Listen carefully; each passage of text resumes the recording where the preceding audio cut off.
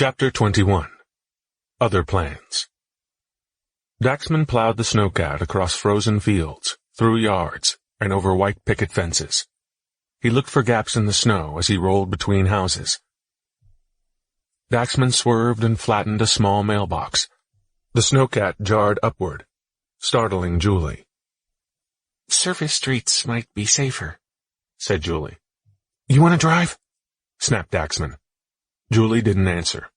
She looked out the window at the starry sky. "A direct route is the fastest way back to the ship," he said. Daxman shook his head. He changed course and headed between two houses. When he reached the front yard, he turned and headed down the street to give Julie a smoother ride. As the neighborhood rumbled past them, Julie inspected each of the homes. It was as though time stood still this night. Cars waited in driveways for the morning commute. Lights turned off for bedtime. A doorway frozen open, caught in a moment of emptiness. A pair of muddy boots resting on a porch. A bicycle tire frame bent. A rooftop cracked and broken. A woman on the front lawn, laying on her side, and a child near her, with blue skin and frozen tears. Julie slid closer to Daxman. She put her head on his shoulder. Daxman pulled away, and Julie leaned back in her seat. She looked out the window to her right. An elderly man and woman sat on the porch, holding hands in frozen eternity. Julie sighed. "Poor people. It must have been frightening for them." "Yeah." Daxman's eyes locked onto the road. "But I don't know if we have it any easier." "So?" Julie paused. "How are you doing?" "What?" said Daxman. "I'm driving. Why are you asking me stupid questions?" Julie regrouped. "I'm angry," she said calmly, trying to connect with a deeper side of Daxman's consciousness, and perhaps a part of herself that she had been suppressing. "You are?" "Yeah, I am." "What about?" "Everything," replied Julie. Daxman shook his head and continued driving. "About—" Julie thought for a moment and started again. "What David did." "Yeah." "Do you think we'll run into him out here?" "I doubt it. And he'll be dead in 3 days anyway." "How could he lie to them like that? He never told them those people were alive. I mean, how dare he?" Julie shook her head. "And Bora." Daxman nodded. "I would have pulled the trigger myself if Danny didn't." "Me too," said Julie, looking away. Daxman glanced over at her and smiled before returning to the road. He knew she was lying, but appreciated the gesture nonetheless. "Poor Angela. She was so distraught. And I swear with little Taylor and everything, it broke my heart. I can't believe it." "Yeah, I feel—" Daxman paused. "Yeah?" asked Julie, eager for his feelings to surface. "Yeah." Julie stared at Daxman and studied his face. The stubble on his chin, small patch of dirt on his nose, the angry wrinkles around his eyes. He glanced at her. She smiled. "We should be there soon," said Daxman, returning his attention to the road. Daxman and Julie finished their trek in silence. Heated air from the motors kept them warm. They pushed through a final mound of snow and into Northrop Park, the hiding place for Tesla Prime. The snowcat rolled to a stop. Daxman cut power to the engine, and the two travelers could hear the howling wind against the outside of their cabin. They pulled over their hoods, sealed their suits, and hopped out. Standing on the frozen dirt, Daxman looked around the park for movements. A gust stirred up snow from the ground as trees swayed, dry branches creaking in the wind. "Let's get inside," he said. They walked up the long plankway and stepped into the darkness of Tesla Prime. The door closed behind them. Comforted by the warmth of the changing room, Daxman took off his cold suit and hung it on a hook in a nearby alcove. As Julie continued, Daxman stepped out of the room and into the ship. He moved down the hall toward the grav lift and up to the command deck. With the power restored, track lights illuminated the floor. "We're home, kids," shouted Daxman. His voice echoed through the quiet interior of Tesla Prime. Isaac looked up from astrometrics. "Daxman?" he asked. "Where's the rest of the crew?" Julie's still changing. The rest are with the remainders." "The who?" Daxman brushed a mix of sweat and grime from his forehead. "Or what's left of them, anyway." "Daxman, where's the commander?" demanded Isaac. "Relax, Doc. They're fine. We met a group of survivors that call themselves the Remainders. They are the people that sent the first message." "So are the commander, Sophia, and Jack still there?" "Yeah, helping, I guess. Or trying to." "What do you mean? Helping with what?" "It's a long story, Doc. What's with the power?" "The Regulans left a few hours ago. They flew to the north. We were actually making preparations to come look for you all." "Julie and I need to talk to Stofford. We have to get back to the Remainders and the rest of the crew." "He's been in his room. I didn't want to bother him. He seems—" Isaac paused. "He seems restless." Julie knocked on Stofford's door. No answer. "Clara, you awake?" asked Julie. "Yes, Miss Anderson. I have been fully functional for 3 hours and 12 minutes. "Thank goodness. Can you let Mr. Sinclair know that I'm outside his door?" "Of course, Miss Anderson." "And that I'd like to speak with him?" added Julie. "Of course, Miss Anderson." "But only if he wants to." "Yes, Miss Anderson." "But it's urgent. I need to tell him something." "Yes, Miss Anderson." Julie waited. After a moment, the door opened. Stofford stood in the doorway, smiling. A pair of long gray pants hung loosely from his waist. His bare chest glistened. She was lost for a moment in the curves of his toned muscles. Sweat dripped from his head. He unraveled a long piece of tape from his right hand and motioned Julie to come in. Julie entered and looked around his room. The bed was made, sheets tucked tightly under the mattress. A pile of clothes sat folded neatly in the corner. Except for the jagged edge of a broken wooden beam on his martial arts dummy, the room was near perfect. Julie wasn't surprised. In the time Julie came to know Stofford, he had always been the epitome of rugged discipline and order. Stofford unwound the tape from his left hand and dropped it into the trash can just outside the kitchen area. He turned to Julie and raised 3 fingers to his chin. "Water?" Julie closed her hand, tapped her chin, and motioned back to him. "No, thank you." Stofford nodded. He pulled a cup from the cupboard and filled it with water from a pitcher on the counter. He motioned for her to sit on one of the 2 chairs next to a small aluminum table. Julie plopped down in the seat. Things were always easy between her and Stofford, and their silent mode of communication.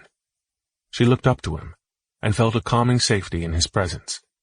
It was something she rarely had the mental luxury to do. Stofford walked to a panel in the wall and pressed a button. Music flowed from the corners of the room.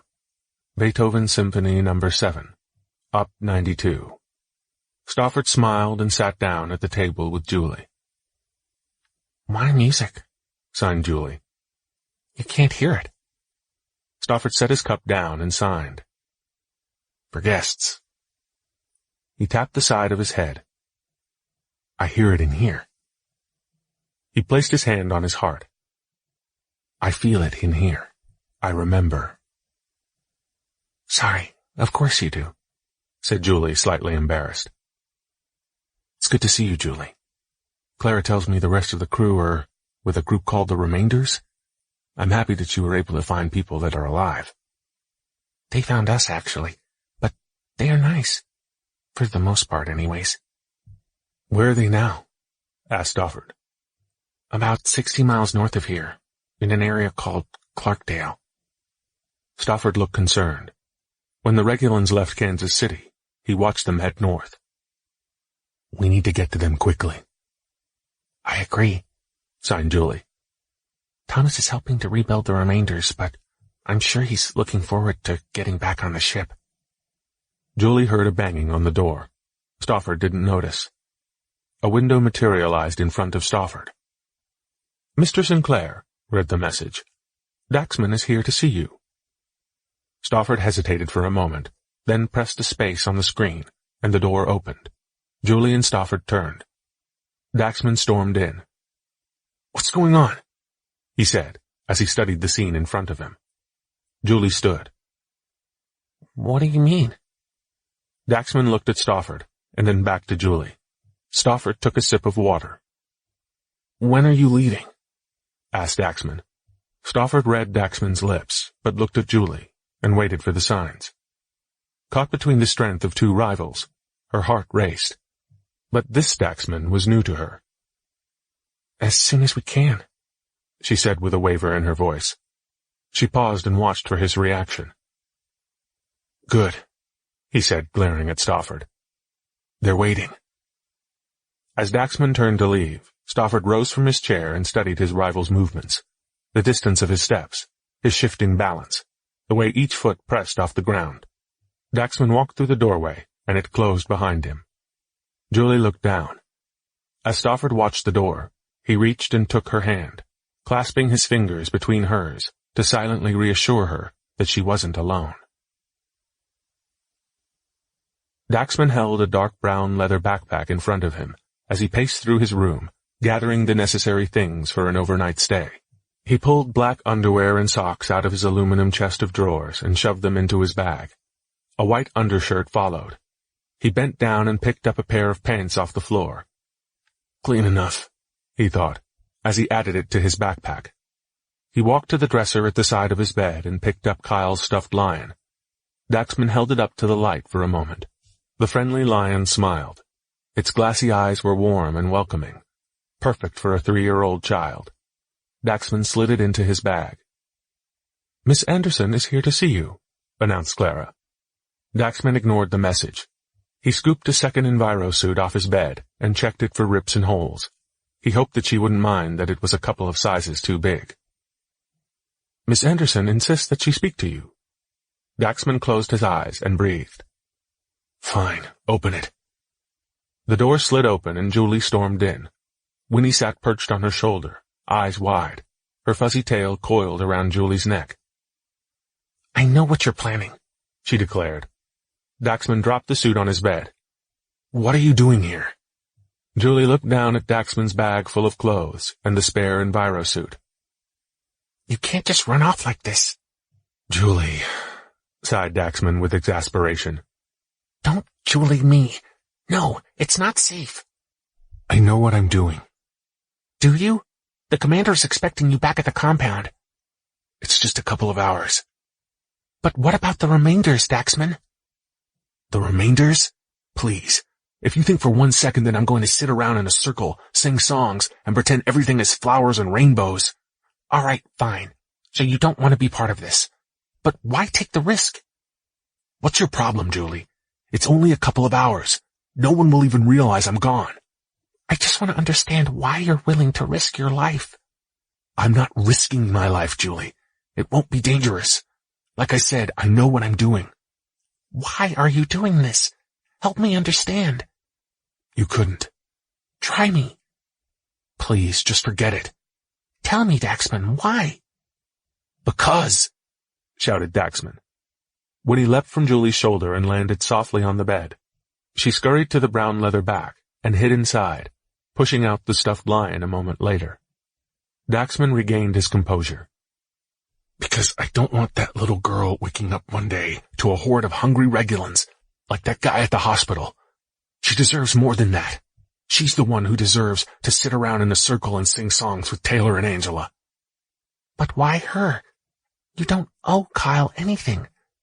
I know what happened to him was awful. I get that. But awful things happen to a lot of people." "It's not just for Kyle." "What?" "It's for Taylor and Angela.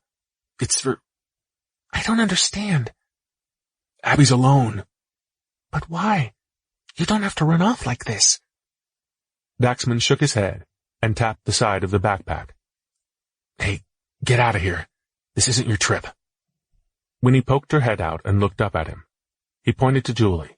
Winnie sulked out of the pack, climbed down the side of the bed, and back up to her perch on Julie's shoulder. Dax picked up the lion and stared down at it. "This is my thing," he continued. "My one tiny thing where I can make what's left of this world a little better." He pushed the stuffed toy back inside. "But we need you here," said Julie. Her eyes glistened, swelling with tears. She sniffled and glanced at the stuffed lion's red nose, still poking out of the backpack. "You don't even know where she is." "I think I do. I saw a picture of their home, and it's a small town. I'll find her." Daxman turned away from the conversation and rubbed his eyes. No one should be alone like that. Daxman walked to the side of his bed, picked up the backpack, and slung it over his shoulder. "These images? The ones from Kyle's video?" He took in a long breath of air and released it. He shook his head. "The recording keeps playing in my mind. Every day. I see a little boy lose his mother. I see that boy become a man and lose his daughter. And then his life." Daxman remembered Kyle staring into space with empty eyes. He lost everything. "But Dax, we need you." She looked at him and stepped forward. "Here." Another step. "With us." She was almost close enough to kiss him. "With me." Daxman retreated. "Please, stop. I'll only be gone a few hours." He turned away from her. "I'm trying to understand, Daxman. I really am. But you know, there are Regulans everywhere. What if one of their patrols spots you?"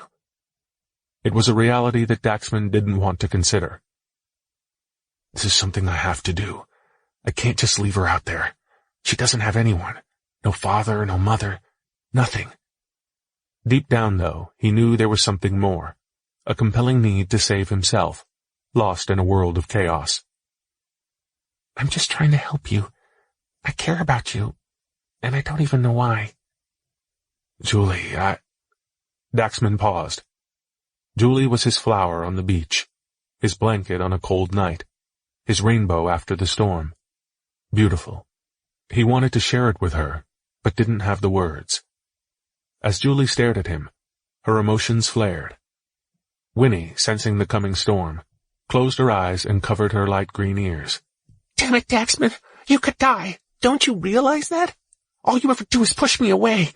I'm so sick of it. You stupid, self-absorbed asshole." Stunned by her verbal assault, Daxman blinked. Julie started to cry. "See what you made me do?" She sobbed, afraid that she had hurt him. Julie turned, marched through the doorway. As she disappeared down the long silent corridor, Winnie lifted her tail at Daxman in protest. The door slid closed. For Daxman, the insult wasn't anything new. He had been screamed at his whole life, called an asshole and much worse.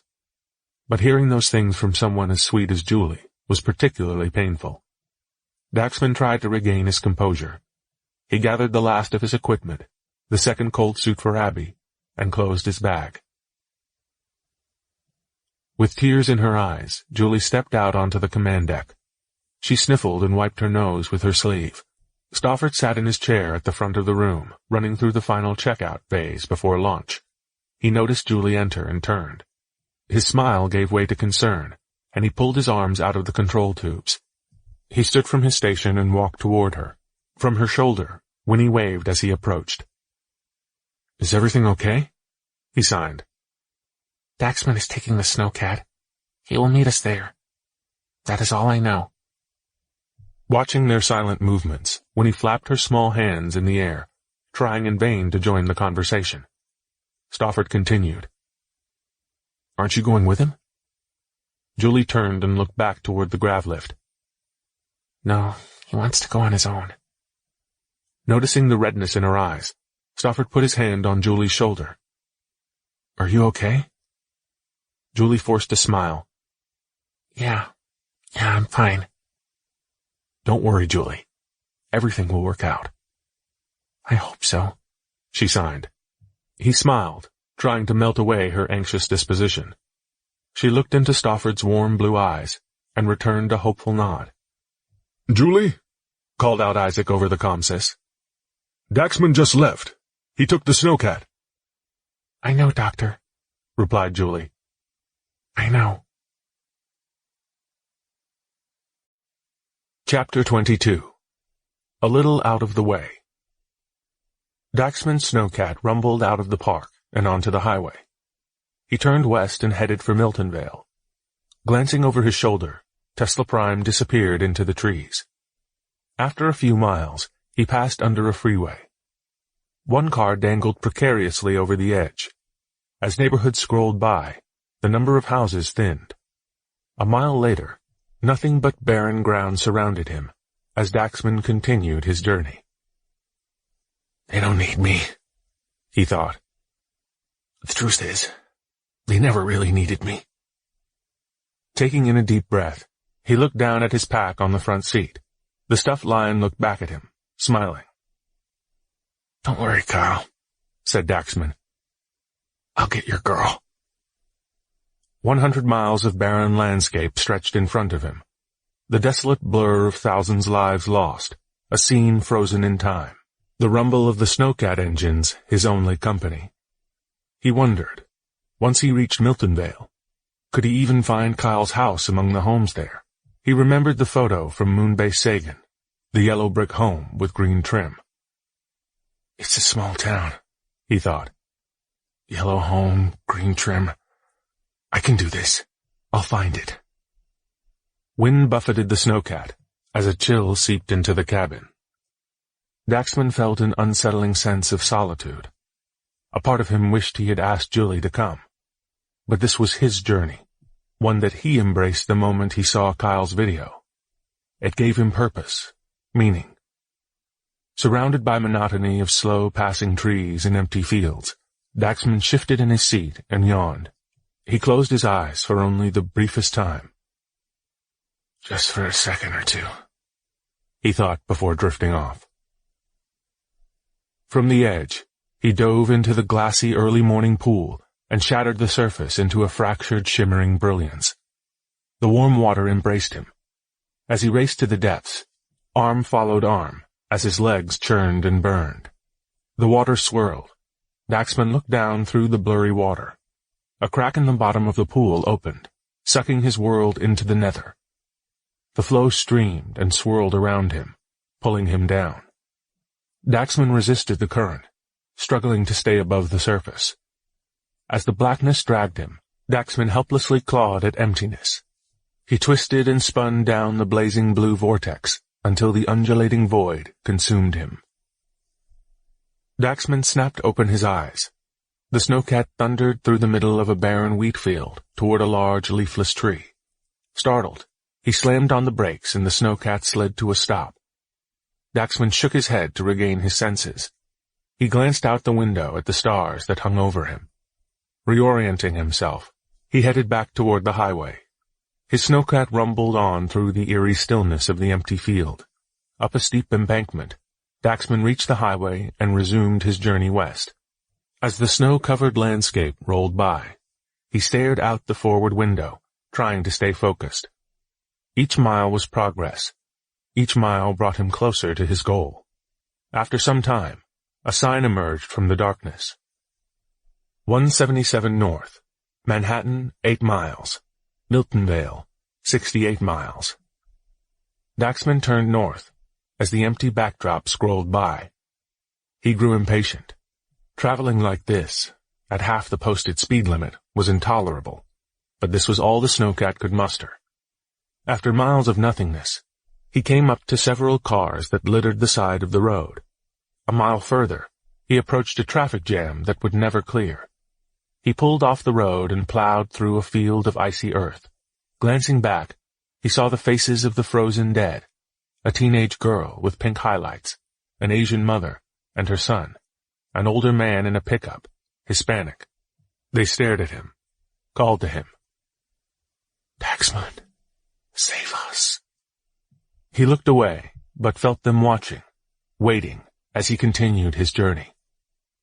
He rejoined the road and followed it to the west. After passing beneath a freeway overpass, the world around him began to fade away. He shook his head with a desperate intensity and focused on the road. A moment later, he blinked slowly and yawned. Shoulders stiff, he rolled his head and his neck cracked. As the illuminated ground trundled by, a white light appeared about a half a mile away. Daxman snapped his eyes open. His heart raced. He stepped on the gas, determined to catch this ghost. After 100 yards, his ghost appeared, a reflective road sign, which displayed some information. Daxman pressed his fingers into his eyes and rubbed. "Keep it together, Dax." He opened his bloodshot eyes and read the sign. Clay Center Airport, 10 miles. Miltonvale, 22 miles. Just under an hour. I can do this. Daxman glanced down at his digital fuel gauge, 49%. Not enough to get home, he thought, as the idling snowcat waited. Might have to do some hiking. He glanced back at the sign, and then down at the stuffed lion, which had fallen over, resting against the passenger door. Daxman pressed the pedal and continued his journey. He looked at the ground to his left. The light and shadows of his snowcat combed the land. Leafless trees dotted an empty field. Patches of dirt followed mounds of snow. Stars twinkled and hung motionless in the sky, as power lines swooped and danced overhead. From the darkness, more faces stared back at him, yearning, pleading for his help. Daxman ignored them. Hill followed hill, tree followed tree, fence followed fence. Pool followed pool, and again, Daxman dove in. The water felt warm, embracing. Beneath the surface, Daxman transformed and breathed in like a fish. The flow relaxed him, gave him strength, and fueled his fire to swim. With it, he flapped his fins and fluttered his tail through the open ocean. The yellow shafts of sparkling sunlight filtered down through the rolling waves above. Daxman raced onward into the peaceful distance. On the surface, waves subsided, and blue turned to black. In the depths of his ocean, all was still, quiet. The snowcat jarred forward. Daxman snapped his eyes open, startled. A white wooden pole pressed into the bent hood of the snowcat. Smoke rose slowly into the air. With the sound of gnashing metal, the engine ground to a stop. The snowcat would carry him no further. The implications began to surface. Daxman looked around in shock. Holy fuck! What have I done? The air inside the snowcat cooled. There was no escaping this. Fuck, fuck, fuck! Daxman slammed his fists on the steering wheel, each time. I'm so fucking stupid! So goddamn fucking stupid! Daxman breathed. As frigid air filled the cabin, mist floated from his mouth. Frost formed on the windows. He regained his composure. Daxman pulled the hood onto his head and sealed the suit before the cold could capture him. He leaned over and grabbed his backpack and the stuffed lion. Daxman opened the door and climbed down to the frozen earth below. Closing the door behind him, he looked around. The pole held a sign, slightly leaning to the side. Welcome to Miltonvale, Kansas. Population 681. Birthplace of Patrice Wymore. Well, Kyle, I made it. No place like home, right? Daxman arched his back, stretching, trying to relieve the miles of driving from his hips and legs. He looked around. Okay, so, where's your home? He left the false comfort of the snowcat and walked down the gravel path into town. Daxman surveyed the area. Open fields filled the space between the houses here. A store off to his right offered a discount on lumber and specials on firewood. On the left, a large red brick building loomed. The sign in front read, Miltonvale Fire Department. Daxman smirked at the irony. As he walked, he studied the houses, searching for Kyle's yellow brick home, with green trim, from the picture on the moon. From the run-down buildings and the cars covered in rust, it was clear that Miltonvale was not a wealthy town. Simple people lived here, wholesome, humble, and pure. Daxman looked down at the lion, eternal smile beaming. He walked on, snow crunching underfoot. White and brown houses drifted by him in the night. He passed a snow-covered playground on his left. He imagined the attack, children running home to their parents, running, screaming. Maybe Kyle brought Abby here, on warm summer days. They appeared, and Kyle pushed the swing for Abby, who begged to go higher. He pushed again, smiling as she laughed with glee. They both faded from Daxman's view, and he pressed on. More empty houses, blue, gray, some green, but none matched the photograph. He walked between several white homes to the field behind them. Once he stepped into the open, he glanced around, and there it was, the yellow brick house from the picture. The two-story residence was older and in a different light, but Daxman was sure this was Kyle's home.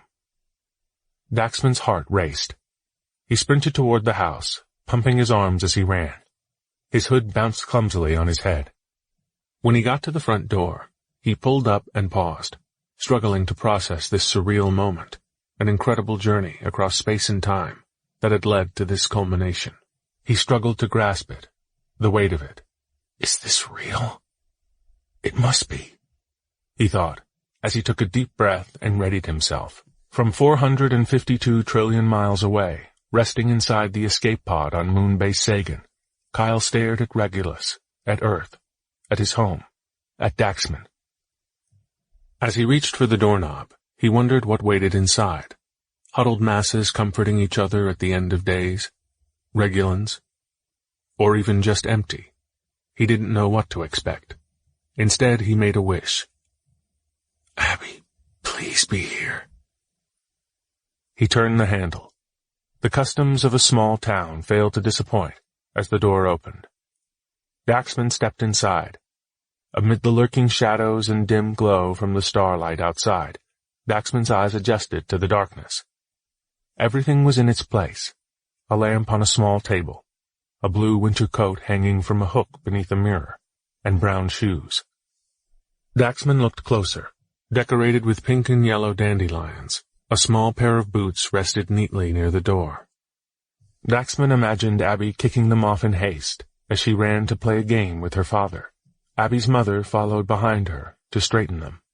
Like ghosts, Abby and her mother faded. Daxman looked in the 4 downstairs rooms. Everything was orderly, put away. The icy stems from a dozen roses were arranged just so. The indigo petals circled the vase on the table.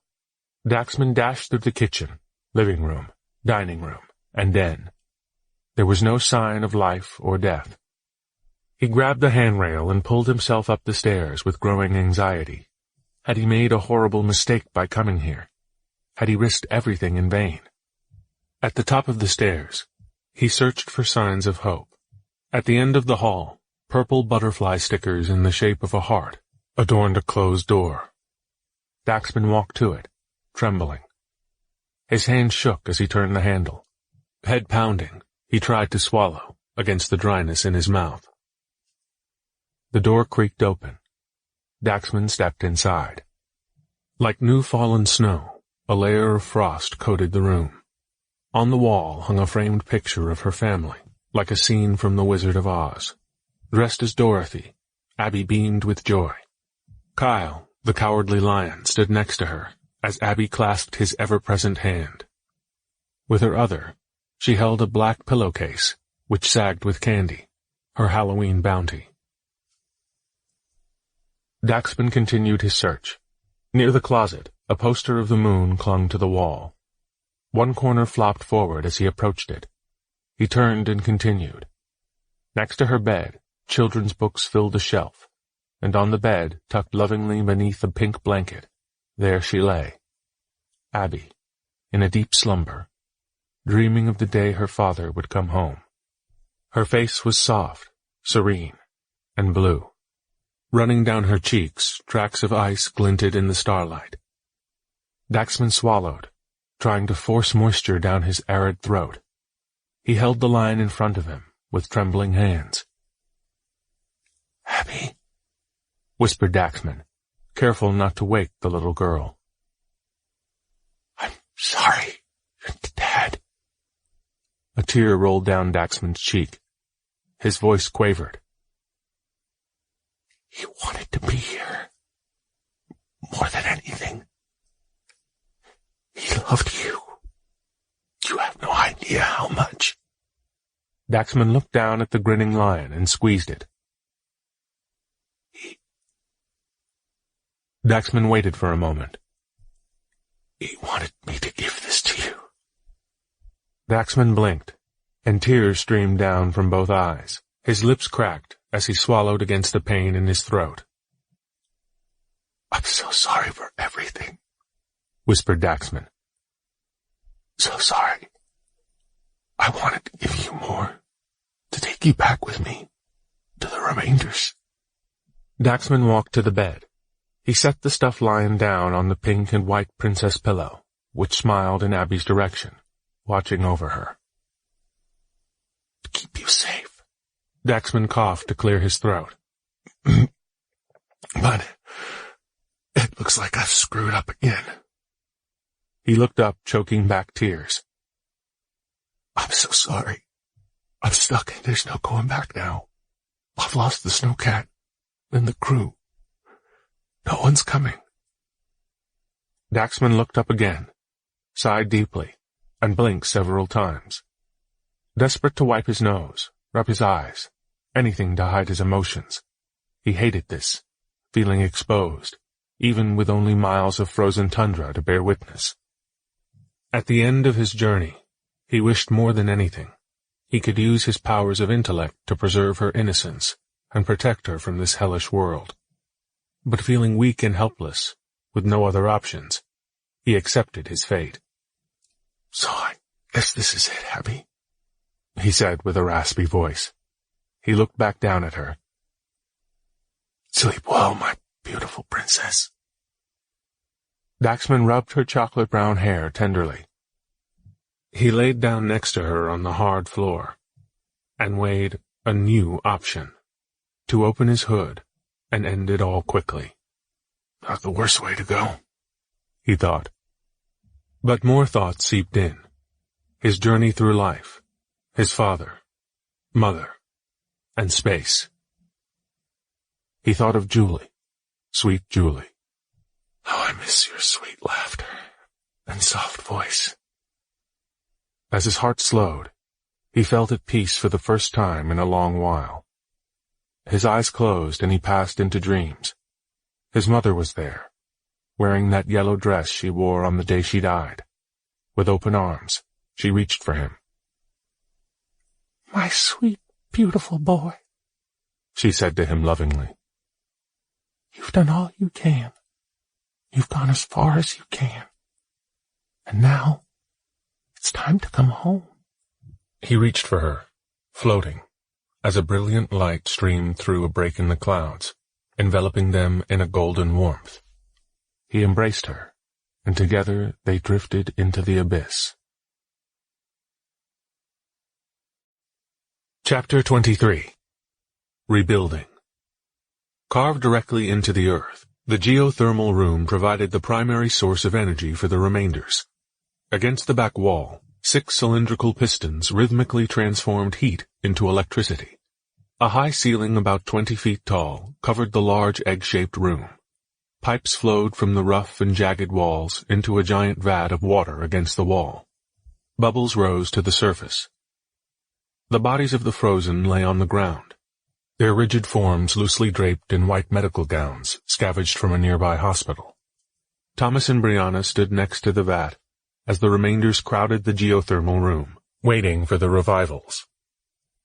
Excited chatter flowed from the group, but mixed with remorse and anxiousness, a chance for a new start.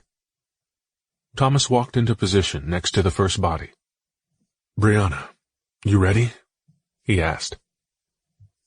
Yes, let's do this, she said, helping Thomas lift the first woman.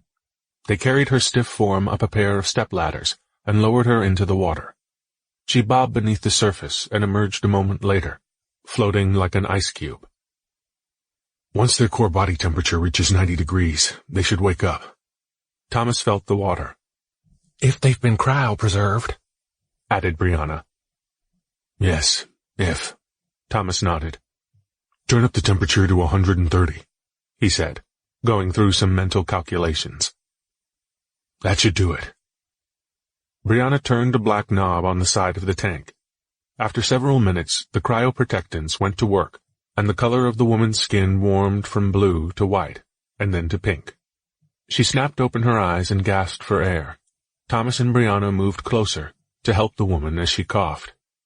Gathering herself, she glanced around the room. "Where in the bloody hell am I?" she mumbled. The remainders watched her rebirth in awe. "With friends," reassured Thomas. "What's your name?" She looked around at the faces in the crowd staring back at her. "What's going on? Who are all you people?" Brianna tried to comfort her. "Please, just try to stay calm, please." The woman started to panic. "Where am I? What's going on?" Thomas stepped down from the vat. "Okay, everyone, please wait outside." The crowd tempered their disappointment with understanding, and Jack led the remainders out of the room. The door closed. Sophia stayed to support Thomas. He nodded his approval and turned back to the woman. "It's okay," said Thomas. "You're safe. What's your name?" "Sheila," said the woman. "Sheila Foster." Brianna checked the water temperature. "Tom, we should be prepped for the next person in a few minutes." "When you feel ready," said Thomas. "We'll help you out. I'm sure you have lots of questions." "Where's my sister?" demanded the woman. Thomas glanced at Brianna, who shook her head. Thomas motioned to the remaining frozen bodies. "Is she here?" Sheila sat up and looked at the people on the ground. She started to scream. "Oh my God! Holy hell! What is this place? What's going on?" "Please, Sheila," said Brianna. "Calm down." "Is that what you're going to do to me?" "I don't think you understand," said Brianna. "We revived you. You've been frozen for 8 years. 8 years? Said Sheila in disbelief. 8 years? How can that be? What's the last thing you remember? Asked Thomas. Sheila rubbed her head and closed her eyes. Those alien buggers attacked us. Everyone was running, screaming. My sister was hurt. She was hit in the head with something those aliens dropped from the sky, and I was taking her to the hospital. Sheila opened her eyes and stared at the corner of the room. Then that tube thing that stretched clear across the sky passed over us. There was a flash of light. It was suddenly night, and it started getting cold. Really cold. Brianna gripped her hand, and Sheila snapped out of her trance. Come on, said Brianna reassuringly, as she helped Sheila stand up. Let's get you out of there. Thomas wiped his hands on his towel. Sheila stepped out of the tub, onto the platform, and then down to the cold stone ground. As she shivered, a puddle of water pooled around her. Brianna put a towel over her shoulders and rubbed her arms. Sheila grabbed the corners and pulled the towel tight. We have some dry clothes for you in the corner, said Brianna. But my sister, have you seen her? She had a tattoo of a heart bracelet on her wrist. Sheila pointed at the back of her wrist. Here. With her arm draped over Sheila's shoulder for comfort, Brianna looked at Thomas with horror in her eyes. Tom, can I talk to you outside? He nodded. Sheila, why don't you get dressed? We'll be back in a minute. Looking at Brianna, she nodded. Okay. I will help her, said Sophia, as Sheila shuffled toward her with the stiffness of an elderly woman. Thanks, Sophie, said Thomas. We'll be right back. Thomas and Brianna stepped into an adjoining room. A white light came to life above them. Brianna rubbed the corners of her lips as she collected her thoughts. She turned to Thomas. That's the girl, she said. What? In the freezer, all the bodies were strung up by their ankles, except for that one girl. Yeah, I remember. Thomas recalled his disgust from seeing the upper half of a woman's body suspended in the freezer, Bora's leftovers. At that time, Brianna and Thomas made the decision not to share the discovery with the rest of the group. She had a heart bracelet tattoo on her wrist. Are you sure? It was her, Tom. Okay. Thomas looked around the room. There's nothing we can do now. But she needs to know. We can't tell her, Brianna. What good'll it do?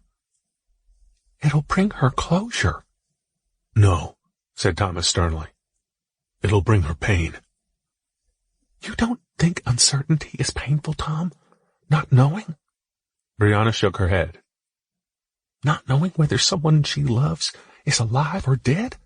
Constantly waiting by the door, seeing their face in a crowd? The nightmares? No. This woman will know the truth. Brianna turned to leave the room. Wait, Brianna. Think about this. About the effect that this will have on the remainders. There are other ways. These are my people, Tom, not yours. I will decide what's best for them. Brianna opened the door and returned to Sheila. As the door slowly closed, Thomas lingered. Sheila sat on a bench against the wall in a baggy white t-shirt and blue jeans. She pulled up the second of 2 faded black socks. Thomas marched out the second door into the hall to join the remainders, who waited anxiously for news. "We finished waking the first woman," he announced. "And we are getting ready for the second." The question streamed in from the remainders. "Is she okay?" asked May. "What's her name?" said Steve. Danny raised his hand. "Where's she from? Does she know anything about the Regulans?" Thomas answered them. "Her name is Sheila, and she's doing well. And from her accent, I'd say she's British." "It's a miracle!" screamed May, and she began to cry with tears of joy. Several people in the room expressed their happiness, others relief. "We are going to continue to revive the rest of them. Why don't you all go to bed? You can meet them in the morning." Angela turned and shuffled toward her room. "Come on, Steve," said Jared. "Up for a game of magic?" "Maybe later," said Steve. "I'm going to stay and help if I can." The rest of the group dispersed down the hallway and through doors. Thomas re-entered the room, hoping the rest of the revivals would continue as smoothly. Brianna and Sophia consoled Sheila, who sobbed into her cupped hands. Thomas clenched his jaw. "So you told her?" Brianna looked up. "Yes, Tom." She shook her head. She needed to know that her sister died on the surface. Thomas blinked, realizing that Sheila had been spared from the grisly truth. "Okay. Let's get back to business. Sophie, can you look after Sheila?" "Of course." "Good." Thomas hoped the next person would be less difficult. "Brianna, let's keep going." Over the next 2 hours, Thomas and Brianna lifted and thawed many bodies. With the help of the Regulan cryopreservers, each person emerged from their sleep with various degrees of shock, fear, and disarray. Eventually, Thomas and Brianna lowered a child into the water. One eager man, recently thawed, watched in anticipation at his son's second birth. After several moments, the boy blinked open his eyes. He anxiously glanced around the room. At the sight of his father, the child relaxed and beamed. "Daddy, where are we? Is this heaven?" His father smiled and lifted him out of the water. Elated with joy, he embraced the boy and kissed him on the cheek. "Thank God you're alive." The father and son moved to the back of the room to join the others. There, people hugged each other in a celebration of life. Many pairs of cheeks glistened with tears of happiness as they rejoiced in their shared resurrection, the rebirth of mankind. Still waiting on the floor, though, one frozen form, a colossus of a man, waited for his turn at life, his chance to change the course of history. Chapter 24. Semper Fi. The final man, a foot taller than anyone in the room, lay on his side, frozen. With the physique of a bodybuilder, battle wounds scarred his neck and back. Inked into his left shoulder, an eagle stood on top of the world. Beneath it, the raised words, Semper Fi, were burned into his skin. Thomas grabbed him under his arms. Brianna clasped his ankles. They strained to lift his 300-pound frame off the ground. "Sylvie," grunted Thomas with a quivering voice. She saw the struggle and dashed across the paneled floor to help. The 3 of them fought against gravity as more people joined in. They lifted the body to the edge of the tank and toppled him into the hot water. A wave sloshed over the far side of the vat. The man's frozen form bobbed beneath the water of the steaming pool. A moment passed, then two. Nothing. Brianna, we need more heat. Go to 140. Brianna pushed several buttons on the side of the tank and turned the black dial. Hot air flowed into the bottom of the container, as bubbles flowed to the surface, and steam billowed up to the stone ceiling. Thomas shook his head in frustration. Go to 150. His skin'll burn. His extra weight can take it. We need to get him thawed now. Brianna punched several keys on the pad and turned the knob. More bubbles flowed. Everyone watched. The man's skin stiffened to white, then tan, as a finger twitched. His hand opened slowly, then clenched into a fist. Thomas stared at him, watching his recovery and witnessing the birth of a warrior. The man's mammoth leg stretched outward and pressed against the end of the vat. He gasped, opened his eyes, and stretched his arms. Ugh, he boomed. Where am I? Don't worry, said Brianna. You're safe. The man looked Brianna up and down, and then scanned the others around the room. Who's in charge? What's your name, soldier? She asked. He turned back to her. Marcus Reed, said the man, as he rolled his neck to stretch it. Captain, United States Marine Corps. Marcus studied the rough ceiling around 20 feet high. He looked back down at the 6-foot-long vat of water that could barely contain him. Where am I? With friends, said Brianna. In a fallout shelter about 60 miles north of Kansas City. My name is Brianna, and this, Brianna motioned, is Thomas. Who's the commanding officer? Interrupted Marcus, in a deep, booming voice. Brianna and Thomas looked at each other. I am, said Thomas. Marcus watched him for an uncomfortable and lingering moment. He studied his demeanor, presence, confidence. Somewhat lacking for a leader, he thought, sizing up his adversary. With hands the size of dinner plates, he gripped the sides of the vat and stood. His soaked medical gown stuck to him, revealing his naked body. Water trickled down his colossal chest. He flexed his leg muscles as he surveyed the room and the people. They looked up at him, and some to him, and what he represented. Strength, power, leadership. Sophia gaped. Here, said Thomas, as he held out a beige towel. Marcus snatched it from Thomas and wiped off his face. Thanks, he said, wrapping it around his waist. Holding the corners with one hand, the bottom of the towel hovered precariously above the surface of the water. As he climbed out of the vat, streams flowed down his legs. Drops fell through the diamond-shaped opening in the steel platform and onto the stone floor. I assume, he announced to the room, that since you are hiding here, we still have a situation with the Regulans. The Regulans are on the surface, yes, said Thomas. And you are again? Asked Marcus.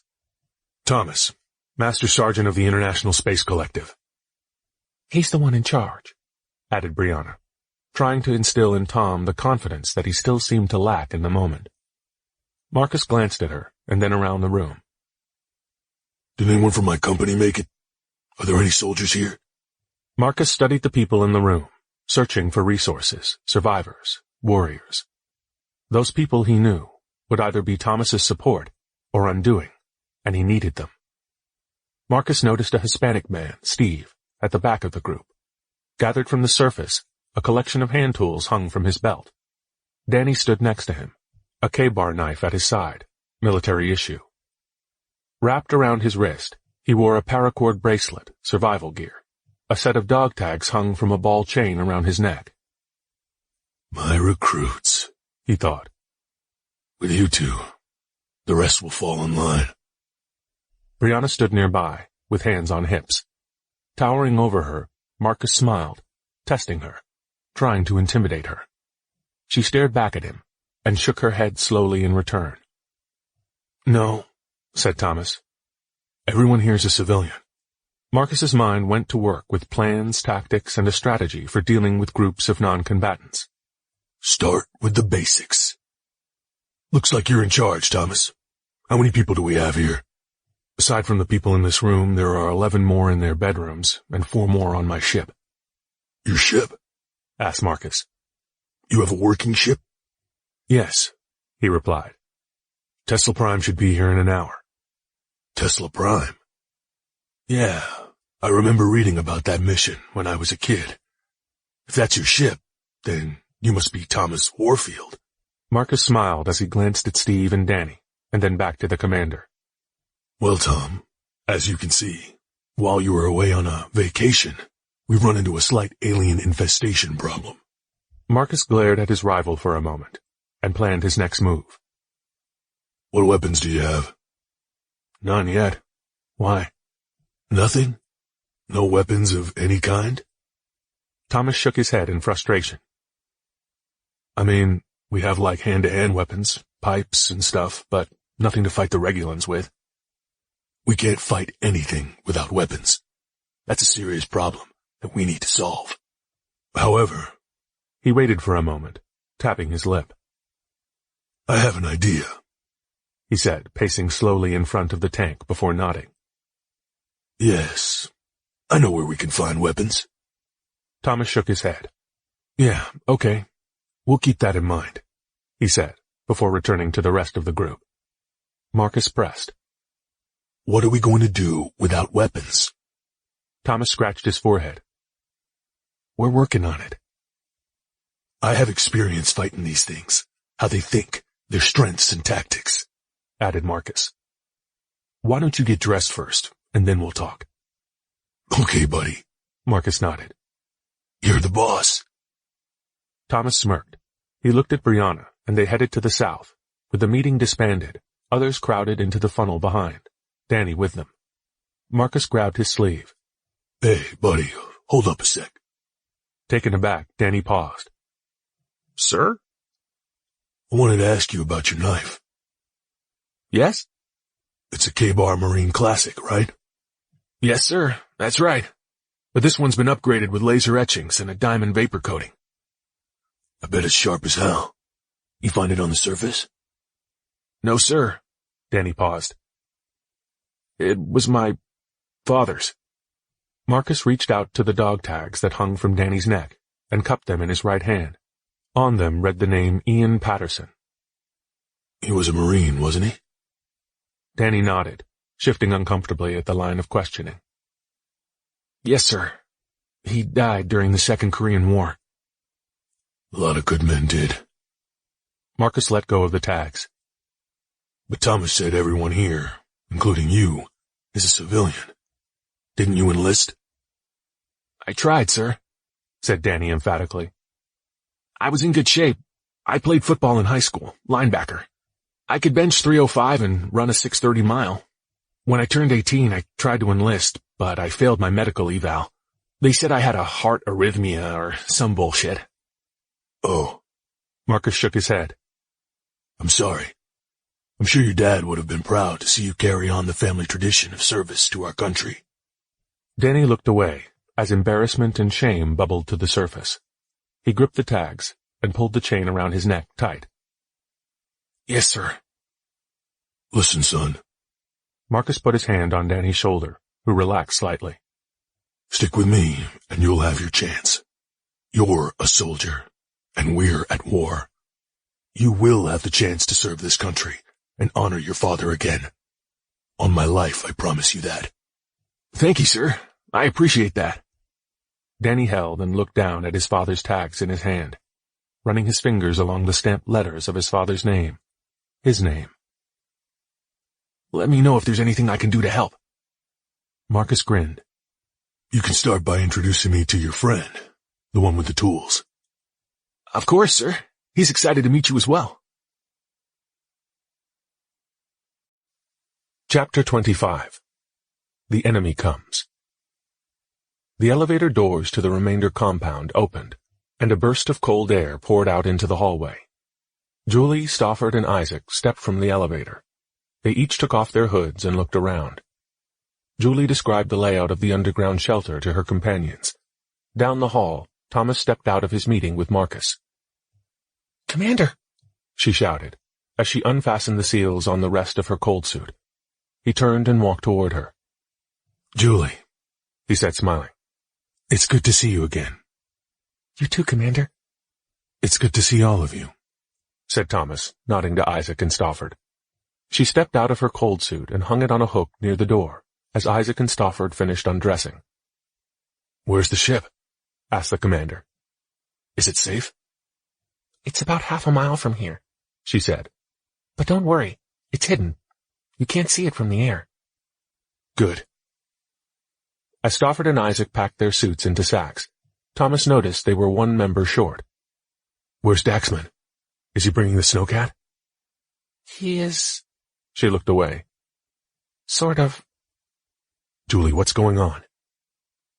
He might have taken a small detour, sir. What do you mean, detour? He said with growing anger. Commander, you know how Daxman can be sometimes. He had this idea, and I tried to talk him out of it. I really did, but... Tell me. I tried to stop him. It's not my fault. Julie, spit it out. I'm not in the mood. Julie's body tensed, and she braced for the inevitable. Went to Milton Vale. That son of a bitch, said Thomas, looking up. Are you serious? Of all the shitty ideas, and at the worst possible time. But I'm sure he'll hurry back, added Julie. He knows where we are. He'd better. We'll need that snowcat if our resident Goliath has his way. He wants to bring back some weapons for the group. Who? Oh, his name's Marcus. He's one of the people we revived. The others are getting settled in. Oh, wow. Are they nice? Thomas raised his eyebrows. Mostly. Let's just get to the conference room so we can figure out what to do next. Once Stofford and Isaac finished packing the rest of the gear, Thomas shared some of the stories of the revived. And from there, they walked down to meet with Jack, Sophia, the remainders, and the revived. Dressed in a white sleeveless shirt and gray sweatpants that stopped at his ankles, Marcus stood at the head of the conference room table. He chewed mercilessly on a makeshift cigar rolled from dark brown tobacco leaves that Danny had scavenged for him from the pantry. His muscles rippled as he unfurled a large white piece of paper with a crudely drawn map of the surrounding topography, held down at the corners with various cups from the kitchen. Danny and Steve stood by him. Around the table, most of the revived waited for news, direction, leadership. Jared watched, curious about this new member of their group, who seemed able and willing to take military action. Jack surveyed the room, skeptical. Okay, everyone, let's get started. According to the cute blonde in the geothermal room, this installation is 60 miles north of Kansas City, which would put us right about here. Marcus pointed to a spot on the map. After the attack, Regulans focused on heavy populated areas. Those areas are here, here, and here.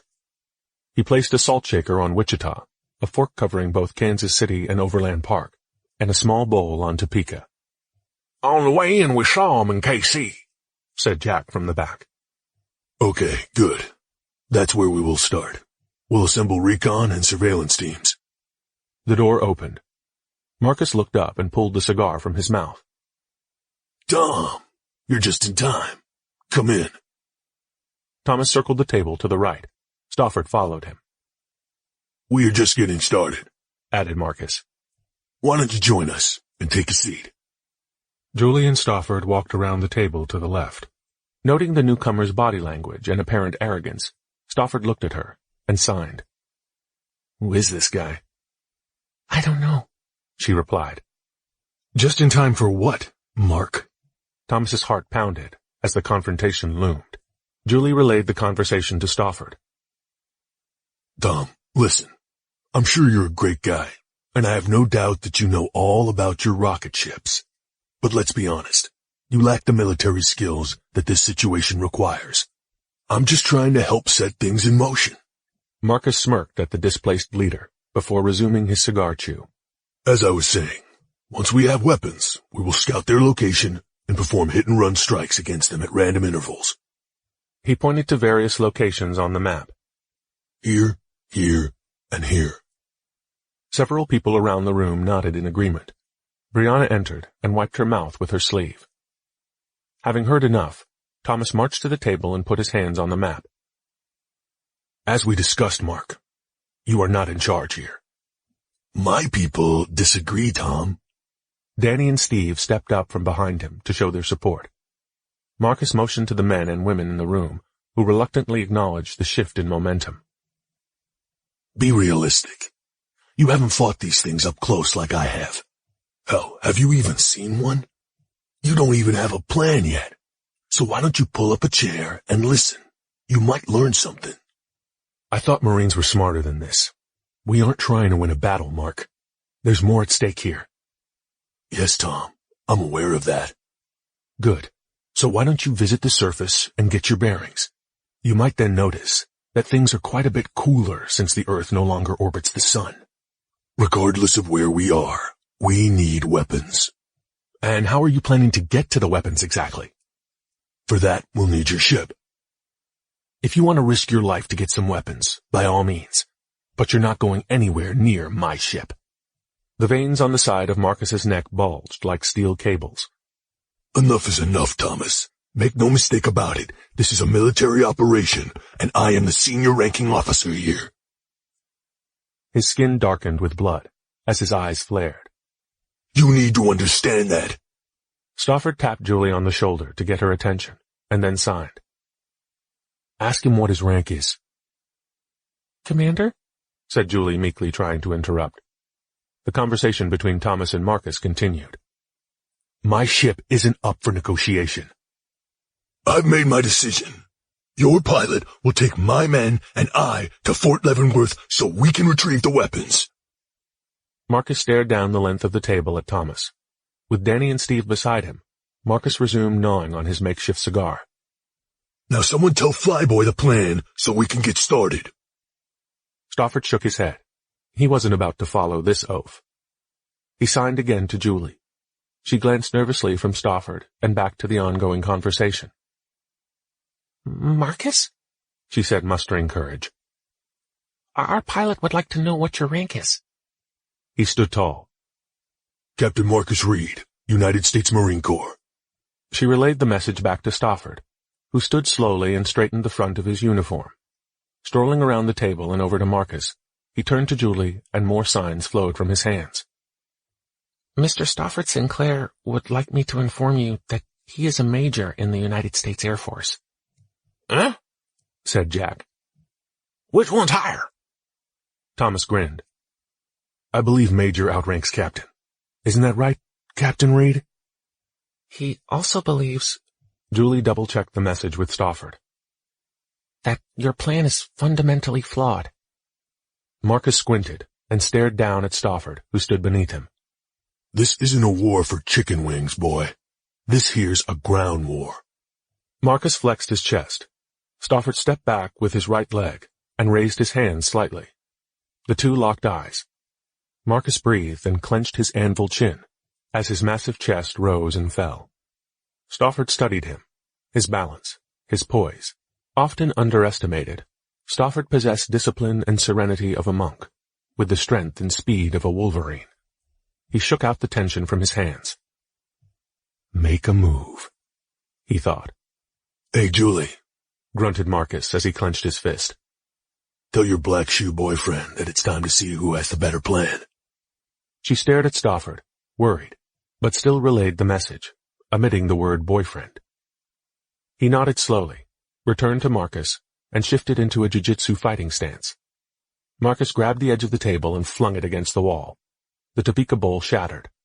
Several people pressed into the corners of the room, seeking shelter from the coming storm. Relaxed but firm, Stofford watched the giant, waiting for his opponent to act. Speed, he thought, is the essence of war. Marcus swung his trunk of a right arm through the air. Stofford ducked and countered with a strike to the sternum. Marcus stepped back, stunned by the unexpected speed of his adversary. He paused for a moment to catch his breath, then charged, lunging with both arms to grapple his opponent. Be formless. Flow. Stofford timed the steps and slid between his attacker's legs, emerging behind the giant. He jumped to his feet and snap-kicked the back of Marcus's knee, who fell forward. Stofford scrambled up his adversary's back and locked in a chokehold around the giant's thick neck. Marcus reached over his shoulders, but failed to latch onto his foe. Stofford squeezed, dangling in the air as Marcus stood. Unable to breathe, His face turned red. Veins bulged. To break the hold, Marcus flexed his powerful neck and pulled as Stofford strained to maintain his grip. "Ah!" screamed Marcus. The room shook, and Stofford's fingers slipped. He fell to the floor and backflipped, springing into a fighting stance. Marcus raged, and he turned to squash his insect of an opponent. Stofford took several steps back to the wall. He felt it with his hand. "Appear weak when you are strong. Appear strong when you are weak." He covered his face and turned away. Marcus smirked as he stepped forward. Arms pulsing with adrenaline, he squeezed Stofford's neck from behind and lifted the pilot off the ground. Stofford grabbed his foe's wrist and, using his enemy's strength, sprinted up the wall. He pushed off, flipped backward, high through the air, and snapped free from the snare. As he fell back to earth, Stofford connected with his feet, crushing his foe's back and sending the Goliath diving headfirst into the rough stone. His head slammed into the wall with a dull crunch, and Captain Reed collapsed on the ground. Blood streamed down the center of his forehead. Major Sinclair landed nearby with feline agility. Thomas breathed a sigh of relief as he holstered his gun. Several of the revived went to help the defeated captain. He pushed them away. Breathing to regain his center, Stofford signed to Julie, who relayed the message to the rest of the room. Major Sinclair hopes that this helps clarify some things. He also says that even with weapons, Marcus's plan won't work. Julie turned to get more signs. Several people picked up the table and returned it to its previous position. Sophia scooped up the map from the floor and spread it out over the surface. Julie relayed the next message. It's a tactical solution at best, she said, looking back to Stofford for clarification on the final word. Tactics? Stofford read her lips and nodded. Yes. He says that tactics without strategy is just the noise before defeat. Stofford walked to the far end of the room. He picked up an aluminum chair, settled in, and signed. As the commanding officer in this military compound, spoke Julie, Major Sinclair has delegated the role of leader to Thomas Warfield. Thomas smiled proudly. Thank you, Major Sinclair. I will do my best. He says don't mention it. Thomas nodded. He looked down at the map and took his place at the head of the table. Okay, listen. If we want to make it through this, we all need to work together. We've all come from different times and places, but we, as humans, have one common enemy and a common goal. So what do you all think? I want all ideas on the table. Those weapons still might be good in a jam, said Jack. Possibly, said Thomas. Let's keep that on the table. We must think bigger, said Sophia. There are a number of nuclear missile silos nearby. We could reactivate them. Better, said Thomas. But the fallout would probably kill us. Plus we need a hacker to get through the security systems. It might be a while before our hacker is available. I have an idea, said Isaac. During your absence, I analyzed the ring to the south of here. It's a spacebender drive, and I believe it's linked to the one in India. They are exactly 180 longitudinal degrees apart. You sure, Doc? asked Jack. Julie relayed the conversation to Stofford. Indeed, said Isaac. If we get it online, we can move Earth just as you would a regular spaceship. Those spacebender drives, as you call them, how are they going to help us exactly? When the Regulans took the Earth through the ring during the first attack, I believe they used those two spacebender drives, each one more than 50 miles across. In my scan, I detected what appears to be a control room of sorts, just inside the north wall. If we can get inside this spacebender drive and to that control room, we might be able to activate it. And then? The India drive and our drive to the south work in a similar way. They expand and contract space, creating a gravitational slide. This is how they moved Earth. But where are we going to go? asked Jack. Why, back through the ring, of course. Stofford signed to Julie. She spoke for him. But if we go back through the ring, they'll just follow us. Agreed. We need to deactivate the ring on this side as well, said Thomas. Give me a second. Thomas glanced around the room at the final faces, the scraps of humanity. There was fear, anxiousness, and to his surprise, even remnants of undeserved trust in him as a leader. But one sobering reality set in. All the hope for mankind's future was locked away in this underground grotto. Life itself hung by a fingertip, and now war was upon them, earlier than expected. This has to work, but it will take some coordination. If we capture the space benders, it's only a matter of time before reinforcements show, and the Regulan mothership itself comes crashing down on us. Commander, interrupted Julie. Stafford thinks he can pull them away in Tesla Prime. Thomas stared at his pilot. What? How? You sure? Reading his commander's lips, he nodded with the confidence of a seasoned soldier, a battle-ready veteran. Okay. Thomas smiled. But you know you'll need to fly like never before. I'll go with him. He'll need an engineer, said Jack. And them engines need me. I can also help with the light benders. Who will command? Said Brianna. They can't do it alone. They need someone, a leader. Thomas knew she was right. Like a sniper's spotter, Stafford needed Thomas with him. I'll go, he said. No, Thomas, said Sophia. You are needed here. I'll go. He looked into her eyes. He saw in them the pained longing for command, the rejected destiny that haunted her. He remembered the same look in her eyes the moment that John Spinner announced Thomas would be the commander of Tesla Prime. And there it lingered, more prominent in this moment than ever before. Thomas nodded. He realized that Sophia was born to lead Tesla Prime, and this was her chance. Even though they both recognized that this might be a one-way trip, he knew he could stand in her way no longer. He wouldn't. Thomas accepted her offer and felt honored to be the one to give Dr. Belanov her first command. Once we are through, the ring must be destroyed, he said. We will do what must be done. I know you will, said Thomas. Sophia stood tall, smiled with a quivering lip, and saluted him. Speechless and overwhelmed, she choked back her emotions. He knew that she was more than capable, but he felt a fondness for her that he could not get past. In their time together, Thomas had recognized an uncommon bravery in her, the strength to rise to any challenge. But Sophia also possessed a silent softness, a mysterious but buried warmth. Now he simply yearned for a successful mission and her safe return.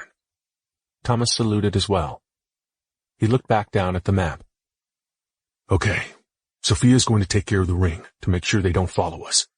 We still need to get the drive back online. Suggestions?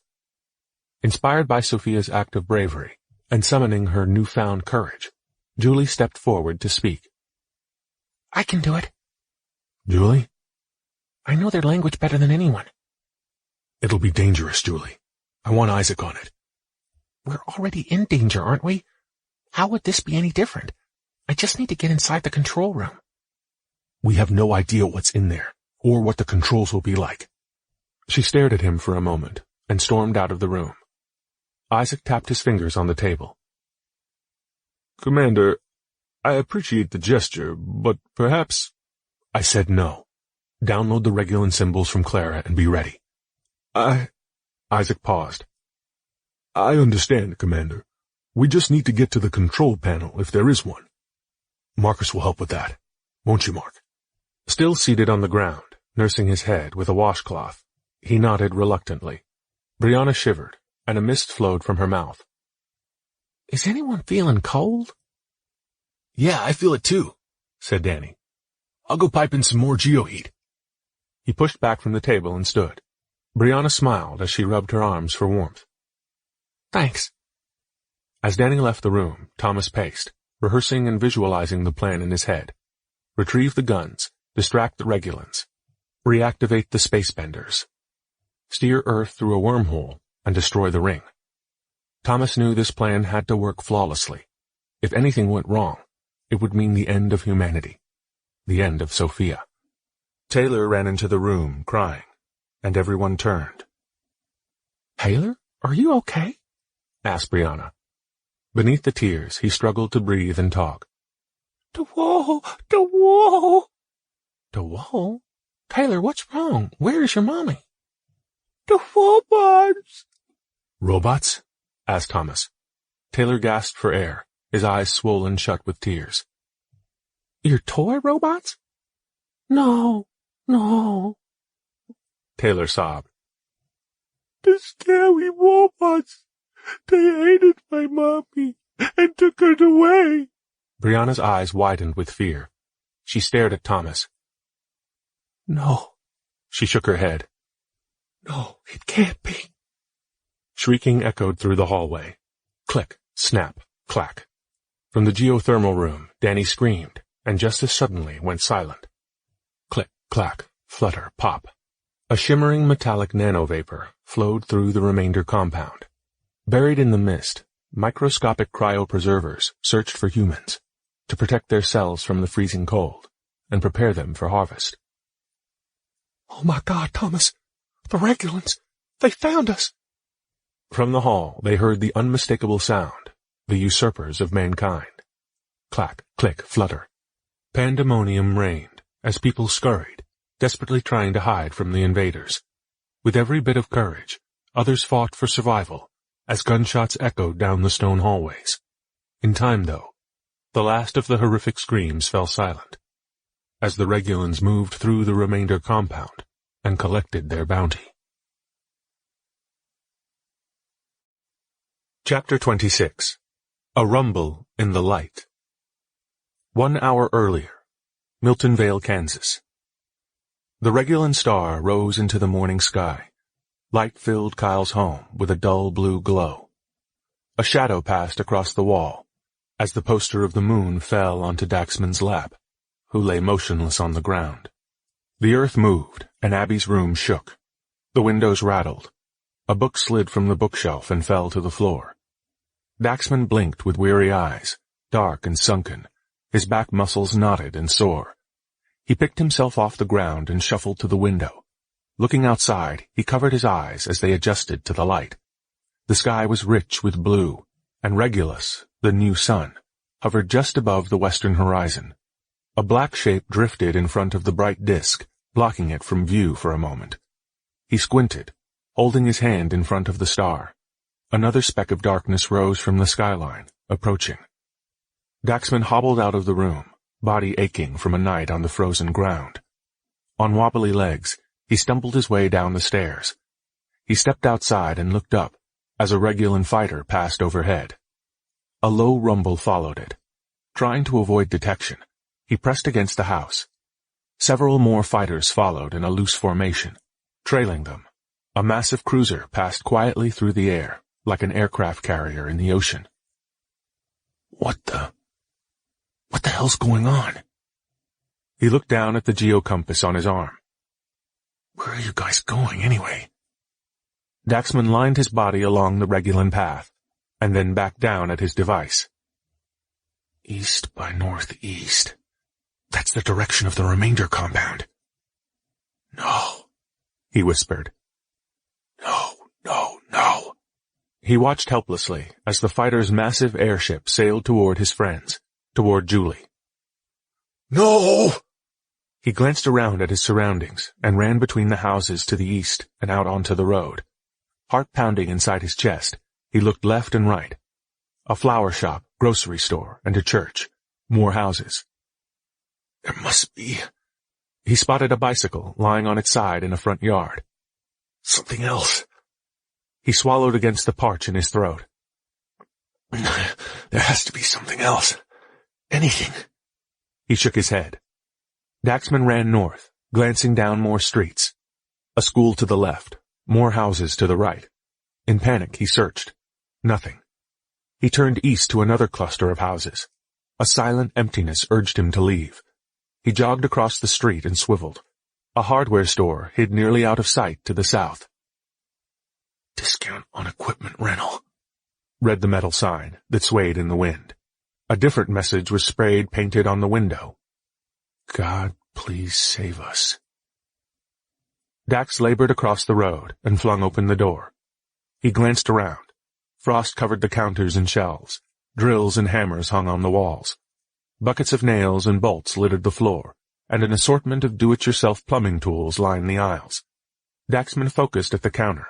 He wiped snow from the glass and revealed a collection of knives of different shapes and sizes.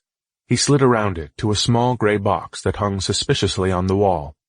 Daxman opened it, and inside, Keys dangled from rows of hooks. Keys? Keys to what? He thought, as he remembered Julie's smile. His heart ached for her, and now something pursued her, advancing on her position, with the most primal of goals, to harvest. Keys must be to something, she reminded him. Sometimes the easiest solutions aren't directly in front of you. He spun around and stared at the large door at the back of the store. He slinked across the room and leaned against it, cracking it open as light flooded into the room. Stepping outside into the snow, he looked around and noticed a pair of black snowmobiles with red flame decals on their sides. They waited for him near a tool shed by the side of the road. This is more like it. Daxman trudged through the snow to the nearest one. He wiped the black leather seat and dusted snow from the handlebars. The fuel gauge on the 2059 Polaris IQ showed a full tank, but the keyhole at the center was empty. Keys, of course. Daxman plodded through the deep snow, re-entered the building and emerged a moment later with 3 keys. He made his way back to the snowmobile and tried them. The first one did not turn. Daxman pulled it from the ignition and threw it to the side. He put in the second key and turned it. It stubbornly resisted. Daxman tried to pull it out and the key snapped. He stared at the defiant stub of metal. Are you seriously freaking kidding me? He screamed. Daxman jumped off the first snowmobile and wiped the snow from the second. The fuel gauge read 3/4 full. He searched the snow and picked up the first key. Daxman studied it. You. He slid the key into the ignition. Will. And took a breath. Work. The key turned, but the engine did not start. Suspired in defeat, Daxman hung his head, closed his eyes, and dropped the third key into the snow. So this is how it ends, he whispered. This is it. He looked up at the clear blue sky. This, Dax swayed with nausea. is how it ends?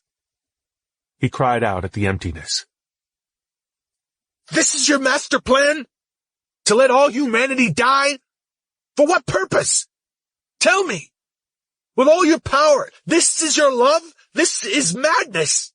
Like a blimp passing overhead, the harvest cruiser drifted silently toward the remainder compound. Above him, Regulan fighters roared around it. One fighter, with familiar markings, led the way. The lead Regulan ship circled the massive harvest cruiser, and then pulled to the front of the convoy. Inside, Katak's thin fingers glided over the glass panel in front of her. Several yellow lights illuminated. The black dots on her green optical orbs darted back and forth between displays showing the local terrain. Katak processed the telemetry. Mother, clicked Katak in her alien language. Anomaly tracked. Scan complete. Energy positive. Resistance found. Harvest soon. Attack succeed. Mother proud. Katak tilted her head to the left. Her pupils widened to the size of golf balls as she pressed a panel above. A crimson light surrounded it. Fleet prepare. Harvest soon. Land here. Katak pressed a location on her map. A circle rippled outward, as though Katak had just touched the surface of calm water. Another Regulan fighter sailed past Katak to scout the location. Daxman watched helplessly as the harvest cruiser disappeared over the horizon. He looked down at the snowmobile fuel tank and then around at the snow that smothered the earth. Wait, he said, as the pieces of the puzzle came together. Wait. A wave of warmth flowed over him. Of course. He hit himself in the head. You're such an idiot. He ran back inside and appeared a moment later with the propane torch from behind the counter in his right hand. In his left, he clutched a sparker. The sharpened tip of it glinted in the Regulan sunlight. Gas freezes at 50 below. The air is 100 below. The gas in this snowmobile is frozen. Of course it is. Daxman turned the knob on the propane canister and clicked the sparker in front of him. A small blue flame burst to life. He grinned. Propane freezes at 187 below zero. It's still good. What a beautiful thing you are, said Daxman as he gazed at fire. Okay, so the trick now is to warm the fuel just enough without blowing myself up.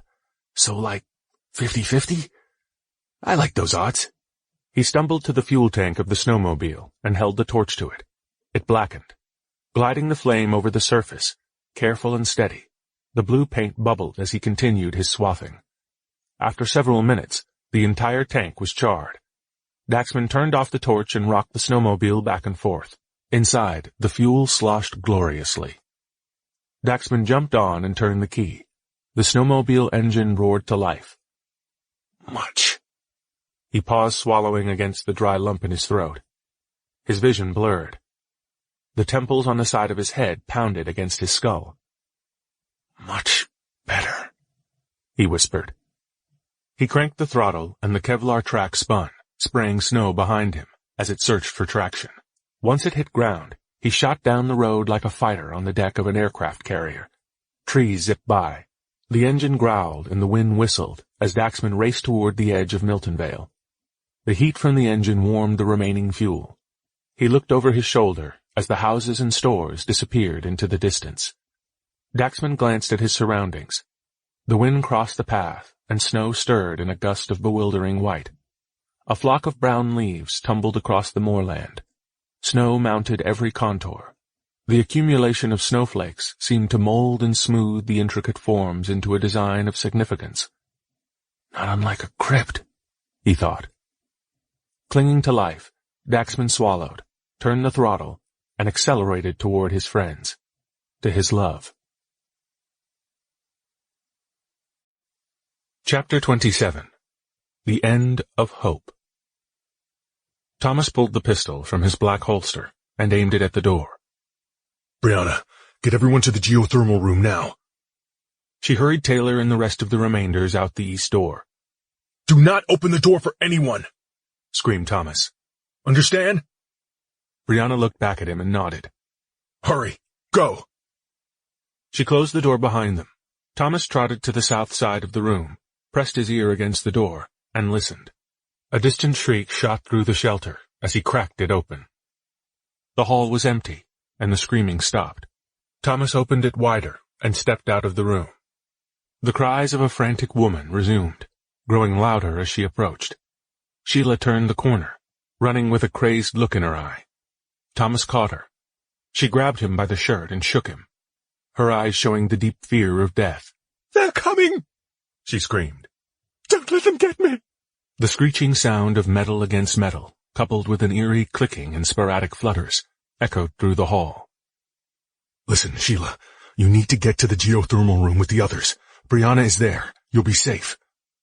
He thought about the geothermal room, the wall thickness, structural integrity of the doorframe, the people and their safety. Clacking and more scraping metal approached. You need to go now. Through the door, that way. He pointed at the door to the north. Sheila took off in a frantic sprint, zipping down the hall. She disappeared around the corner faster than she appeared. Thomas shook his head. He looked down the hallway to the south. The clicking quieted. The rubbing of metal scraping against the wall stopped. Hearing only silence, a wiry hand clutched the corner, and a Regulan stepped into the center of the hallway. Rows of spindly legs several feet long supported Katak's segmented green body. Wings fluttered on her back as she jerked her triangular head from side to side. Thomas stumbled backward, stunned. The general of the Regulans met his gaze and stared at the commander of Tesla Prime. Her round optical orbs flared red as a tongue darted between her clacking mandibles. A smaller harvester stepped around her and glided down the hall. Thomas raised his gun and fired. The blast echoed off the metal walls as the round ricocheted from the harvester.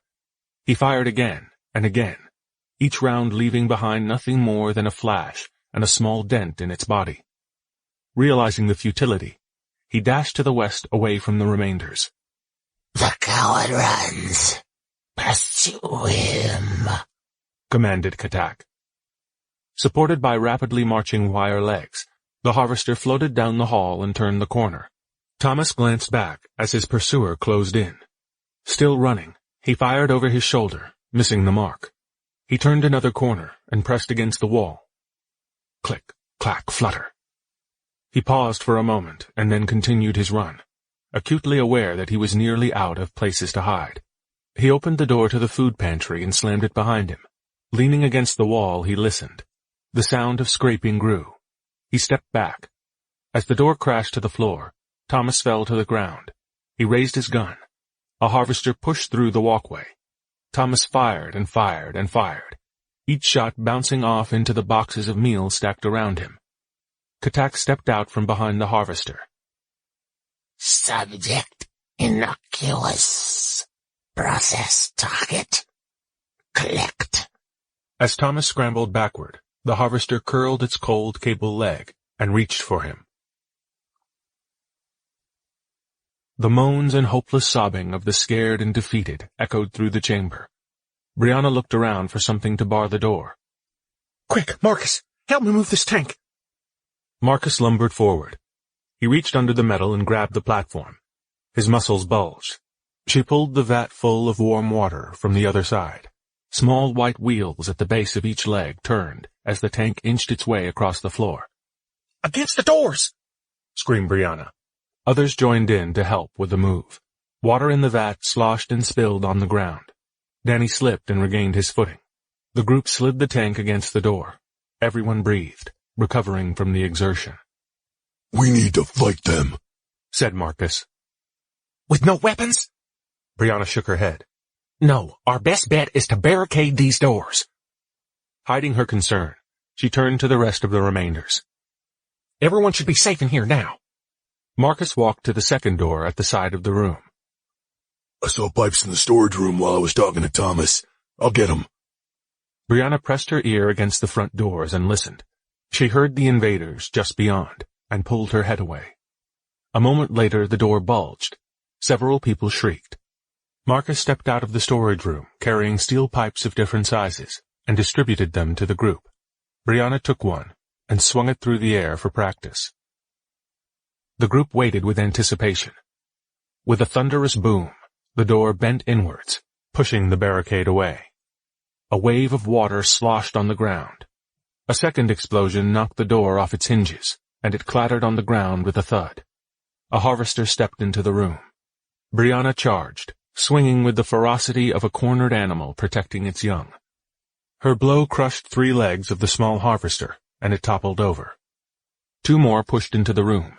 Marcus rushed his oncoming foe and swung his weapon through the air, striking the harvester's body. The attack bounced off, and the robot snatched Marcus with a wiry leg. The others in the room joined in, swinging at the beast. Looking for other options, Brianna grabbed a fire extinguisher from the wall and sprayed the harvester holding Marcus. The plume clouded its optics, and it stumbled to the left, disoriented. Marcus fell to the floor and rolled to the side. She threw the extinguisher at the final harvester and screamed, Leave my people alone! Katak stepped into the room. Click, flutter. Resistance collect. Leader preserved. She pointed to Brianna, and a cable from the lead harvester coiled around her torso. Brianna clawed desperately at the wire, trying to break free, as it lifted her into the air. With the respect afforded to all leaders, the harvester lowered her gently into its body for preservation. The hatch closed, and the screams of her fellow survivors went silent. Daxman veered to the left around a stalled car. The vague and chaotic snow swirled. He pulled back on the throttle, trying to squeeze more speed from his vehicle. A group of mounds passed him on the right. A patch of blood passed on the left. He tried not to think about Julie. He leaned forward and throttled toward a small hill. Racing up the incline, he launched into the air and landed a moment later with a jolt of pain. His head pounded as he raced out onto a frozen lake. He looked down at his shadow as it lay on the ground next to him. He imagined the ice melting, flowing into water beneath him. The delicious water that would only take a minute to drink. Just one sip. One taste. The cold will kill you in seconds, screamed Jack. One mouthful of snow. Dead in just seconds, repeated Jack. His suit was a raft, and this world an ocean. Water surrounded him, yet cruelly imprisoned by the cold, he was unable to drink any of it. Pulling himself away from the siren's call, he searched the blue sky for any sign of the Regulans. Nothing. Emptiness. Throughout his life, Daxman had openly welcomed isolation, but always with the realization that the world would continue without him. He knew his desire for detachment put him on the fringe of society, never quite fitting in. At times he felt as though, if he had disappeared, the world would be better off, less complicated, less troubled. Now that was different. No world would continue. No mass of faceless people would carry on the cycle of life. This new isolation came with a profound burden that Daxman was truly alone in the world, and that life would not continue without him. Daxman passed through leafless forests and over concrete roads as he crossed the countryside. The blue star, Regulus, watched from the west as it slowly rose through the sky. He lost track of time. The sparkle on the snow reminded him of the light from a rippled lake. Like a screaming child, the thought to drink water tugged at everything he was. He wiped frost from his visor and looked down at his fuel gauge. Quarter of a tank left. He looked up. A sign passed overhead. Clarksdale, 2 miles. He gazed into the distance. His sunken eyes ached, closing them like sliding sandpaper over glass. He zoomed to the top of a hill and gazed down into the valley stretched before him. The harvest cruiser had landed. It dwarfed a cluster of nearby houses. Regulans scurried about, finishing up the final details of their hunt. Harvesters marched between them, carrying the bodies of his friends. A chill shook him. Daxman released the throttle and slowed to a stop. The engine idled. Oh my God. What have I done? He revved the engine and pulled the snowmobile to the left to circle around the houses. Snow sprayed in the air. He headed up a nearby hill to get a better view of the battlefield. Sliding to a stop, he climbed off the snowmobile and scanned the area. 2 Regulan fighters sat on the ground near the cruiser. As the house above the remainder compound lay in ruins, a fleet of harvesters searched the rest of the houses. Hundreds of Regulans followed them, scanning the neighborhood. Out of a charred hole in the ground where the remainder compound elevator once stood, spidery legs emerged, pushing aside bricks, rubble, and furniture from the area. They lifted the spherical body of a miniature harvester above the shaft, large enough to hold at most 1 person, or 2 small children, Daxman estimated. Another harvester climbed out of the shaft. 6 more followed. A golden-colored terminal rested at the top of the ramp to the Regulan cruiser. Daxman squinted. Pain seized hold of his leg and twisted his calf into an unbearable ball. He grimaced in agony. His jaw cracked as he reached down to massage the spasm. Down below, Katak touched the console, and the harvesters glided toward the base of the cruiser, forming a ring. As Regulans returned from their search, they stepped into the center of the circle. More joined. A symphony of clicks and clacks filled the air as the Regulans fluttered their wings.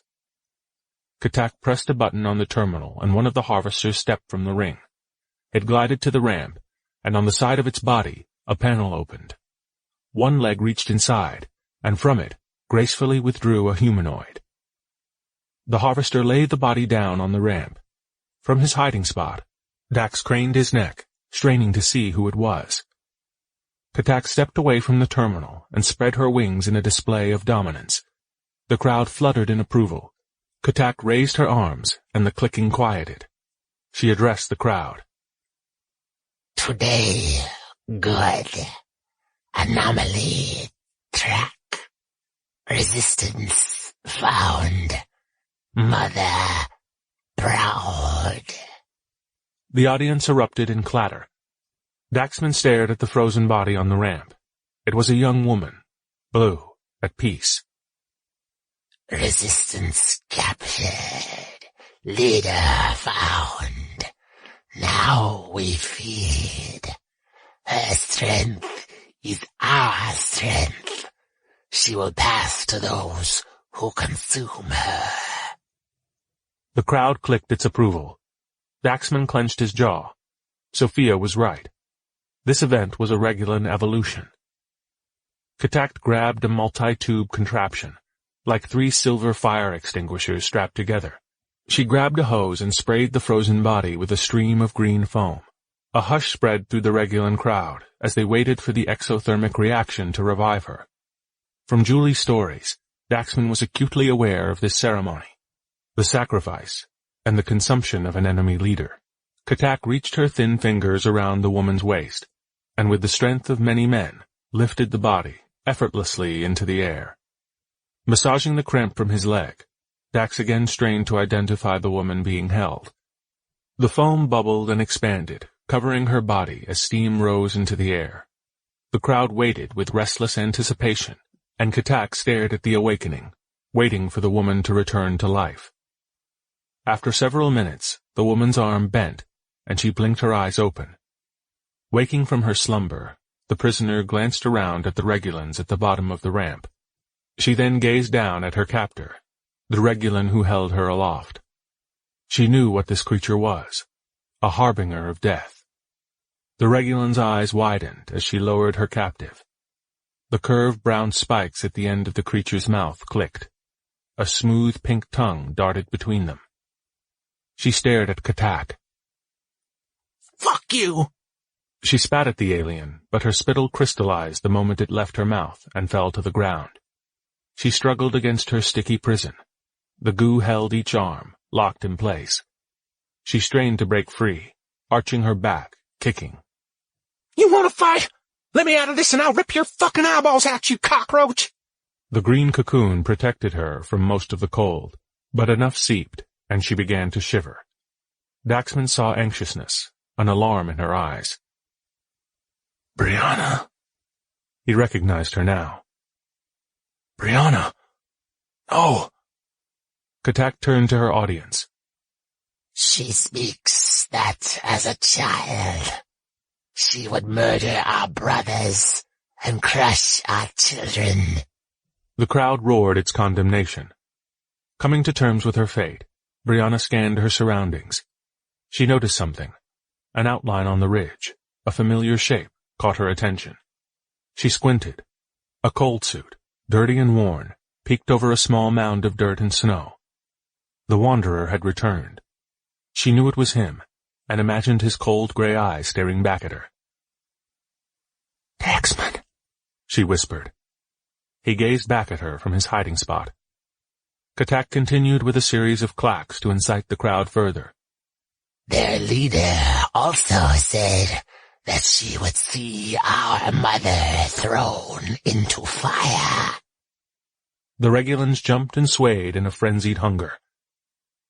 Yet still, in this moment, she stands defiantly before us, with the strength and fearlessness of a true leader. "Just get it over with," said Brianna. Katak raised her talon and prepared to strike.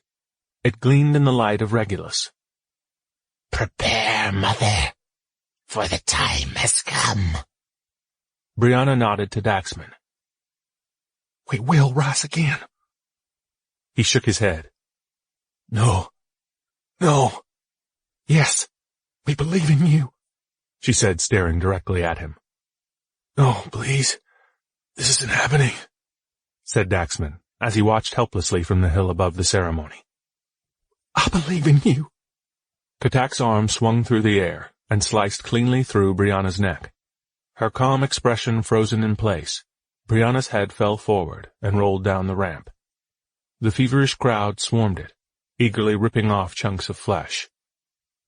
With one hand circling her waist, Katak lifted Brianna's headless body toward Regulus. A red stump grew from Brianna's neck like a flowing volcano. Frozen blood rained to the ground like rubies. Daxman doubled over and gagged. In your name, mother, we feast. Our strength flows to us just as our strength flows to you. Katak walked slowly down the ramp, relishing this victory. Hands to knees, Daxman breathed deeply. He looked up. Katak, still holding Brianna's lifeless body, walked among the other Regulans, towering over them. The harvesters circled them, The Regulans reached toward the body floating above them as if trying to touch the soul of a fallen god. Katak moved through the crowd, allowing all to see and feel the leader of the resistance. More rubies fell from her body into the swarming feeders. Nauseated, Daxman's head began to sway. The world spun, and he collapsed into the snow. All was lost. As he gazed at the night sky, a watery darkness closed in around him. A strange undulation carried him toward a raging current. He felt a rushing wind, then silence. The expanse of space. Oblivion. Chapter 28. Homecoming. The persistent sound of Regulan clicks and clacks nudged at his consciousness. A swirling haze held him down. Click, clack, flutter. Mother, in you we rejoice. He blinked with weary eyes and stared upward. Above him, clouds drifted in and out of focus as he pulled in the filtered air from the cruel world. Down below, Regulans cheered, celebrating the evolution that would come from Brianna's superior genes. He closed his eyes and prayed for the angel of death to come and end his misery. You're really in a jam this time, Dax. He blinked his groggy eyes as he sat up. The world swayed. Kyle? He rasped. A man stood in front of him, wearing only a standard-issue ISC jumpsuit from Moonbase Sagan. Kyle spoke, calm and peaceful. The Regulans have captured your friends. They're inside the harvesters. I know, said Daxman. What are we going to do? We? No, you. What are you going to do? Daxman's lip trembled. He gave in to the pain, pushed down the nausea, and looked up. Kyle, I'm sorry. Kyle laughed. For what? For what happened on the moon. For Emma, Abby. Daxman started to cry, but no tears flowed. His mind convulsed. Kyle smiled as he kneeled down beside him. Look, man, I appreciate what you tried to do for Abby. Daxman sobbed. I'm sorry for everything. Kyle put his hand on Dax's shoulder. It's okay. It's not your fault. But right now, my friend, you are outnumbered 1,000,000,000,000. It doesn't matter anymore. We lost. We all lost. Daxman's eyes rolled back and his lids lowered, trying to push him into one final dream. Kyle stood and walked to the edge of the hill. He looked down at the Regulans gathered inside the circles of harvesters. Katak walked among them like a god as Kyle spoke. My dad used to tell me a story about the Revolutionary War, when the British came to retake what they believed was theirs. The colonists were outgunned, outclassed, and outnumbered. Kind of like you. They had no chance of victory. Kyle turned to Daxman. Except that on May 10th, 1775, a man named Ethan Allen led a small group of men on a daring mission in the dead of night. They crossed Lake Champlain and stormed a British outpost. Who the hell cares? Kyle shook his head. In one move, they captured Fort Ticonderoga from the British without a single casualty. They took cannons, howitzers, and mortars. Yeah, I know the story. So? It turned the tide, Dax. One victory, one battle, one move, that one idea made a difference. I'm dying, Kyle. I can't breathe. I can't think. I can't even cry. The pain flowed up the back of his neck and over his scalp, squeezing his will to live. His stomach seized up. His tongue stuck to the roof of his mouth. I know it's rough right now. It was rough for me, too, in the end. Kyle looked up and pointed at the sky, through space, toward the moon. Back there. You remember what I went through? On the recording? Kyle squatted down next to Daxman. But down here, right now, You can't give up. You have to keep going. I can't. I don't have it. He tried to swallow. It had been 3 days since he tasted water. Listen, my friend. There's no one left. Kyle grabbed Daxman's head. I don't care what else you believe in, but you need to believe in this moment. You need to set things right. Kyle squeezed it. The pain in Daxman's head mounted. Do you understand? Shouted Kyle. You need to fix this. How? He stared at Kyle with glassy eyes. His throat closed, and he coughed to open it. His lungs felt like paper bags. You are the only one left. I don't know what to do, whispered Daxman. Julie will die. Abby will die. Everyone will be dead. Everything will be lost. I can't. With each beat of his heart, his head burst with pain, and he winced. You need to find a way. Do you understand me? You need to find a way. Kyle vanished. Daxman stared into emptiness and trembled. Kyle, he said meekly. The wind kicked up a light dusting of snow. He glanced at his surroundings. His head continued to pound, but the world had changed. It seemed, if only slightly, the landscape was more in focus. Snow glittered.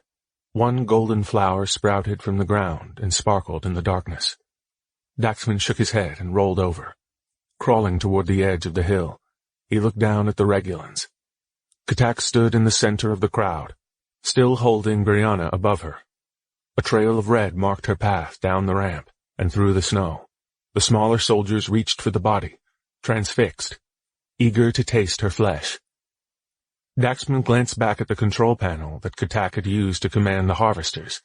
The path down to the panel was clear, 100 feet long, and up a short ramp into the cruiser cargo area. He swallowed dryly. I sure could use some friends right now, even if they are machines. He stared down at the Regulans. The soldiers swooned around their leader. Daxman started his long crawl through the lifeless brush, forearm over forearm, slinking ahead. He glanced to the side at the crowd of swaying insectoids. Katak turned her back to Daxman. He continued his creep forward, as branches scraped at his suit. He heard a smattering of clacks emanate from the center of the circle. Our strength is your strength, Mother, said Katak. Embrace us. The other Regulans pressed inward toward her. I'm sorry, Brianna. You deserve more than this. Foot after painful foot, he slithered toward the side of the harvest cruiser, toward his goal, now a mere 10 feet away. He looked back one final time. Regulan attentions were elsewhere. Daxman rose off the ground and stepped up the ramp toward the controls. He glanced over his shoulder, but the Regulans had so far failed to notice him. The control panel lit as he approached. A box appeared in the center with 4 sections. He touched the screen, and his finger left a white glowing dot behind. Okay, so, drawing Regulan symbols. Not quite rocket science.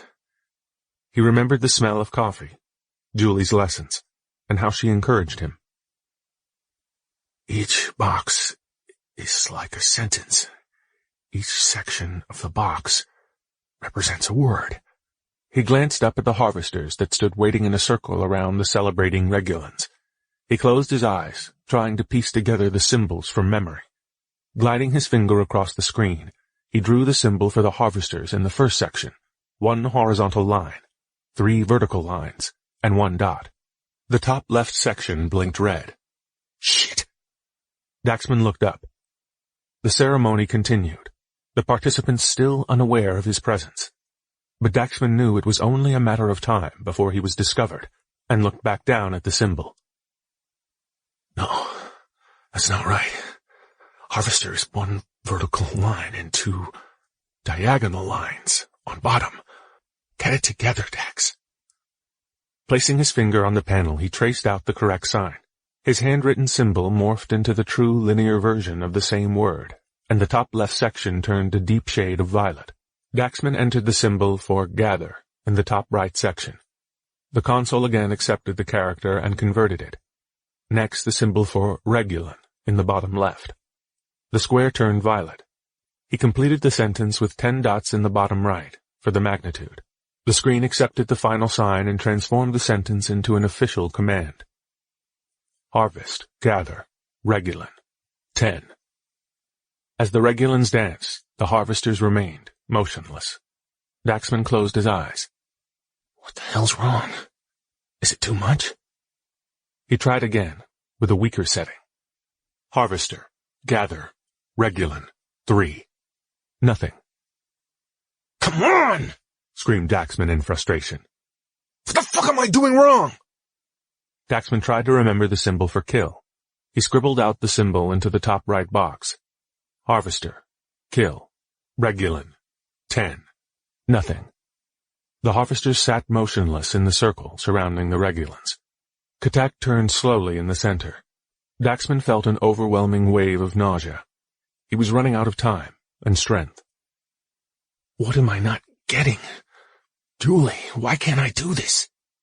He remembered the fresh scent of her perfume as she reassured him. Don't worry, said Julie. You'll get it. Remember, understanding them is a way to understand their language. And see this symbol? Daxman ran through the reference in his mind. The girl who killed her leader, the mother who hid her child, the slave who stole a weapon. And look here, no symbol. The boy who killed the Baklor, the slave who stole food from another slave, the guard who abused prisoners. Daxman stepped through the clues again. A girl who killed her Regulon leader. A Regulon mother who hit a child. Her child. A slave who stole a Regulon weapon. What's the pattern here? A girl, a mother, a slave, a leader, a child, a weapon, he said to himself. Daxman processed the evidence. All the information was there. He just needed to make the connection. Wait. I got it. To go against their own has a different context, a different meaning than to go against an enemy. The symbol, that mysterious triangular symbol that Julie noticed around the verbs, was the missing piece. Thank you, Jules. Daxman looked up, eyes wide with horror, as he fell to the ground. In front of him, Katak shrieked as she reached the top of the ramp to the cargo hold. She towered over him. Brianna's frozen blood coated her clawed hand. Her mandible clicked. Katak's eyes flushed a deep crimson as she stared down at her new prey. Daxman scrambled backward on the ground, and Katak stepped toward him. Her clawed feet scraped across the metal platform. He glanced back at the Harvester control behind her. Harvester kill Regulon's 10. Just one triangle away, he thought. Following their leader, other Regulons streamed up the blackened metal ramp and gathered in the loading bay, forming a circle around Katak and Daxman. One stepped from the crowd, eager to feast on more human flesh. Her pink tongue slithered between her mouth spikes. Katak raised a hand to stop her, and the Regulon backed away. This one is mine. Fluttering her wings, Katak returned her attention to Daxman. Pain seeped into every muscle as he pushed off the ground. His eyes sunken and withdrawn, his back muscles cramped, squeezing into balls of agony. He winced, gleaming like a set of katana swords. Katak spread her fingers apart and stepped forward. Just one triangle, he thought, as he gripped his back. 3 lines. 3 little lines. Katak turned to speak to the gathering Regulons. This human is strong. He will surely grant our mother's children great power. The crowd clicked its approval.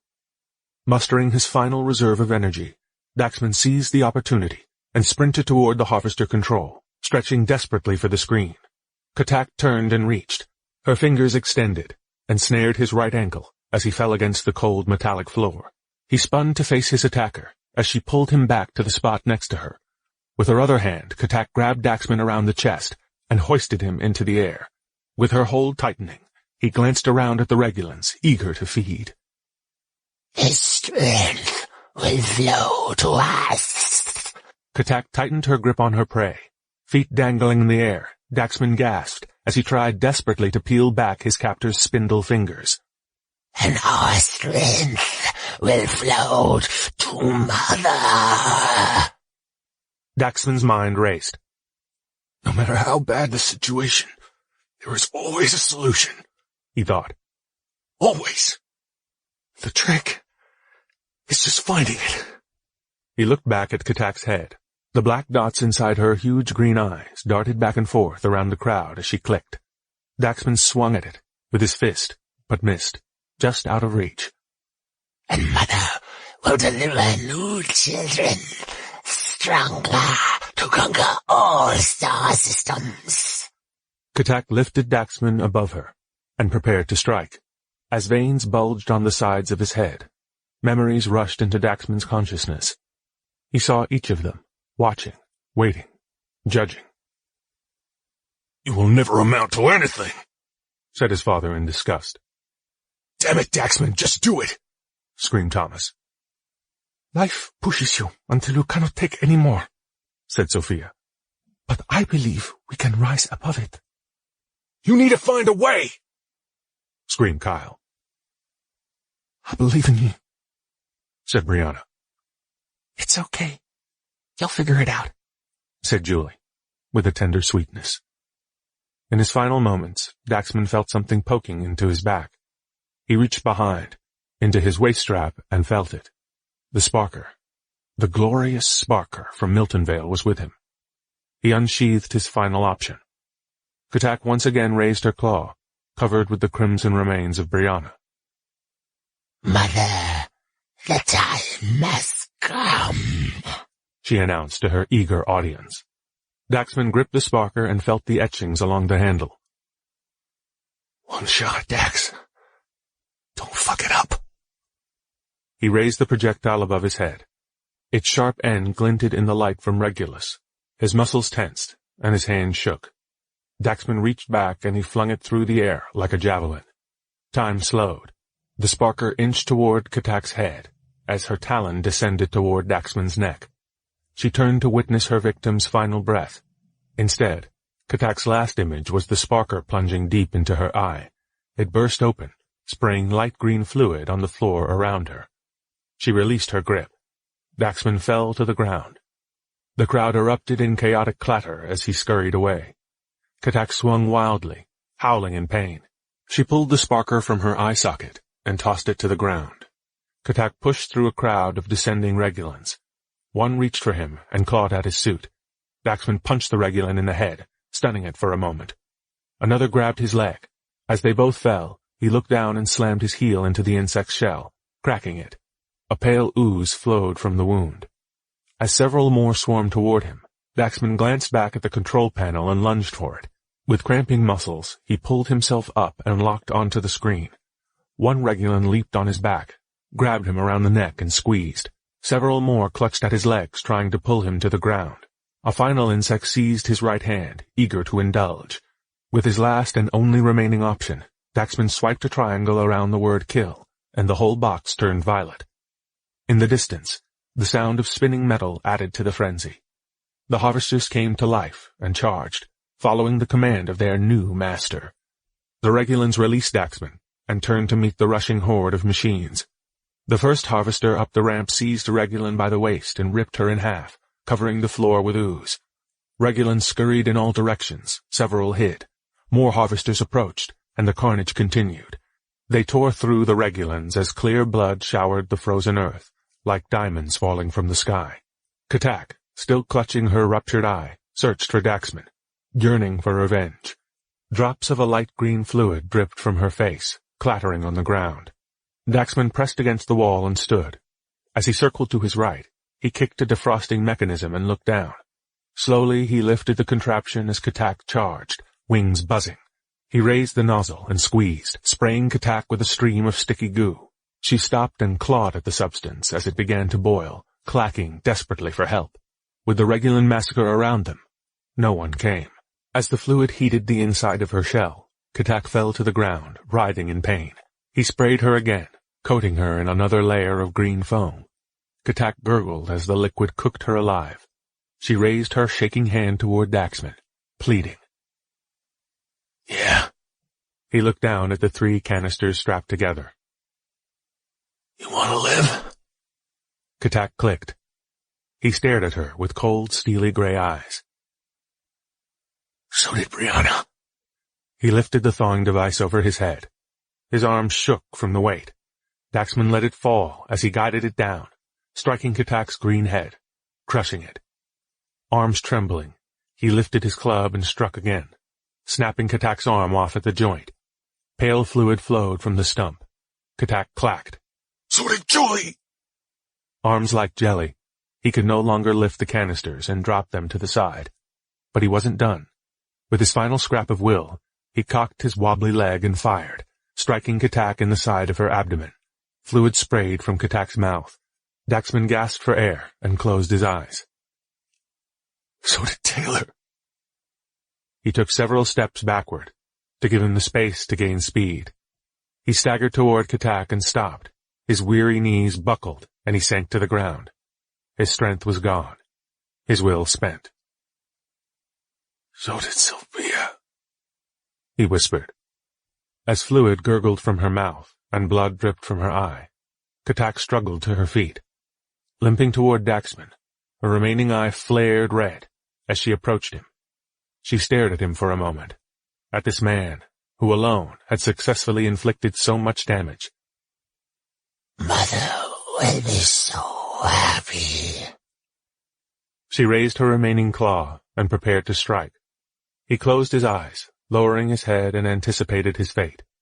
As the war outside raged, one harvester, however, stepped from the battle. It locked on to Katak, identifying her as an enemy. Harvester, Gil, Regulan, then. Following its program, the harvester glided toward Katak and stepped into the cargo hold. Katak turned and raised her hand. With a long, segmented strand, the harvester grabbed her by the neck and coiled. Katak struggled against its grip and tried to break free, but the harvester squeezed. Her remaining eye bulged as the harvester wire sliced cleanly through her neck. The Regulan's head landed on the ground near Daxman.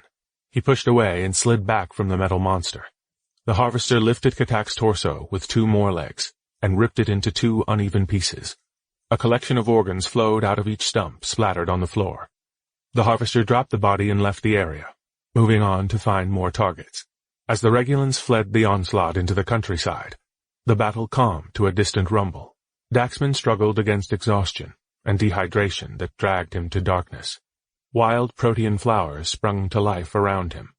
A gurgling brook flowed out and down the ramp. Several speleks played nearby. Blinking in disbelief, he wondered if any of this nightmare was real. He shook his head, trying to regain a bit of focus for the harvester control panel. That's real, he thought, as he crawled to it and pulled himself off the ground into a wobbly stance. It has to be. He wrote out several new symbols. Harvester, return, cruiser, 10. Daxman collapsed as scores of harvesters arrived, each in turn gliding up the cruiser ramp into the cargo hold. Eyes closed, he faded from this world and returned a minute later. The harvesters gathered around him in a circle, and he looked up at the light embedded in the ceiling. It was Tau Ceti at noon. Daxman smiled, remembering the flowers that Julie loved. Grass sprouted from the silver-paneled floor. Vines flowed down the walls. Head pounding mercilessly, he swooned, and he closed his eyes. Like attentive genies, the harvesters waited diligently for his next wish. The crew waited inside them. The world waited around him. The darkness waited for him. Daxman sat up and gagged. Grabbing the sides of the control panel, he pulled himself up one last time and entered a command. Harvester, release, humans. 1. Each of the harvesters delicately removed their human cargo and arranged the frozen bodies in a line from the top of the ramp to the back of the cargo hold. Daxman entered his final command for the harvesters to resume the relentless hunt for Earth's enemy. Harvester. Kill. Regulin. 10. The harvesters swarmed out of the front of the cruiser, eager to follow their orders and complete the goals of their programming. Daxman pressed a button on the right side of the screen, labeled with the Regulin words, Seal and Secure. A moment later the hatch to the cold outside air closed. Seals on the door engaged, and jets of air began to warm the room. Daxman fell to the ground, landing in a pile of soft sand.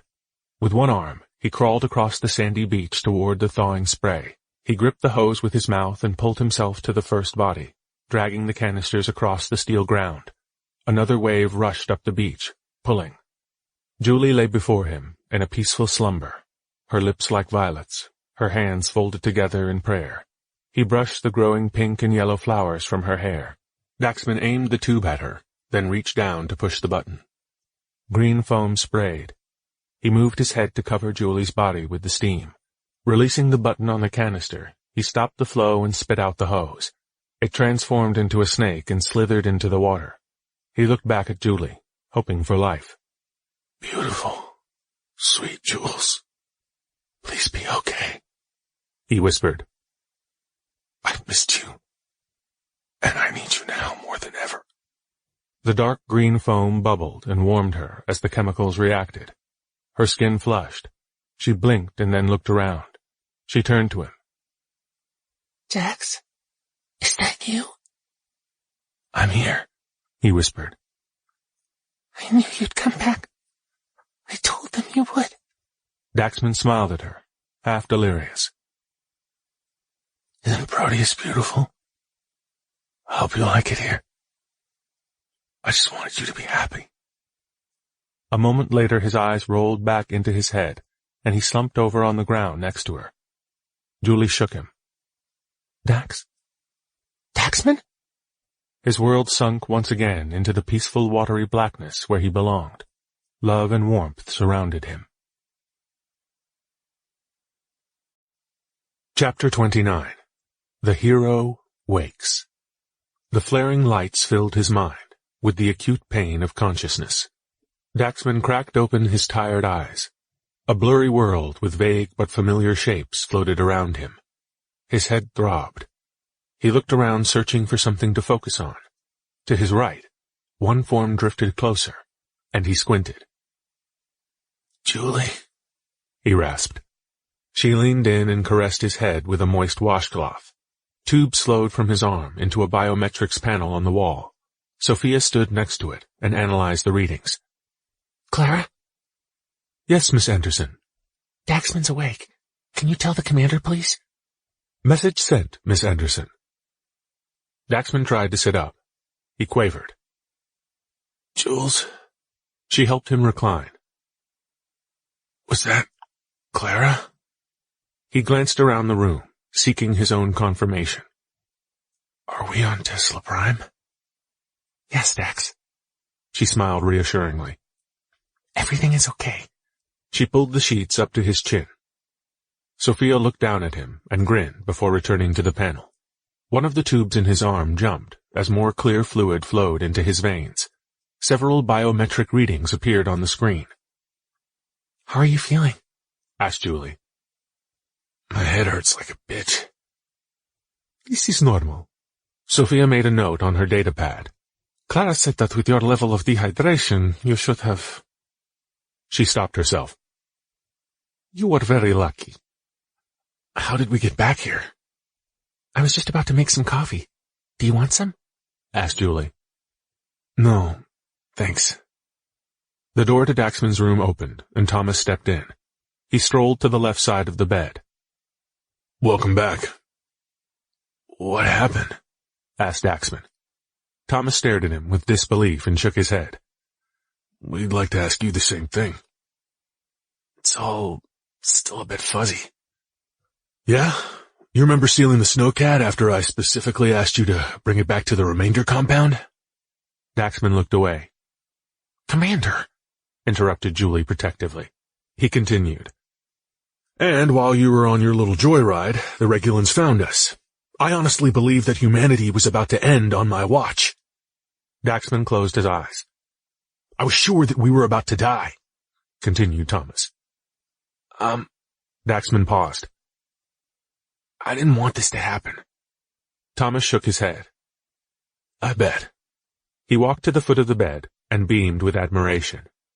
So imagine my surprise waking up covered in green foam, with not a hungry Regulan standing over me, but Julie, smiling, as though her prayers had just been answered and personally delivered by God himself. She blushed and looked down at her Dax. And there you were, said the commander. Our long-lost companion, covered in blood, on the verge of death, lying next to her. Julie nodded enthusiastically, agreeing with the description. Thomas paced back to the left side of Daxman's bed. I have no idea what you did, but you figured it out somehow. Daxman remembered the dull thud of Brianna's head landing on the ramp, the crunch in the snow as it rolled, and the Regulan feeding frenzy that followed. I'm no hero, he said. Thomas put his hand on Daxman's shoulder. That's up for debate. But you did good, Dax. Really good. I did what I had to do. Daxman turned his head and looked at the floor. Brianna stared back at him a moment, before Katak struck her neck. I believe in you. But it wasn't enough. Brianna didn't make it. We haven't found her yet, said Sophia. We think she still might be in one of the harvests. No. She's dead, interrupted Daxman. They ate her. What? What do you mean? The harvesters? Gasped Julie. No, the Regulans. They performed some sort of ceremony. We read about it, remember? They thought she was our leader. Why her? asked Julie. He looked at Thomas. Why don't you ask him? Said Daxman matter-of-factly. A pained look flowed through Thomas's face. He thought back to his final moments in the compound. I tried to lead the Regulans away from the group. She stayed with them. Thomas turned away. His expression shifted from remorse to anger. What's done is done. Commander, Daxman's BP is 118/82 and rising. Pulse is 75 BPM. Hydration within normal levels, said Sophia, as she studied the readings. Good, said Thomas, as he turned to Daxman. Look, for what it's worth, I'm sorry. I wish you were still here, but we can't bring her back. We need to move forward and finish this. She would have wanted that. Yeah, said Daxman. Okay. When you are ready, there are a lot of curious people on board. Sophie, can you help me get the rest of the crew prepared? Of course, Tom, said Sophia. Ready for what? asked Daxman. When you're ready, we'll talk, said Thomas.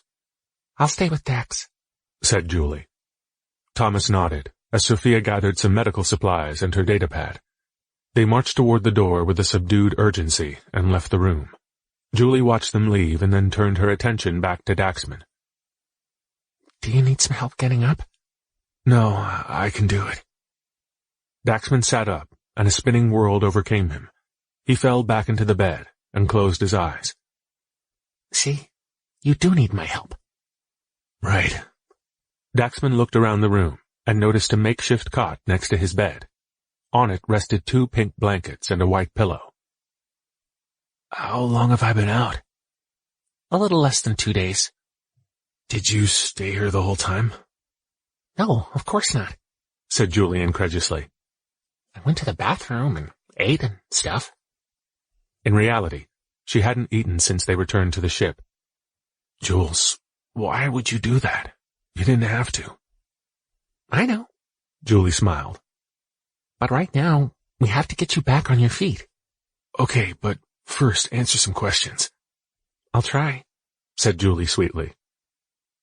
How did we get back to Tesla Prime? Oh, after you revived me? I thawed the captain and Stafford, and then that spray thingy ran out of chemicals, I guess. Anyway, it stopped working. We all knew that you were in bad shape, so Stafford borrowed your warm suit and got Tesla Prime. He put you in another warm suit and carried you here. Clara was apparently programmed for this sort of thing. The commander, Stafford, and I brought the rest of the people on board and thawed them in cryosleep pods. Well, really, they did most of it. So, we're still near the Harvest Cruiser? Oh, no, we left that place soon after we transferred everyone over. We're in a large cave nearby. Jack put up the light thing at the entrance. A cloaking field from the Lightbender? Yeah, that thing. She paused. Her curiosity took over. So how did you do it? Do what? The Harvesters, I think you called them. That's what you said in your sleep. You should have seen it. They went crazy, attacking the Regulans. Yeah, I saw. Did you use some sort of virus or something? No. So how then? Images of the events from the past 4 days shot through Daxman's mind. Milton Vale, symbols, harvesters, snowmobile, thirst, Kyle. Do you remember that symbol? The one we talked about? You mean the Regulan triangle? Yeah, the one used with verbs. I figured out what it meant. It's a marker. It's used with actions taken against Regulans. That was the key. Without it, we wouldn't be talking right now. I used it to reprogram the Harvesters to attack the Regulans. She smiled. You know what they say. Sometimes the easiest solutions. He stared at the wall, lost in his own nightmare. It was horrible. But you did it. They cut off her head, Jules. It rolled. Her head rolled down the ramp. And they ate it. My God, Gasped Julie, covering her mouth. I'm so sorry. I can't imagine how horrible it must have been to watch. She hated seeing Daxman in so much pain. But I have no doubt that you did everything you could for her. Daxman shook his head and ground his teeth, fighting back tears. Julie continued. I know that you don't feel like a hero, Dax. That's not your way. For you, it's easier just to push people away. It's easier to be hated than loved. But no matter what you say and do, I know the real you cares. You saved us. You saved me. So, like it or not, mister, you are a hero to me. Daxman looked at her, and the corner of his mouth raised ever so slightly, showing the faintest hint of a smile. Anyway, enough with the gratitude crap. What's the plan? Julie regrouped. Oh, I don't know, She said, still trembling. I've heard the commander talking about different options, but none of them involve communications yet. Daxman looked at the tubes that flowed out of his arms. I need to get out of here. He grasped the tubes and ripped them from his veins. A mixture of fluid and blood spilled out the ends of the tubes onto the floor. Julie stared in wide-eyed horror. What are you doing? She jumped up and pressed several buttons on the medical display. The fluid stopped. I need to get to the command deck. Daxman sat up. He turned to his left, away from her, and planted his feet on the cold floor. The oversized pant legs broke around his ankles, and he wondered briefly who changed his clothes before moving on to other things. He opened the nightstand drawer and withdrew a gray t-shirt. Guiding each arm through, he pulled it down around his stomach. That simple act exhausted him, and he labored to recover. Julie put her hand on his back. Daxman, I'm proud of you, said Julie. You've come a long way. It's been a long road. But here you are. Daxman shook his head. No. No? No, I haven't done anything to be proud of. What about all this? This? Daxman looked at the ceiling of the ship and around the walls that everyone else called home. For him, though, this was purgatory. He pointed into the air. When they wake up, when Abby opens her eyes, when everything is back to normal, then maybe. Daxman pushed off the bed and rose. He slid each foot across the floor in his room. The stiffness in his legs gnawed at him. Fine, but I'm still proud of you. Daxman shook his head at the absurdity. He scoffed at her naivete. I need to get to the command deck. They need to know about the harvesters, about the codes, he said as he shuffled to the door. But first, I seriously need to pee. Chapter 30. The Next Step. The remainders gathered in the Tesla Prime cargo bay. Narrow walkways crisscrossed the floor, separating makeshift bedding, made from blankets, cots, and mats. In the corners, stacked boxes formed improvised walls to offer a sense of privacy to those who needed it. For others, it was an attempt to create a personal sanctuary. Like a child's blanket, it was a way to hide from the dangers that lurked. The shock of the attack gripped them. Some lay in their beds, as others huddled together for support. May wandered among the suffering to offer some comfort, a warm cup of tea, a pat on the back, a shoulder to cry on. Taylor stared blankly at the steel wall, afflicted with the horrific images of Regulans and harvesters attacking those he loved. Angela caressed his head. Steve, Danny, and Marcus played cards in the corner on top of an overturned box. On hands and knees, Sheila wiped the floor with a yellow towel, borrowed from Julie, desperate to shut out the nightmares.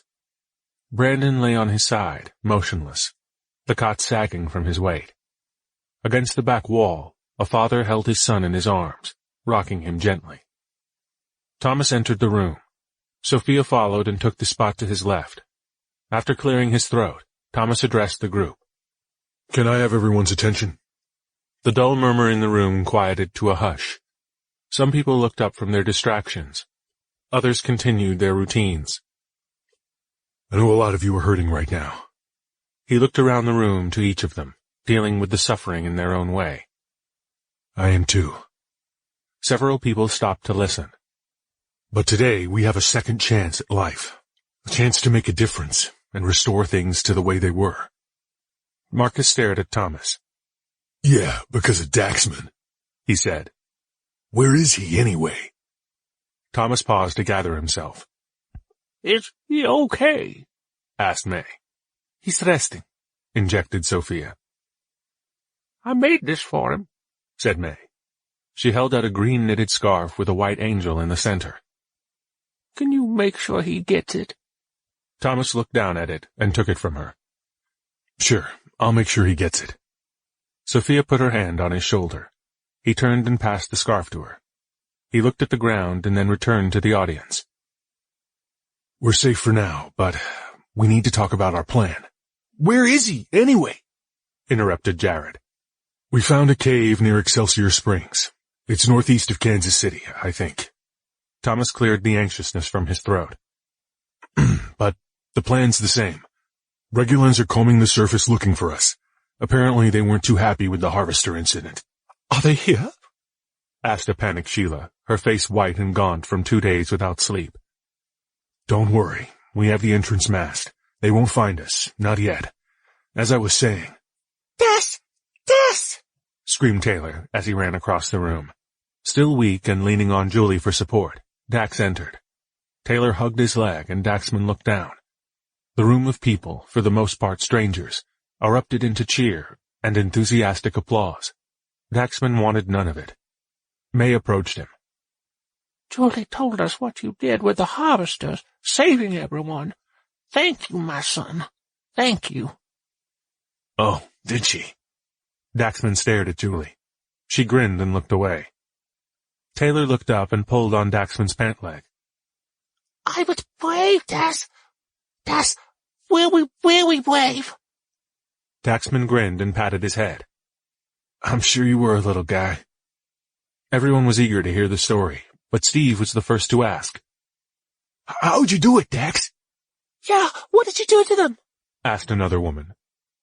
Well, Daxman scratched his right eyebrow with his thumb and looked at the ground. I reprogrammed them. Jared stepped in front of the crowd. How'd he do it? He said rhetorically. This dude is a badass. He can do anything. A woman screamed from the back of the room. Thank you, Daxman. You saved us, shouted another man. Daxman shifted, growing more uncomfortable with the passing of time. The room shrunk. The lights dimmed. May snatched the scarf from Sophia.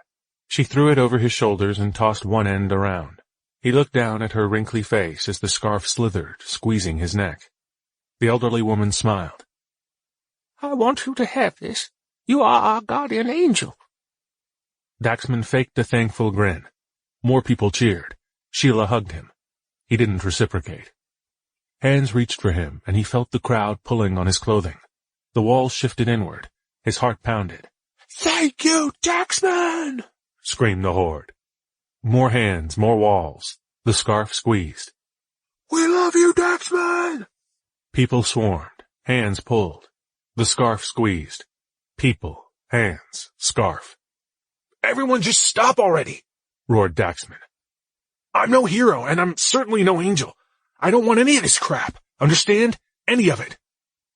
He looked around at the shocked room, stunned into a submissive silence. He shook his head as he took off the scarf and handed it back to May. "I didn't do this for you," he said to her before looking up. "I don't care about any of you. I did it for me." Taylor stared at him with wide, teary eyes. Daxman turned and looked at Julie. "I just did what I had to." Julie returned his gaze. She, more than anyone, understood and wished, if only for a moment, that he could see himself through her eyes. But for the rest of them, faith in their hero faltered. Thomas stepped in. "Okay, everyone," he announced. "Show's over. Can we get back to business?" Daxman turned, and with Julie's help, he shuffled to the back of the room by the door. The crowd watched him, waiting. "We have 5 objectives that we need to accomplish." With curious attentions on their savior, no one listened. "This is important, people. I need everyone's attention," said Thomas in frustration. "There are 5 things we have to do." Several people broke their stare on Daxman and turned to listen to the commander and to hear the plan. Others lingered. "Regulans are scouring the countryside looking for us right now. We need to distract them, to lead them away from here. Over the past 2 days, Stafford and I have worked out several scenarios. He'll use Tesla Prime and draw them away from the Alcubierre Drive to the west. Once they are away, we must get to the drive and reactivate it. For that, we'll need weapons. I'd like Marcus to lead that effort. He knows the location of a weapons development program at Fort Leavenworth." Marcus looked up, surprised. "Finally, a plan that makes sense." "Are you okay with that?" "Yeah, but," he said, as his mind stepped through objectives for the coming mission. "I need Stevie and Danny with me." Marcus looked at each of them. Now was the time for their allegiance. "We're in," said Danny, as he draped his arm around his shorter friend's neck. Steve nodded in agreement. "Good." "I'd like to come too," added Jared, not wanting to be apart from his brother. "Okay, team assembled." Thomas nodded. "Good. Jack's rigged together a cold weather Jeep from spare parts. It's not much, but it should get you 4 there in no time. It's about 40 miles to the west. Bring back what you can and rendezvous with us at Gardner, which is about 40 miles south of Fort Leavenworth." "We should leave now," said Marcus. "The sooner we acquire weapons, the better." "Agreed. Get your suits on and leave ASAP. Clara will give you the rendezvous coordinates. We'll meet you there." "Got it," said Marcus with some sense of restored dignity. "Men, are you ready?" "Yes, sir," said Steve and Jared a moment later. "Hells yeah," added Danny. Marcus and his newly formed team filed out of the chamber toward the disembarkment room. Thomas continued. "For the Alcubierre Drive, Isaac, what did you find?" "During my scan of the India Drive, I detected hundreds of access points at the base of the exterior. Assuming a similar configuration to our Alcubierre Drive here, we should be able to use one of those gaps to gain entry." "Good. Although, I still expect that some Regulans will stay behind, and probably with some harvesters as well. Dax will work his magic on them, and with weapons, we should be able to secure the drive and get it back online. Our 4th objective is to steer the Earth through the ring and go home. Julie?" Yes, Commander, sir. said Julie, still supporting Daxman. "I'd like you to take the lead on reactivating the drive." Huh? Me? Are you sure? Before you said... She stepped forward. "You know their language better than anyone. We don't know what to expect, but I have every confidence that you can figure it out.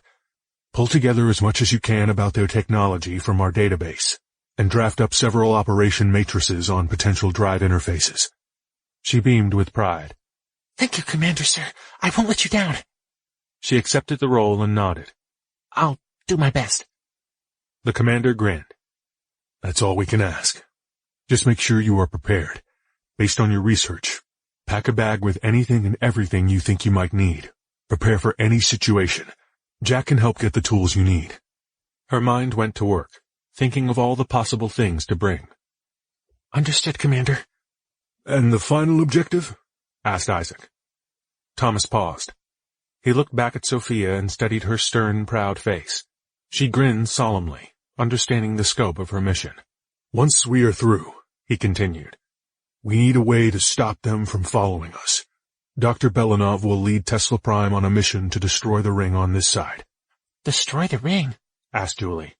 How? Jack's been running through some simulations and crunching the numbers. He's pretty sure the Ace engines will cut through it. Pretty sure? Said Marcus from the back of the chamber. That doesn't exactly inspire confidence. He's sure. If you knew Jack, you'd understand. Wait, so once the Earth goes through the ring, we're just leaving the rest of the crew behind? Asked Julie. No, said Sophia, reassuring the concerned. We will be right behind you. But Sophia knew, flying between two black holes through a collapsing alien ring structure, was like diving off the Golden Gate Bridge during an earthquake. Thomas nodded toward Sophia in agreement. Always with us. The remainders looked around at each other. The plan seemed perilous to some, ridiculous to others. Uncertainty, fear, and doubt were their companions now, but options were in short supply. A man at the back of the crowd called out. Daxman, what do you think we should do? Thomas glanced back, but Daxman, preferring to avoid altogether the affairs of saints and angels, was gone. Thomas cleared his throat. One last thing, he added. We only have 12 cold suits on board. Meaning what exactly? Asked the father from the back of the room. Meaning that some of you must stay on Tesla Prime. How many? Asked Sheila. Well, Thomas tried to account for all travelers. Isaac, Daxman, Julie, and I will be traveling to the drive. Marcus and his group of 3 need suits. Thomas, Jack, and Stafford will be running decoy and traveling to the ring. I want to help Daxman, shouted a faceless voice from the crowd. No, I do, shouted another. Listen. The crowd settled. The commander continued.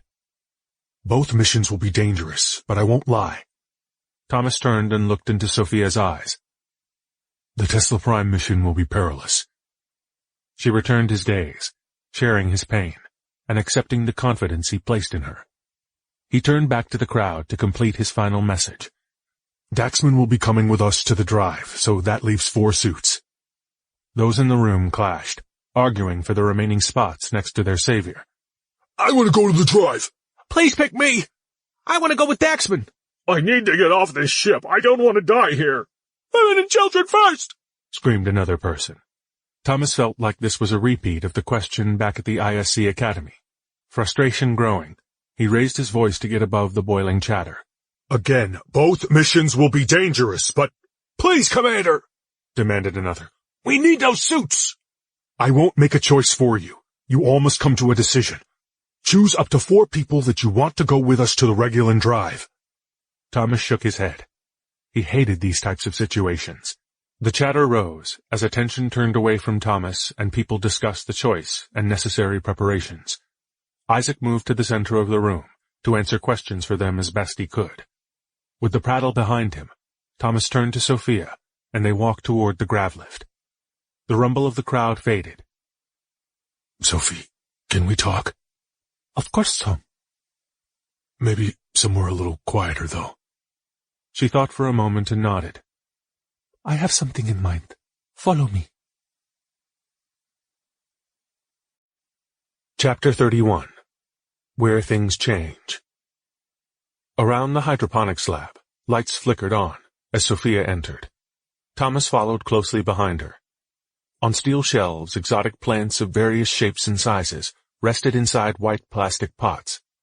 Protean vines stretched along the ceiling, coiling around light fixtures. Others draped down to the floor and blanketed sections of the ground. He stepped over one outstretched tendril cautiously. It's getting a little crowded in here with the plants, don't you think? Perhaps. However, after my last experience, I am a little reluctant to simply start pruning alien leaves. I'm sure you understand. Right. We don't want a repeat of what happened last time. She glared at him. Thomas cleared his throat. Is it safe to be in here, though, without protection? Her eyes widened. What? He shook his head in frustrating embarrassment. The words tripped over themselves. I mean, the air, is it safe to breathe? Oh, she smiled. Yes, it's safe. She strolled to an open area before glancing back at him. Just don't touch anything. His cheeks flushed. Her demanding Russian accent always had a way of disarming him. There was a force with her, sultry, exotic, and intoxicating. She intrigued him. Hands to myself. Got it. So what did you want to talk about? She asked, snapping him from his wandering thoughts. This mission. He glanced around the room at the wild protean bounty covering the metal framework of his ship. There's so much at stake. There is, she responded calmly. It's just that I'm not even sure if it'll work. What concerns you specifically?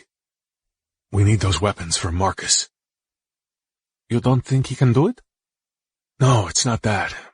If the Regulans are waiting, though, it could be a problem. It's unlikely. They possess superior numbers and technology. Using resources to guard a small cache of inferior weapons would be illogical. And the drive? What if we can't get in? You will. But if you don't pull them out, then what?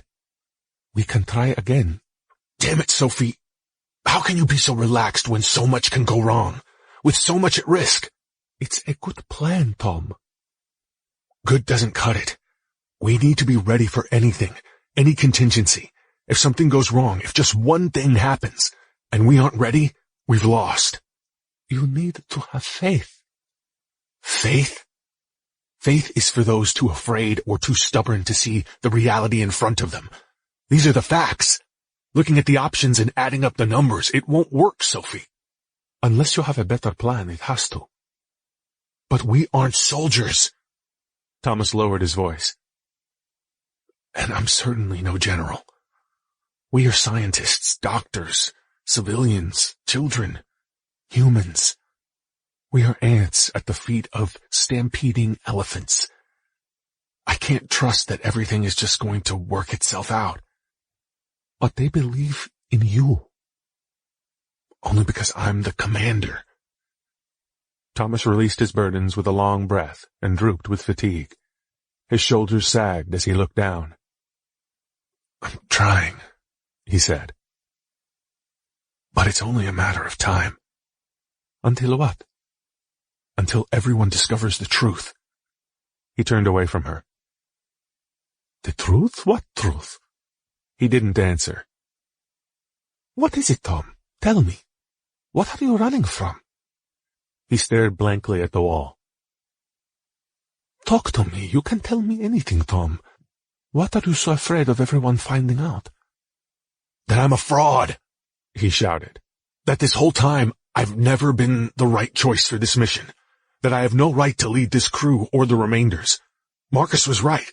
Daxman's the real hero here. Sophie took a step back, speechless for a moment. She regrouped and then confronted her ISC rival, her friend, her lover. You were selected to lead this team, Tom. Sophia paused, at last coming to terms with the situation. During their time at the academy, she had always felt that she alone deserved Tesla Prime. The ISC picked you. Because I pushed some buttons in a simulator. She had hoped and prayed for Thomas to crack beneath the crushing pressure of the International Space Collective. Command of Tesla Prime was her win. But in this moment, she understood that it was not about victory, but rather service to the mission and the crew. No, because you were the best person, the best leader for this team. She truly believed it now. They picked me to go to Proteus, Sophie. This isn't Proteus. It does not matter where we are. You are what holds us together. You give this team focus, clarity, courage. Don't you realize that we are all only one mistake away from losing everything? I do. Then...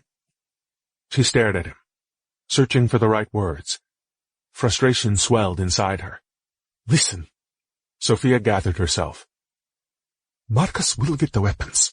You will reactivate the drive. And we will open the way and destroy the ring once you are through. He sighed, desperately wanting to believe her. I hope you are right. For the sake of everyone and everything we love, me too. He shifted his train of thought to something else he had been mulling, but hesitated for a moment, not sure how to broach the subject. Can I ask you something personal? Yes. When you were... Thomas paused, searching for the right path to subtlety. While you were unconscious, you mentioned someone. What? She said, surprised at the thought of revealing some intimate detail of her past. What did I say? You said the name of a man. A man? She asked, confused. Yeah, someone named Dmitri. Dmitri? Said Sophia, shocked by the reveal of her private life in a state of vulnerability. Someone you knew back in Russia, I take it? Romania, actually. Someone you left behind? She didn't want to answer. The renewed anguish she felt was too great. Sophia breathed in the world and then released it. She clutched her heart, as the buried pain resurfaced in a tsunami of emotions. She reached back and braced herself against the wall. She missed Dmitri now more than ever. My Dmitri. You loved him? More than life itself, she said with a defeated presence. I still love him. Oh, I understand. What? We've all left loved ones behind, and we fight for them as well. Tom, wait. Let me explain. Sophie, no. It's okay. You don't understand. Look, I don't need to know about him or how you feel about him. It's your private life. Tom, Sophia smiled. Dmitri is my son. Your what? I was pregnant when I left home. He's with a good family. Why wasn't this on your application? And give up my dream? You would have still been considered. I know there were many applicants with kids. And none on board. Do you really believe that the ISC would have allowed someone with children to come on this mission, or even consider to lead this mission? Possibly. What's done is done, Tom. All that matters is that I am here to help you, and we will give you the time that you need to get to the drive and reactivate it. Sophie. Thomas closed his eyes. You don't have to do this. She stepped toward him, close enough to feel the warmth of his breath on her neck. But I do, she said.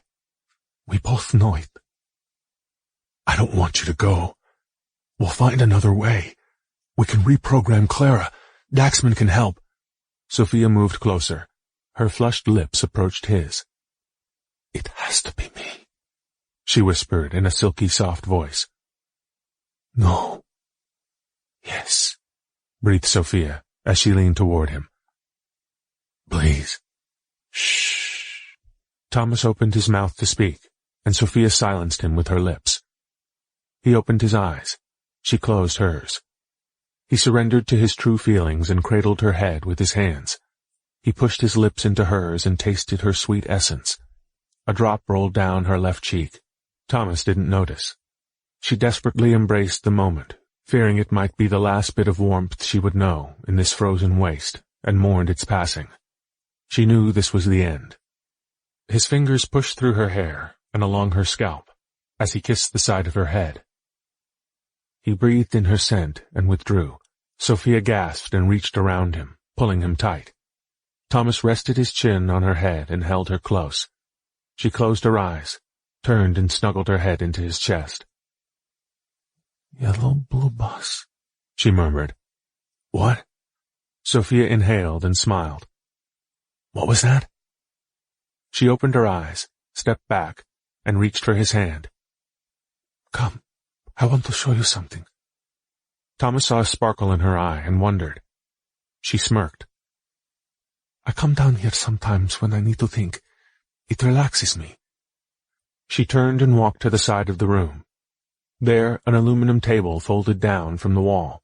A white plastic tray of dirt, about 6 inches deep, rested on top of it. An array of flowers nestled perfectly into the coffee-colored soil. A medley of violet, purple, and indigo petals formed thin tubes like an orchestra of flutes. Look at these here. Sophia circled around to the side of the tray. I found them near a nest of birds on Proteus. 3 yellow-orange light tubes dangled above the planter, much like Tau Ceti hung in their noontime sky. Clara, she announced. Please turn on the light for the Verto Sanuceros, Group 1. Verto what? It's Latin for... Sophia paused. You'll see. The first light bulb flashed to life, illuminating the flowers in Group 1. Thomas watched. To his surprise, one of the flowers started to sway. It shifted to the left and then back to the right. Soon it was spinning in a circle. Another joined in and then another. After a moment, all of the flowers swayed together. The flute tubes whirled through the air. Listen, she said. Like a whisper, it rose from silence. As each flower spun through its circles, he heard the faintest tone flow from one of the tubes. He leaned in close to hear the sound. Remarkable. How does it do that? The movement mechanism is similar to the elastic state of the Venus flytrap. The sound, though, is due to an air vibration harmonics. Thomas closed his eyes and thought back to his brief stint on the piano as a child. He remembered the demands of his piano teacher. Again, play the scales again.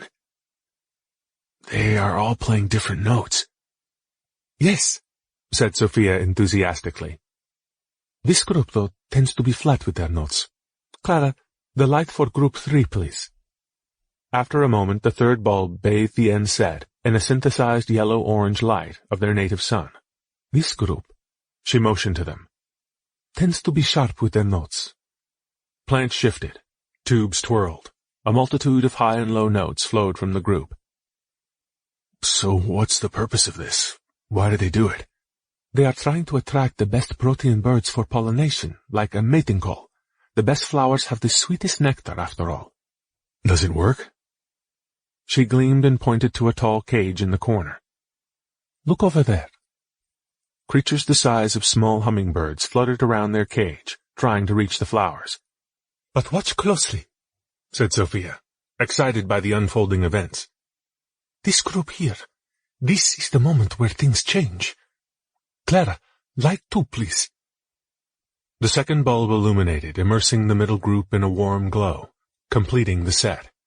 From the corner, Winnie poked her head out from the side of a box that Julie had decorated to look like a cave. She craned her head to watch the dance of protean plants. There you are, little one, said Sophia. Come. Sophia leaned over as Winnie pranced across the room and leapt up to her shoulder. Nestling into her neck, Sophia caressed the primate's head. She stood and returned to the flowers, gazing with anticipation. A large violet flower in the center swayed. A quiet but pure A-tone flowed from its tube-like petals, quieting the others. As the sound gained in strength, the remaining flowers waited. Twirling through the air, the larger violet reached the apex of its own personal symphony. Another lavender flower from Group 1 joined in, swaying with a sensual rhythm. A perfect note, not flat as before, flowed from it, adding to the first.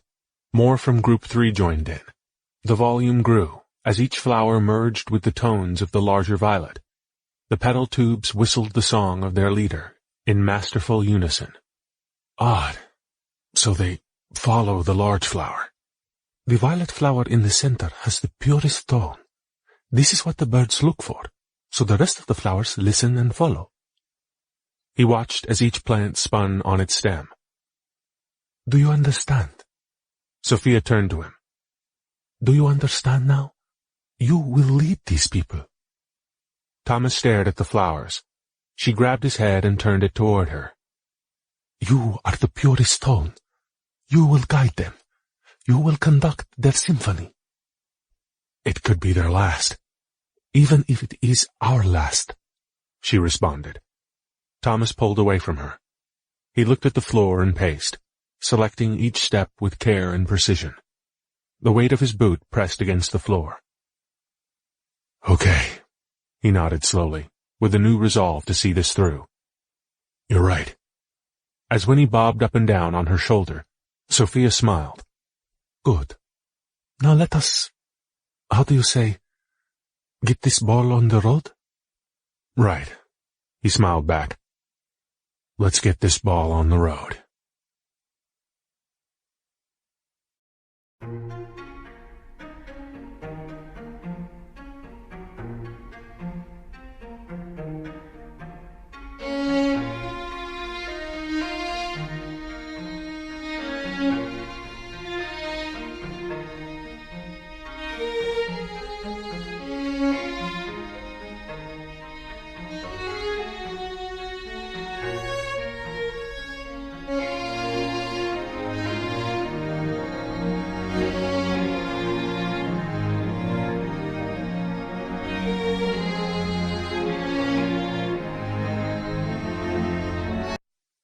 Chapter 32. The Ways of God. Marcus and his team traveled to Fort Leavenworth to see what they could salvage from the advanced weapons program there. The terrain was steady, and their modified jeep traversed the White Plains of Kansas with ease.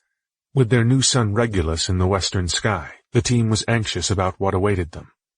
In the engine room on Tesla Prime, Jack stepped through a series of tests on the Ace engines and recalibrated the coil angles to 4 picoradians. He rechecked the fuel levels. 0.5%. Should be enough, he thought, with some trepidation. Margins ain't worth a spit, though. Jack checked the various conduits as energy coursed through the light benders, protecting the ship from the alien search parties. On the command deck, Stofford visualized flight patterns, hand motions, and attack scenarios. He tried to anticipate and prepare for the unexpected, always staying a few steps ahead of the opposition. His brain sped through endless scenarios and possibilities of surprise attacks, executed with unknown technologies. Nevertheless, he was mindful of the moment, patient, unwavering in his conviction to rise to any obstacle the universe had in store for him. The remainders bustled about, keeping busy with odd jobs. Julie did her best to guide them to different parts of the ship and to help everyone feel comfortable. Thomas discussed various logistics with Isaac and Sophia. Above them, 1,000,000 Regulans scoured the surface for the hostiles. The defective harvesters had been reprogrammed to hunt for the humans. Daxman walked through the halls to the Tesla Prime storage room to get some food. He pushed open the heavy door and went in. Angela stood there, rummaging through several boxes. She heard someone enter the room and jumped in a start. Oh, pardon. Is it okay if I get some cookies for my family? Daxman turned and opened one of his boxes on the side. This was his stash, his secret stash of peanut butter cookies, the kind his mom used to give him as a kid. He handed the box to Angela. Here. You sure? I don't want to impose. Yeah. He handed her the box and turned to leave. She smiled. You know, she took a bite from one of the cookies. It really is a miracle. He turned. What? You, she said reassuringly. You saving us. He shook his head. Oh, for fuck's sake, not this shit again. Look, I told you, I'm not a hero. Not saying you are. Nevertheless, it's clear to me that God had a plan, and he sent you to us, to save us, and to lead us to salvation. There is no God here. She smiled. But here we are, safe aboard your ship. Okay, look. Daxman grew increasingly irritated. This may come as a shock to you, but your God, or whoever you pray to, stood by and watched while aliens from Regulus captured his entire congregation. But he didn't. Didn't what? Haven't you taken a look outside? God didn't let everyone get captured. There are 8 billion people out there waiting to be eaten. If there was a God, you'd think he'd let that happen? Angela beamed with delight. And here we are, aren't we? Daxman sighed. God always has a plan. And when we were captured, when we faced certain death at the hands of the Regulans, you saved us. He shook his head, never enjoying debates with religious fanatics. Arguing with people who pledged a blind allegiance to any of the religions was a futile waste of energy. Yes, I saved you. Me. I brought you back. And who kept you alive, Daxman? The suit I was wearing, my heart, oxygen in my brain, any number of things more logical than an all-powerful deity. According to your ship computer, you should have died. The computer's wrong. Or maybe it's something else. We were this close, Angela.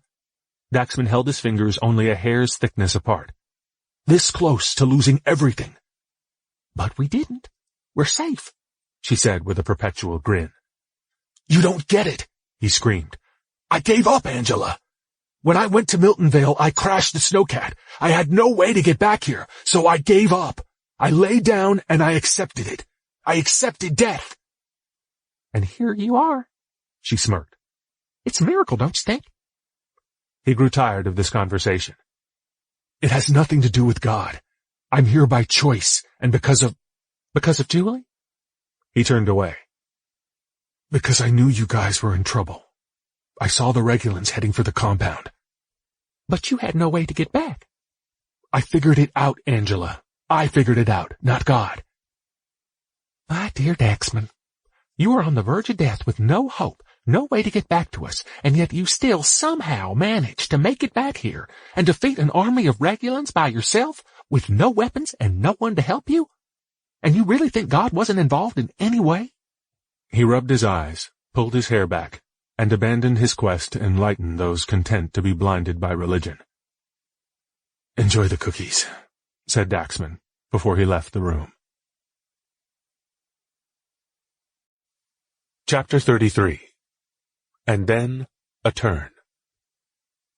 A glowing hologram hovered above the table in the science lab. From radar interferometry obtained during their descent, the map described the surrounding topography in 1 centimeter resolution. A blue sphere floated inside a small mound of light, marking their position in the cave.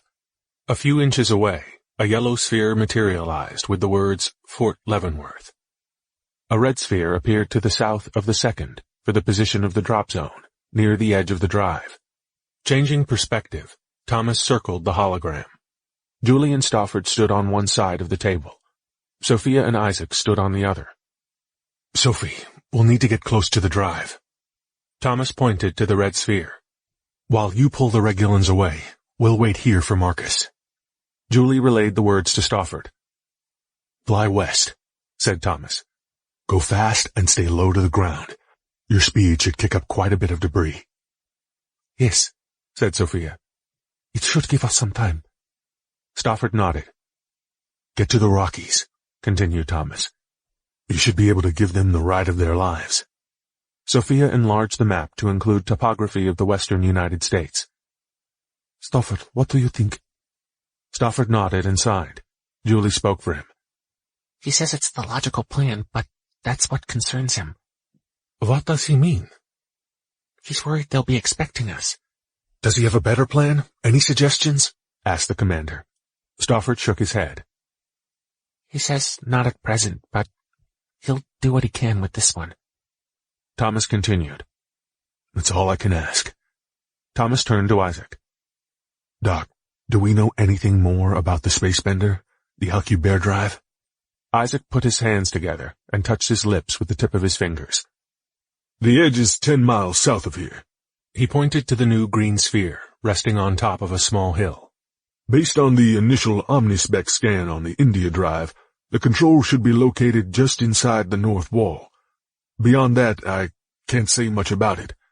Once we've breached the outer perimeter and we get to the control room, I'll be able to tell you more. Okay, Julie? He asked. Yes, Commander. Sir? Do you have what you need to activate the drive? Julie shook her head. Commander, sir, there's no way to know for sure. This is completely new alien tech that we know nothing about. The drive controls to the spacebender could be anything. I understand, Julie, but if anyone can figure it out, it's you. You know their language, their culture, their methods of communication, better than anyone. Okay, but I'm not like the rest of you. I'm not hero material. We believe in you, Julie. After you get in, Just take a look and see what you can figure out. I don't know if I'm ready for this. Julie, listen, you are ready for this. You are the best chance we have right now. Julie glanced around the room. Okay, I'll try. Thomas couldn't expect anything more. Okay, he said. But he was anxious. Too many unknowns. Too much uncertainty. He felt a burning urge to wait and gather more information about the drive, but he knew that wasn't an option. Julie shifted as though Thomas had just handed her a ticking box. She felt anxious, alone. Sophia turned to her and rubbed her shoulder in a rare moment of comfort and support. Though it had been years since she had given in to the luxury of fear and emotion, she still remembered its capacity to paralyze. She knew that Julie needed that respite, the support of others to continue this journey. Julie smiled. Sophia faced Thomas and saw through his facade. Commander. Yeah? Don't worry. It will work. Thomas returned a nod of thanks. Maybe. With newfound resolve, he spoke. Okay, let's do it. I need to speak to the crew. We leave in 30. Clara? Yes, Commander. Patch me through to the ship. Ready, Commander, responded Clara. Comsys is active. Attention everyone, announced Thomas. In 30 minutes we are going to travel to the Regulan drive to reactivate it. Please send the 4 that you've chosen to join me in the disembarkment room. Once Tesla Prime sets down, our group of 8 will leave the ship for the surface. The rest will stay with Tesla Prime. That's all. Thomas looked down. Okay, he said with an incurable distress.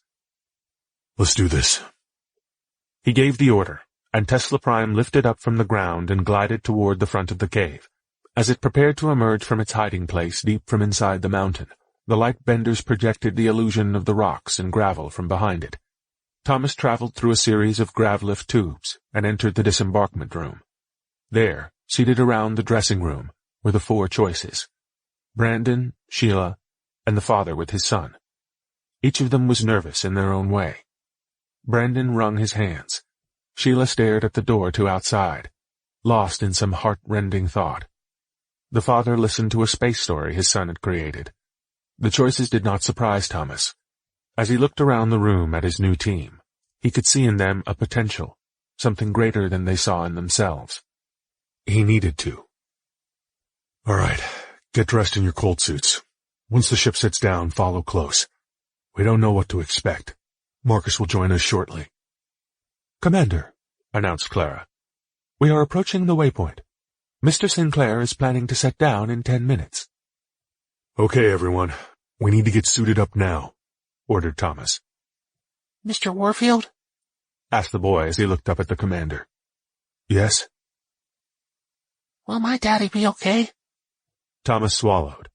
To promise anything at this point would be a lie. Too many variables. Too many unknowns. Of course he'll be okay. Thomas looked up at the father. What was your name again? He said. A voice below them interrupted.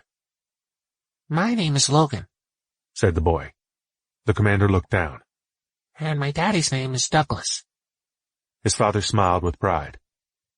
Well, Logan and Doug, we will be there in minutes, so we need to get into our suits. Let me know if you need any help, okay? Daxman entered, wearing his all-too-familiar cold suit, holding the shoulder straps of a dark leather backpack in his hand. His face was sullen, his expression pained. The thought of venturing out into the freezing air again turned his stomach. Painfully aware of just how close he was to death, how the cold sapped him of his will to live. Daxman lifted the backpack onto his shoulder and shuffled to the corner of the room. Dax, what's in the bag? Asked Thomas. Daxman ignored him. Thomas shook his head. Isaac entered the room, also dressed in a standard-issue ISC cold suit. Dressed in an emergency remainder cold suit, Julie followed him into the room with a purple backpack slung over one shoulder. Julie looked around and moved across the room to Logan. Hey, little guy. Hi, he said with a smile. I've got a surprise for you. Logan's eyes widened with anticipation. You get to wear a modified version of my old ISC jumpsuit. You get to be an astronaut today. Really? His eyes lit up. Yep. So let's get you into it, okay? I'll help you. Julie and Douglas helped Logan into his suit. They sealed the joints, and after his son was secure, Douglas suited up as well. Thomas surveyed the progress of his team. Everyone was nearly ready. Julie, you have the pack for the Regulan drive interface? Julie smiled as she patted the strap on her shoulder. Her purple backpack sagged under the weight of its contents. All set and ready to go. Commander, announced Clara. Touchdown in 1 minute. Weather in the area has become unstable. What do you mean, Clara? Wind gusts now exceed 50 miles per hour. Visibility has been reduced to 20 feet. The drive has been engulfed inside a low-pressure system. Sophie, can we get closer? Visibility is really bad here. It's too late, responded Sophia. We are descending to the waypoint now. Damn it. Thomas looked around and exhaled in exasperation. Okay, listen everyone. This means, more than ever, we need to stay close. Here is the order. I will be in front. Douglas and Logan behind me. Julie, then Daxman. Isaac is next, then Sheila. Brandon will be in back. Got it? Everyone nodded and closed the final seals on their suits. Touchdown in 5, announced Clara. 4, 3, 2, 1. The room jarred. The hatch opened. A torrent of snow and wind filled the chamber, whipping between the travelers in a violent torrent. Brandon looked around in a panic as the ramp extended to the frozen ground below. Others shared his worry. Okay, follow me! Screamed Thomas, as he shuffled down the ramp. Everyone filed out of the room behind him in order. Like a rushing stream, the wind battered the team relentlessly as they shuffled down the metal ramp. Stay close! Screamed Thomas over the roar of the wind. The group inched down the ramp. Logan stepped too close to the side, and his foot slipped into the darkness. His life flashed. Douglas lunged and snagged him by the shoulder, pulling him back. Logan clung to his father, sobbing quietly as they continued. The team stepped to the bottom and off the ramp. Thomas signaled back to Tesla Prime. Sophie, can you hear me? I can, but barely, she responded. We're off the ramp. Copy that, Tom. Seconds later, metal ground against metal as the ramp retracted, disappearing into the blinding tempest. Tom? Yes, Sophie. Be safe. Thomas peered back through the snow to where he knew Sophia would be, on the command deck. He pictured her there, standing proud, gazing back at him. You too, he said. I'll see you on the other side, okay? Behind a muted microphone, Sophia choked back tears. Sophie? Don't worry about us, she said. We will be okay. You will be, Sophie, and we will be there, waiting for you on the other side. Chapter 34. Separate Paths. The unrelenting cyclone buffeted the small group as they prepared to make their trek across the frigid earth and through blinding snow. Thomas turned and looked down at his datapad. The group of 4 men, 2 women, and a child looked to him for guidance. Where to? Shouted Brandon over the howling wind. Thomas looked up. To the waypoint, just over there. He pointed to a spot near a hill. Behind him, a rumble beyond the white veil of snow rose into the air. Tesla Prime's engines illuminated the clouds and then passed overhead to the south. The light diminished in the distance, and the crew watched as their sanctuary disappeared from view. The roar of the engines faded into the growl of the wind. Seeking some respite from the storm, the group slogged to the edge of the windswept snow dune and settled in. Now what? Shouted Brandon. Now we wait for Marcus, said Thomas, and hope that he brings weapons. The Arctic blast wailed as it whipped around them. Julie edged closer to Daxman. Thomas looked south, struggling in vain to see any sign of Tesla Prime, a wall of white blocking his view. Isaac approached him on his left. Did you see anything, Commander? No, nothing. With the dull thump of distant explosions, the ground shook. Was that? Started Julie. Not sure, said Thomas. After several moments, more deep explosions came from the west. A final series of thuds reached the crew, and then silence. The group waited anxiously. Julie looked at Daxman, and then at Thomas. So what happened? Did it work? Did the Regulans follow them? She asked. We won't know until we get to the drive, said Thomas, as he walked back to the edge of the hill. He looked through his OBSPAC into the distance, but the device captured only the abyssal flurry of snow. As Thomas maintained the vigilant search for information, the travelers settled in, waiting for Marcus and his team. Julie plodded up the hill and stepped to Thomas's right. Are they going to be okay? She asked.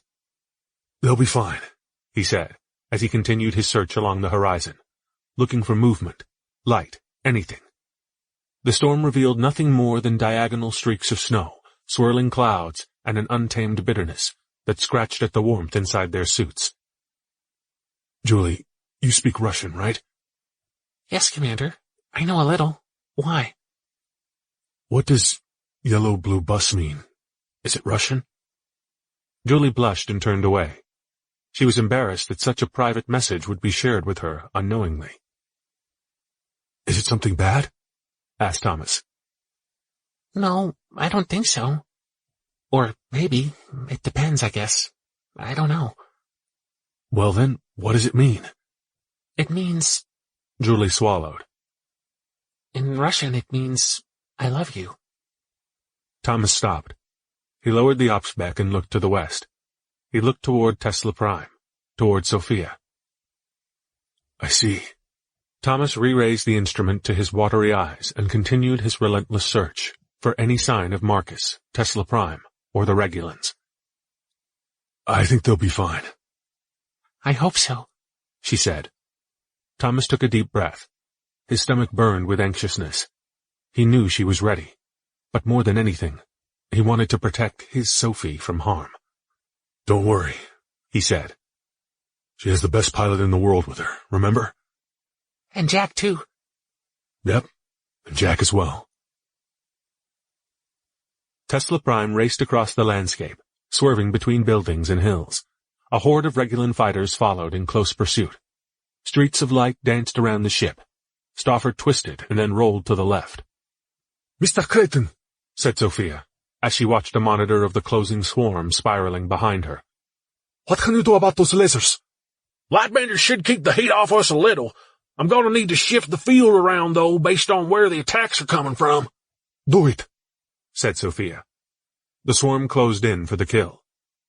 Prepare the engines for manual power surge. We need to build up speed. After several seconds of recalibrating the onboard config file, Jack responded. All set. She's as ready as a firework on the 4th of July. Good, said Sophia. Okay, Mr. Sinclair. Let her roar. Clara relayed the message, which scrolled across a screen in front of him. Stofford tensed his arms inside his control tubes. The fiber-optic cords that draped from them glowed with a crimson hue. He reclined in silence. What shall we play now, my sweet? He thought. After a moment of mentally sifting through all of Beethoven's masterpieces, Stofford smiled. The Ninth Symphony it is, then. Now, Mr. Sinclair, more speed! The engines flared. A streak of light shot out of the back of Tesla Prime. Sophia watched the approaching horde as the arching plumes from the ace engines scorched several Regulan fighters. Their hulls exploded in a violent and swirling thunderstorm. Sophia noticed. Mr. Creighton, did the ace engines do that? Indeed they did. Excellent. It appears that we now have ourselves a weapon. Hot damn we do! Stofford veered Tesla Prime to the right and steadied course. Mr. Creighton, prepare the engines. We need another power surge. Be a minute, he said. Jack entered a command to route power back through the engines, setting the reflection to 1 picoradian. The next charge gathered in strength. She's ready for another one, he said. Again, Mr. Sinclair. Sophia watched as the Regulan fighters moved into position for the killing blow. Roast them.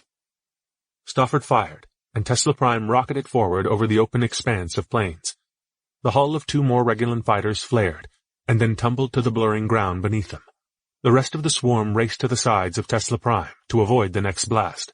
But still, they closed in. Lasers crisscrossed the view in front of them. 1 shaft of golden light pierced the side of the vessel. Mr. Creighton, please keep those beams off us. Doing what I can, screamed Jack in frustration. He readjusted the lightbender field to intercept and reroute the lasers around Tesla Prime.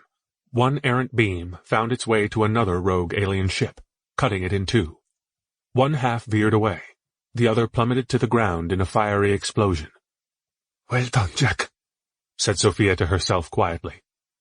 "Okay, Mr. Sinclair, let's move. Stretch it." Stofford nodded. His muscles bulged inside the tubes as he communicated to the ship. "Maximum thrust," he thought. Tesla Prime twirled and burst ahead. The horde of fighters fell back into the darkness. As he raced over the countryside, mountains emerged in the distance. Stofford aimed for a gap in the range and entered the maze of rock and snow. The fighters followed. Stofford swerved along the ravine, following its contours. The Regulans, like moths to a flame, pursued. Sophia studied the display of the gathering Regulans as they pressed into tight formation behind Tesla Prime. "Mr. Creighton, please recharge the engines." My pleasure. Jack rerouted power. Tesla Prime slowed. Deep inside a narrow valley, the Regulans closed, powering their weapons. "Fire!" screamed Sophia. Stofford pulsed the engines. A flare erupted from the back of the ship, and cooked 3 more Regulan fighters flying in close formation. The husks of the ships crashed into the icy rocks below. A dozen more continued their relentless pursuit. Several broke off and arched upward out of the canyon. Lasers danced through the sky. 2 struck Tesla Prime. The astrometrics terminal on the command deck erupted in sparks. Another unseen laser sliced Julie's bed into 2 uneven parts. A small fire smoldered, and Clara suppressed it with a blast of carbon dioxide. "Hull breaches on levels 2 and 3, reported Clara.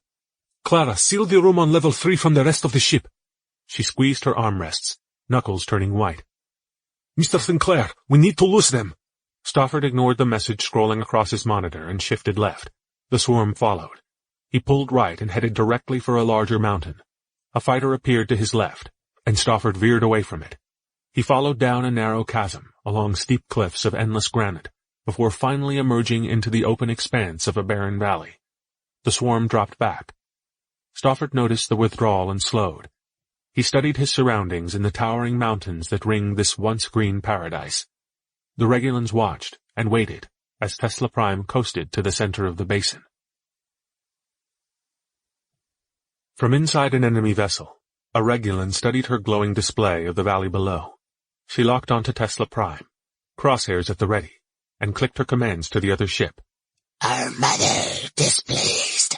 The chasm and destruction ends now. Let this be the final resting place of these humans. All ships, prepare to fire. Her orders rippled through the fleet, waiting and hidden. "Why aren't they chasing us?" he thought. "What's the logical play here?" Not liking this situation, he studied the terrain.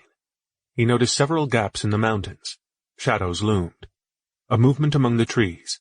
A light in the distance. Stofford felt anxious, uneasy. He recited several quotes of Sun Tzu as he stepped through his system checks. "It looks like you've done it, Mr. Sinclair," said Sophia. "We've lost them." Stofford ignored her, lost in the heightened state of his own thoughts. "To surround an enemy, you must leave a way of escape." He stepped through every possible lesson, tactic, or strategy that his training had prepared him for. "Request received, Mr. Sinclair," read a message from Clara on his screen. "Running new scans of area." "Create in your enemy's mind an alternative to death. Then kill him when he takes it." "Mr. Sinclair, please resume course," instructed his commander. He tensed, gaze fixed on the distant line of trees. "Scanning," announced Clara. Stofford waited for the results. Radiation readings for thermal, visible, and ultraviolet. "Mr. Sinclair, we've lost them. Please proceed with caution." No, he thought. All war is deception. Stofford rechecked his visuals. He could feel them waiting, watching, and planning. "Scanning," repeated Clara. Rely not on the enemy's absence, but our readiness to receive him.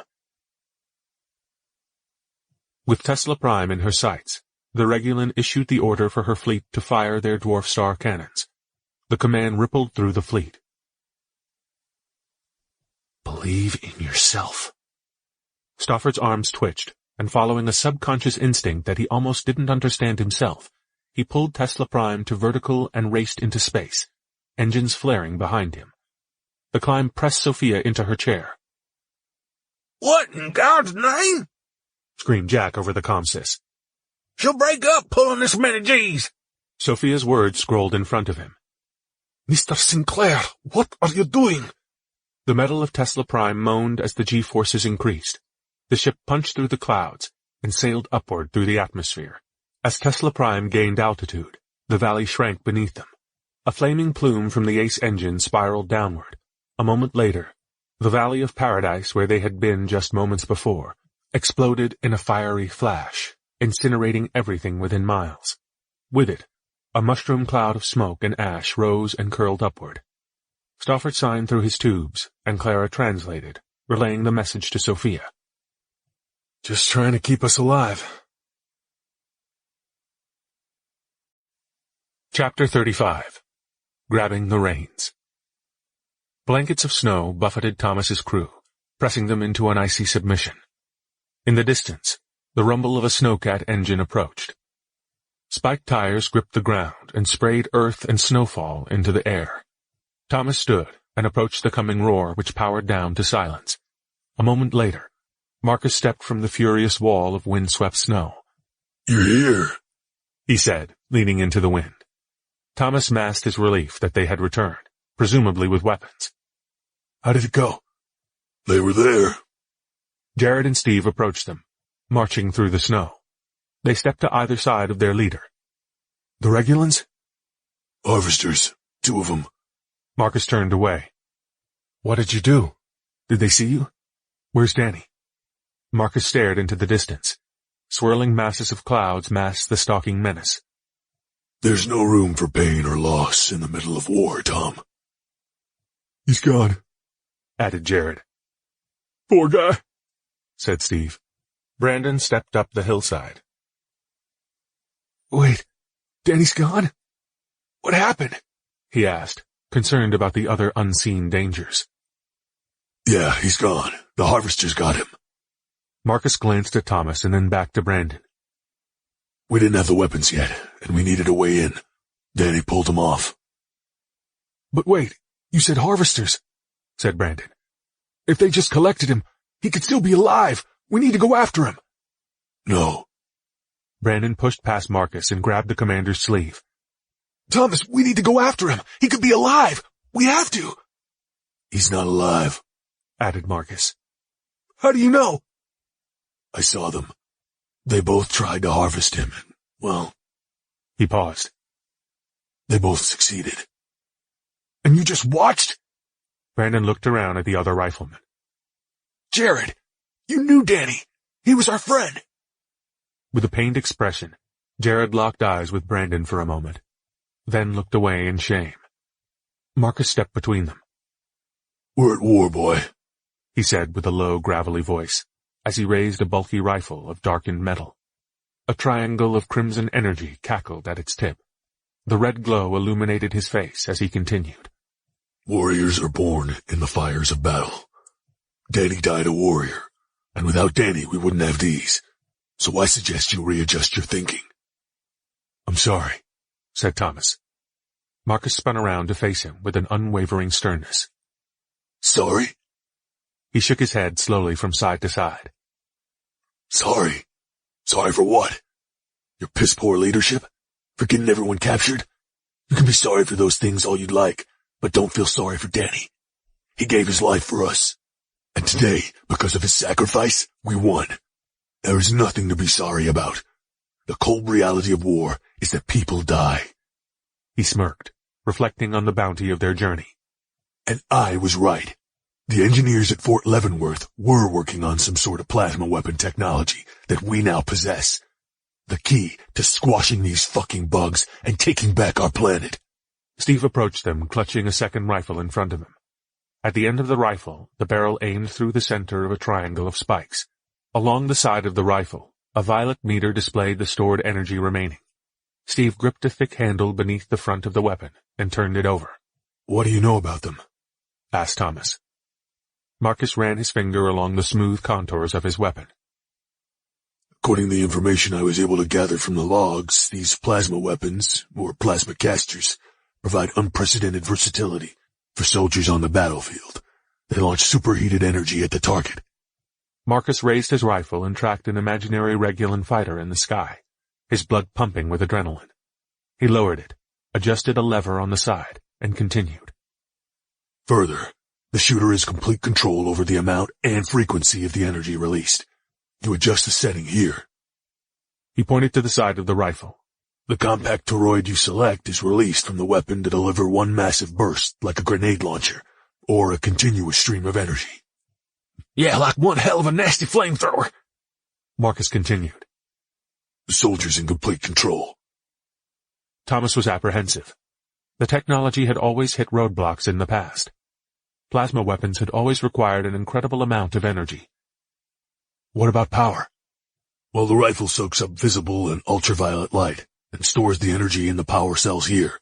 Marcus motioned to a forward portion of the rifle. Thomas looked up at the dim sky. That's not going to help us now. Marcus looked at Thomas and then back down at the rifle. Right. There is also a 200 kilowatt reactor embedded in the handle for additional power. What? Are you kidding? Said Daxman. No, it's real. They've successfully manufactured a micro-Stirling nuclear fusion reactor and embedded it in the stock, said Marcus. Douglas took a step back and pulled Logan further. A fusion reactor?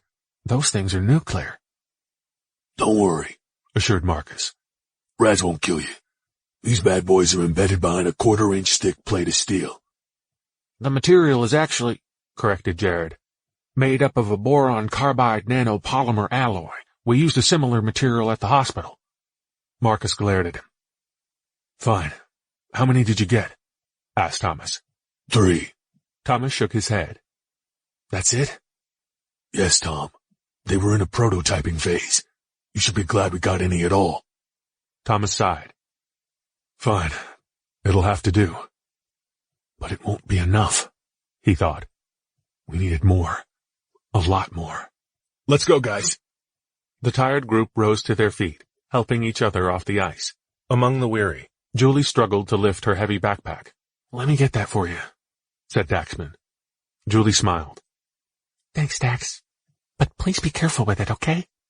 Dax, interrupted Thomas. You have your own, and you've been through a lot. I'll take it. He picked up Julie's purple backpack and slung it over his shoulder, significantly heavier than he expected. Julie smiled again toward her commander with appreciation. Please, just be careful, she said, as Daxman helped her up. The rest gathered their belongings and followed their leader into the blinding white wind. Snow crunched underfoot as the group stepped single file through the frozen wasteland. The bluster pushed the team back as each member leaned on each other for support. Foot followed foot, step followed step. Muscles ached. Thomas struggled to show them strength in the unnatural brutality of this hellish freeze. After 1,000 draining paces through deep snow, a smooth metallic wall emerged from the flurry. Thomas approached it and pressed against the featureless surface. He looked up and to the sides. No doors, no markings of any kind. The rest of the crew joined him and leaned against it to breathe and rest. As he looked down at his datapad, he walked along the wall to his right, several paces almost out of view.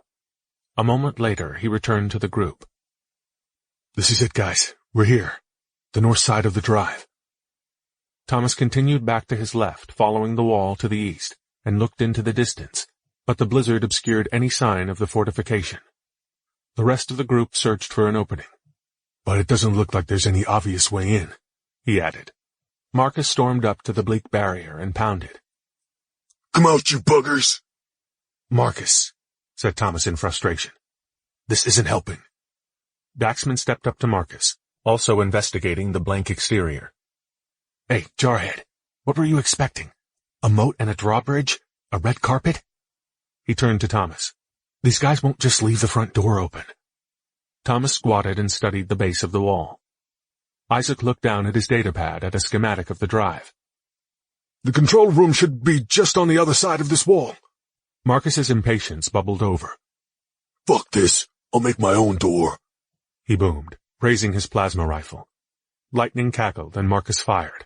A tight spiral of red energy erupted from the end of the gun. It raced toward the wall, bounced off the barrier, and back between Steve and Jared, before streaking off into the distance. Julie shrieked. "Marcus, do not fire unless I give the order," said Thomas, while Daxman erupted over him. "Idiot! Aim directly at the wall next time." Hey, I don't see you guys coming up with any solutions. Marcus adjusted the settings on his weapon. He turned and joined his rifle team. Thomas shook his head. Despite his disapproval, this was not a moment for indecision. On multiple fronts, time was running out. He glanced up, searching for the top of the wall. The glassy surface reached upward 50 feet before disappearing into the blustery snow. He again looked to his right, west, and then east. He needed to make a decision on which way to go, and now. Okay, said Thomas. He turned to the group. We need to split up. It'll increase our chances of getting into the control room. Good? Fine, said Marcus. He turned to address his men. We'll go west. Marcus, wait, before you go. He stopped. We need 2 of the rifles. Marcus turned and fixed his gaze on Thomas. He waited a few moments and smiled. These? No, I don't think so. What? No, my team needs them. But there are 8 of us and only 3 of you. Marcus chuckled and walked to his men. You guys are smart. You'll figure it out. Daxman stepped forward. You piece of shit. We have women and a child to protect. Thomas held him back. It's not your call, Marcus. You are not in command. Stephen and Jared clutched the handles of their plasma rifles and looked at each other nervously. Marcus smirked and circled to the left, away from the wall. How does the saying go, Tom? The guy with the gun makes the rules. Brandon approached his friends with mounting concern. Jared, Steve, come on, guys. We've been friends a long time. Don't do this. I can go with, started Steve, before Marcus interrupted him. They're with me now. Just one then. Thomas shrank. Please. Jared looked down at his rifle. Heavy in his hands, he stepped forward. You guys can have mine. No, shouted Marcus. These are our rifles. Come on, man, they have a kid with them. They need something. Marcus stepped through the snow and marched over to his defiant rifleman. In front of him, Marcus slammed his rifle into Jared's chest, who fell backwards onto the ground. Half buried in the deep snow, he looked away, humiliated. Marcus leered at him for a stubborn moment, and then turned back to the group. We will keep the weapons for now. Once we get inside, we can reevaluate the situation. Thomas advanced. Marcus raised his rifle and aimed at a small wrinkle on the bridge of Thomas's nose. The lingering mark of instant death didn't faze the captain, and he continued. Listen, Marcus, said the commander, as the laser point drifted down along his cheek. Without the plasma rifles, we're defenseless. You're the smart one, remember? Isn't that what you told me back at the compound? You have the brains. All I bring to the table is muscle. Marcus grinned. Well, this is my muscle now. As power surged in its hilt, recharging the battery from his last blast, he caressed the trigger. Marcus, said Thomas, all we need is one.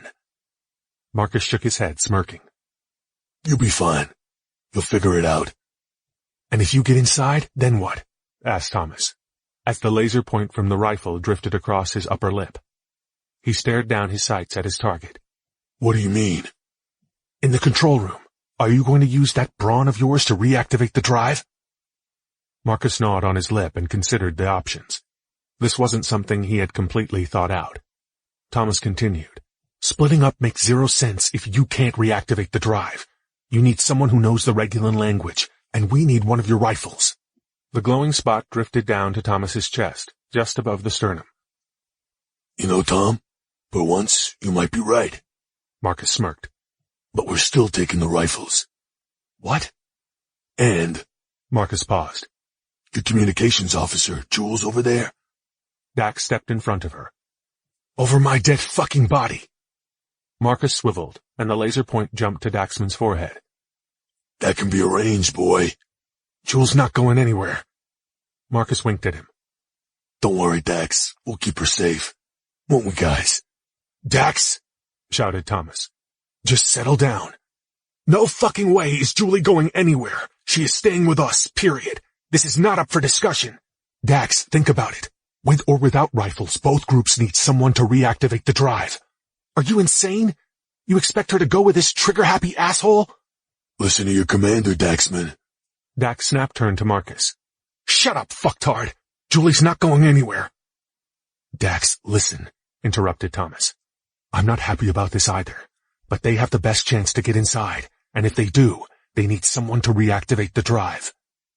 The arguing continued, the pressure building, until another voice added to the clarity, to the chaos.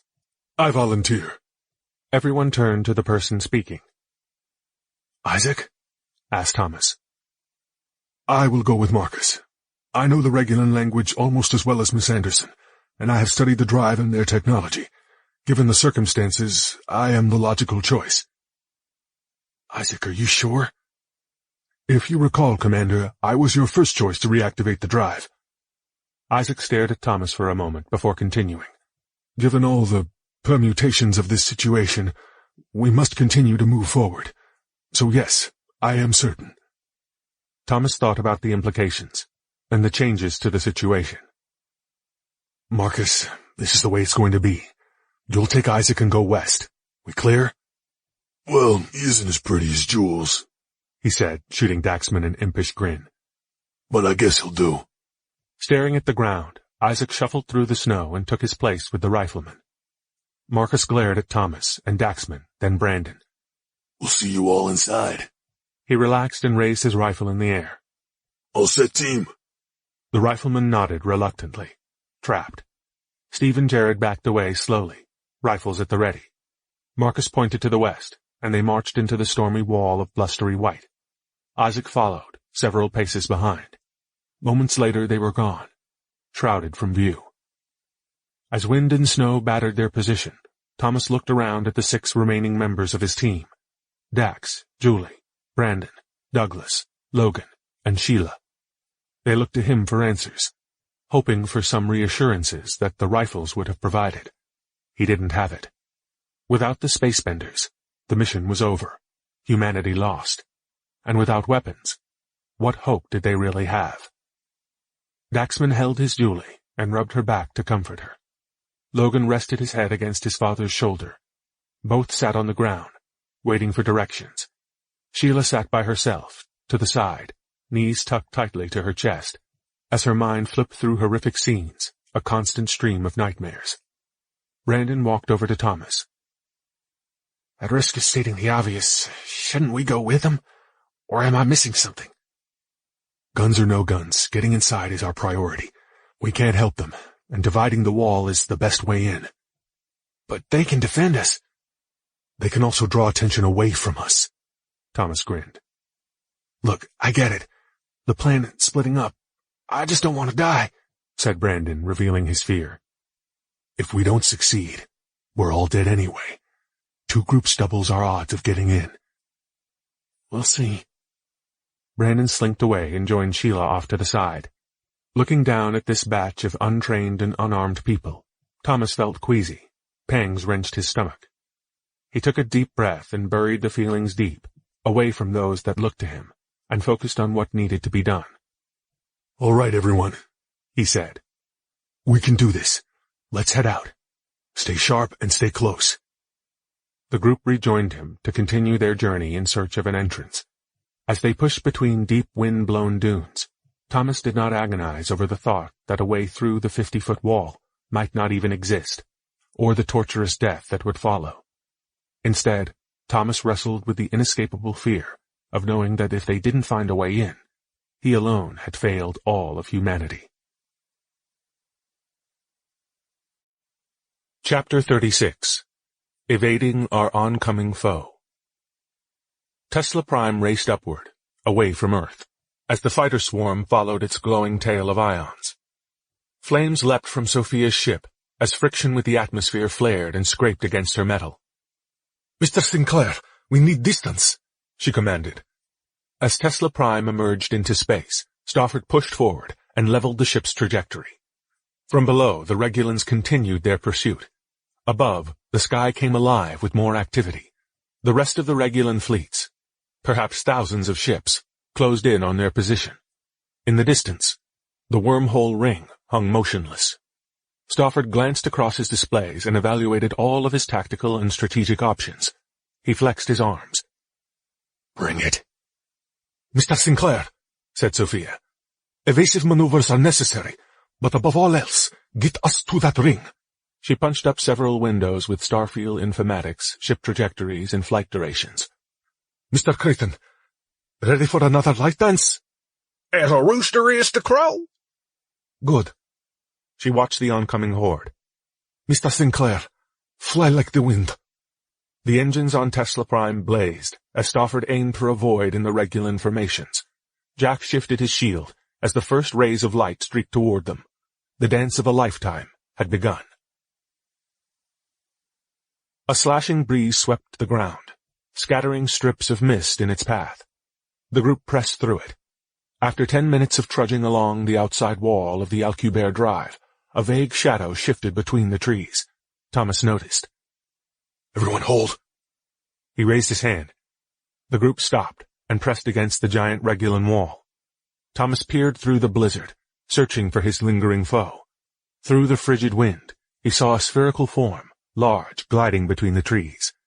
He recognized the shape immediately. Holding a body with one coiled leg, a harvester approached the outer wall of the Alcubierre Drive. A spot on the wall nearest to it radiated in emerald green and parted like the flow of a waterfall broken by an umbrella. Everyone watched as the harvester stepped through and disappeared into the structure. The barrier sealed behind it, and with the robot inside, the bright green faded to gray. Thomas sighed, realizing the wasted opportunity, but he didn't know when or even if to expect another one. "Okay, guys, that's our way in. We need to stay alert. Find another harvester and follow it in." "Wait, what?" asked Brandon in shock. "How are we going to do that exactly? We can't see anything in this storm."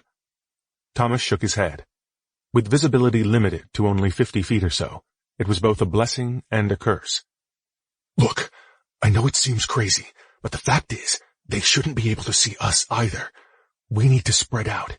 It'll be fine." "So that's your grand plan?" asked Brandon. "Spread out and just wait for one of those things to come back? Brilliant!" "Thomas, if I may, I don't particularly like this," said Douglas. "We should stay together. It's safer." He pulled Logan close to him. "This is our way in," said Thomas. "The only way in." "And what if it takes a month before another one shows up?" asked Brandon. The commander's frustration grew. "Look, Brandon, we don't have many options here, okay? As a matter of fact, I have one. How about this? We keep walking. Maybe there's a door further down. Who knows what we'll find? It's better than standing here waiting to die." "This structure is 50 miles in diameter. We could be walking for days." "Or we could find a door just around the corner." "No. We've seen how they get in, and we've seen one go in at this spot. This could be an entrance of some sort." "Perhaps we should go back and join up with Marcus," suggested Sheila. "This is the plan," ordered Thomas. "This is our best chance." "Wait, who put you in charge anyway? We were fine before you came and screwed it all up," said Brandon. Thomas stepped back. "We're all on the same team, Brandon. I didn't do this." "But you presume to know what is better for my people." "Your people? You were hiding in a hole." Thomas paused. "What kind of life is that?" "We were happy before you came. You brought them to us." "David, your leader, invited us. We just wanted to help." "Help? Look at us, standing here like idiots, freezing to death in the snow. Is that any better? Marcus may be an asshole, but at least he keeps moving forward with conviction." "Brandon, this is the best option." As the group argued about the best path forward, tensions continued to grow, and Daxman withdrew. In the deep snow, he trudged away from the crowd until howling wind masked the bickering. He slid back against the wall and studied the structure, trying to deconstruct it, like a new puzzle his mom brought to him as a child. He looked deeper for a clue beneath the obvious exterior, the proverbial crack in the wall. "There's got to be some trick to this," Daxman stared up at the looming structure in front of him. He glanced over his shoulder to the group and then back to the wall. He stepped farther away from them and studied the ground. I wonder. He set his dark brown leather backpack on the ground next to him and knelt down. Swiping at the snowfall, he brushed away some dirt beneath it. The wall penetrated deep into the earth. He scratched at the ground and managed to pry loose a small clod of dirt. He raised it to his eyes and examined the rough surface, which matched the new hole in the ground. He tapped the piece of dirt on the wall and listened to the dull thud it made as it connected, watching the wind carry a puff of brown powder into the distance. Daxman shook his head. Ground's hard. As his mind processed the tensile strength of dirt and numerous alloys at -100 degrees Celsius, the ground around him brightened with a bright green aura. The wall in front of him shimmered and glowed like a ray of sunlight through a brilliant emerald, telling him that another harvester approached. Daxman spun around and scanned the tree line. Nothing. He pressed against the wall to the side of the green oval. Thomas and the rest of the party argued, oblivious. "Commander!" interrupted Daxman. With a flurry of opinions, the group continued to debate the merits of continuing on versus waiting for something that may never come. "Commander, I found one for you!" The group stopped. Thomas looked up at Daxman about 50 feet away and at the green spot on the wall next to him. As the harvester advanced, the commander spun around and searched the distance, looking for a break in the terrain. "Already checked," said Daxman as he pushed against the wall. "My bet is this one's coming out." Logan looked up at his father. Daddy, what's going on? Douglas hoisted him off the ground. "Yeah, we're just going to play hide-and-seek for a while, okay?" Logan nodded. "Everyone," ordered Thomas. "Behind me, now!" The group scurried to the far side of a snow-covered mound, the size of a small car. They lay down to hide from what was about to emerge. Brandon turned to Thomas. "Wait, if it's coming out, how are we going to get in?" "I don't know yet." Thomas glanced back to the wall. The emerald glow strengthened as Daxman inched away to the far side. "Dax, what are you doing? Get over here!" Daxman felt the wall as he pulled away from the portal. "It's our best chance, Tom. You know it is." Thomas shook his head. "No, we do this together." "You know I have to," said Daxman, sliding. Lying on the ground, Julie stared back at him in horror. "Don't worry, Jules," called out Daxman, looking back into her eyes for a final time. "It'll be okay. I promise." The green oval brightened, and the wall pulled to the sides, opening a passage into the structure. Daxman pressed into the cold surface behind it. The first thin metallic leg reached out of the shimmering portal and planted on the ground. Another followed, piercing the leather of Daxman's backpack. He heard the unsettling crunch of glass from the picture of him and his mother. The crew watched in horror. Like a giant spider, more legs stepped forward into the snowy earth. As its body emerged, the harvester glided through the breach and stopped. It looked down and scanned the punctured backpack, pressed deep into the snowy terrain. Object, container, material, carbon, silica, argon, origin, human. The harvester commenced to search for the pack's owner. A wide yellow beam shot out of its eye as it scanned from left to right, hunting for humans. Energy 0. Behind the snowy hill, Thomas lowered his head. His group followed. Logan cried softly, and Douglas tried to comfort him. Sheila bobbed in a fetal position. Daxman edged away from the monster, feeling along the wall as he slid. If he ran, he knew the harvester would detect him and pursue. The machine continued its scan left, now focused on the mound of snow. Thomas and his crew pushed themselves into the ground. Julie squeezed her eyes shut. Thomas held his breath. Sheila bit her lip with mounting panic. All waited. Energy 0. Scanning through the barren forest, it rotated to the right. Julie peeked out from behind the mound and watched as the harvester swiveled toward Daxman. Running out of time and room, he edged along the base of the drive. The machine rotated like a turret of a giant tank preparing to fire. Dax braced for the end. Julie knew that she was his only hope, and with a burst of courage, she leapt out from behind the mound, stood, and screamed at the beast. Here I am. You're looking for me. It turned toward her and processed her moving image. Target, human, threat, 0, directive, harvest.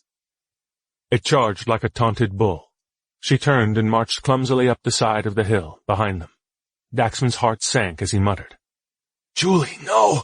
What are you doing? Realizing her exposure, Thomas rose from his hiding spot and also waved his arms. Over here!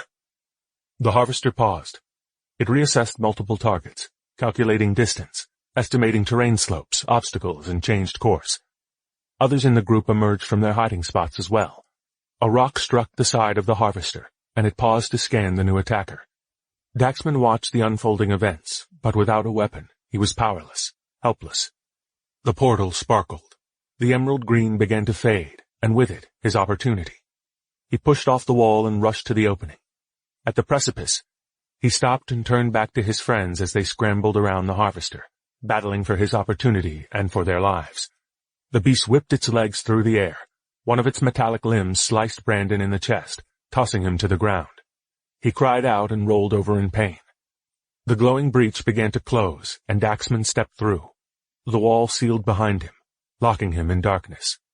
The grinding of metal and screams of his friends faded to silence. Only the sound of his breath was with him. Daxman scanned the dark room. Unable to separate shadows from shapes, he reached into his pocket and pulled out a small flashlight that Julie had reminded him to pack before they left. I'll come back for you, Jules.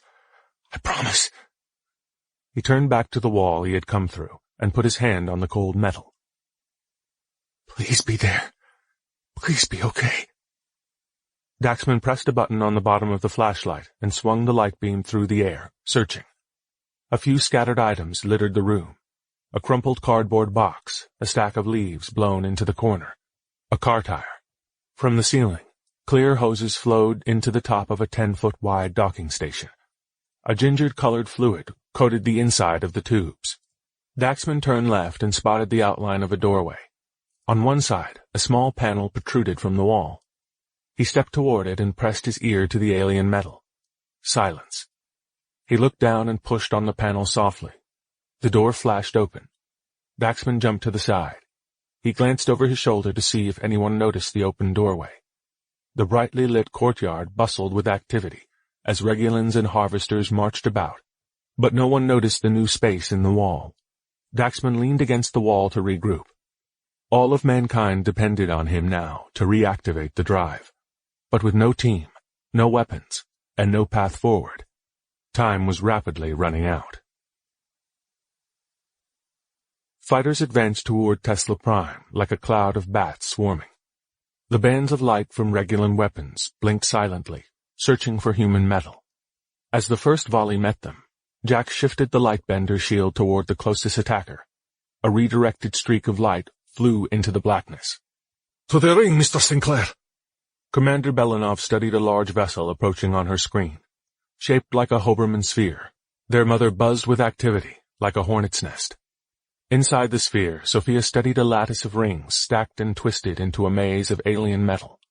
Like a hollow ball of string, Tesla Prime rolled, as Stofford hurried toward another break in the Regulan formation. The ace engines purred. If you can, Mr. Sinclair, try to keep them to one side. Stofford veered to the right as the cloud of fighters followed. Jack shifted the shield along the back of the ship.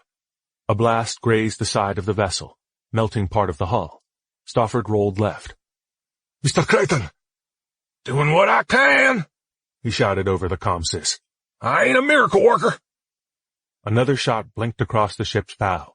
Stofford pushed forward into a power dive, and then leveled as the Regulans followed his flight path.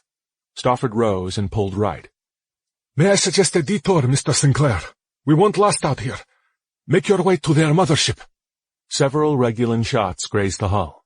Stofford rolled left and more Regulans closed.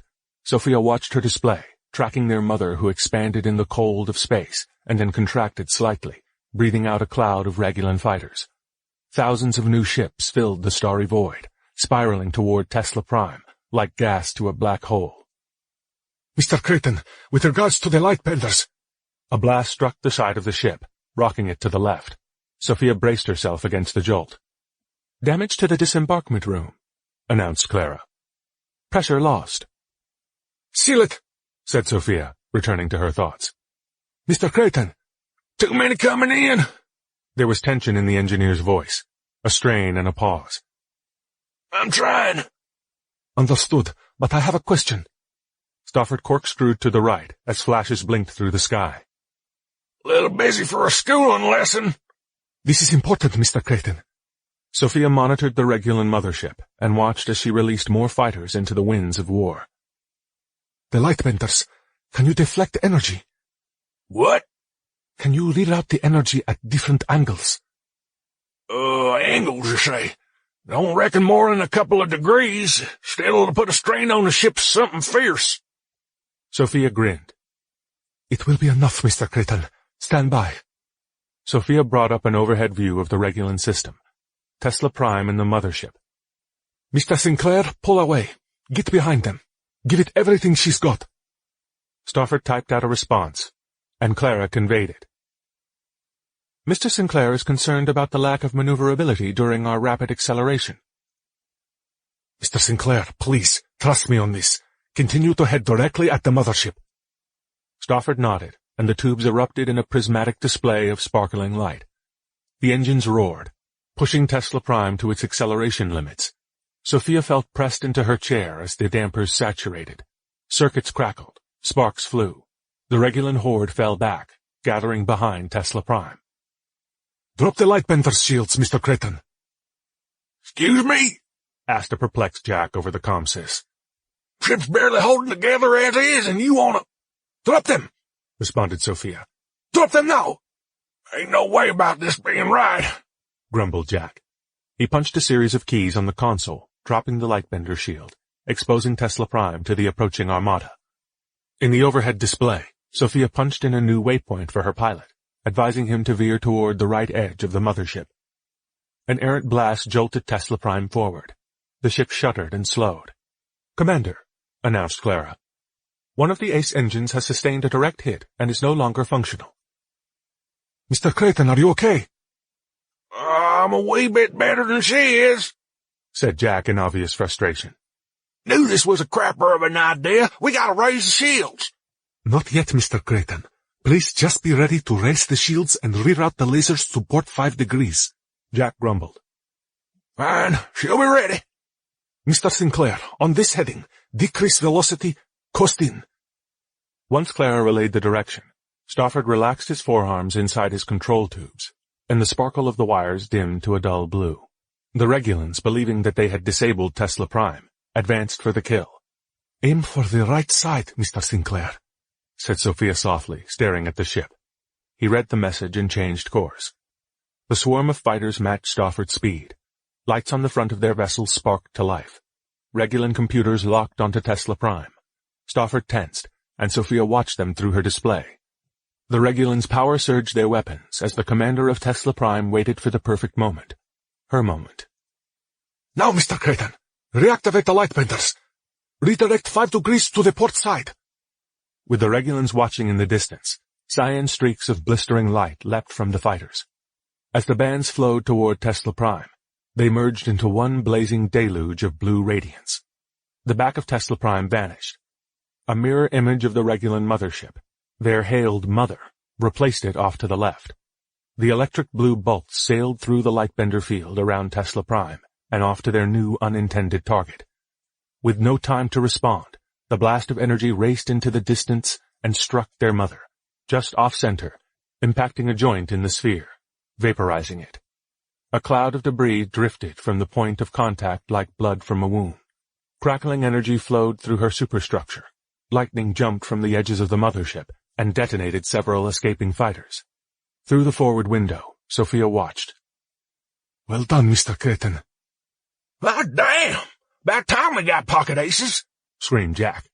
In the chaotic frenzy of the strike, many Regulans from the pursuing horde rushed back to their mother to aid with her recovery.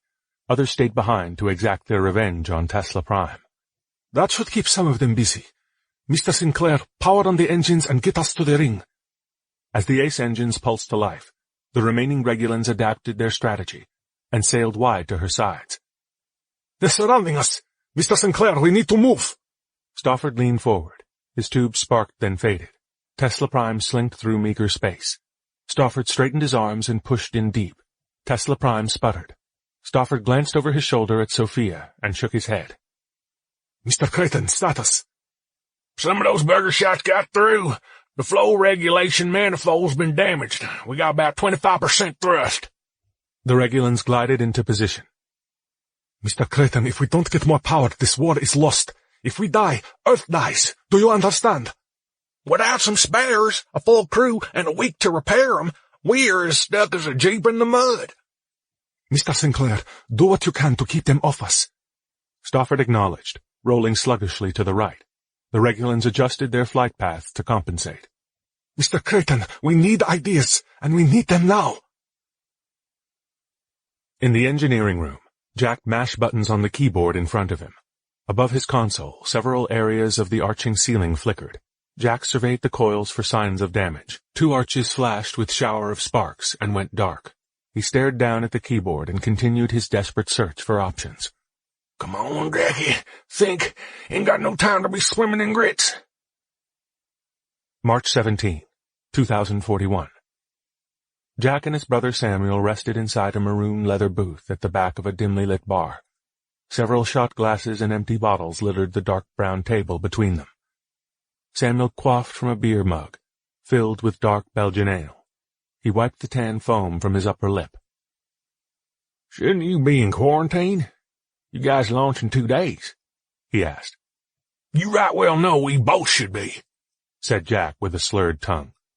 But screw 'em. I don't give a shiner at shit. If I get sick, I get sick.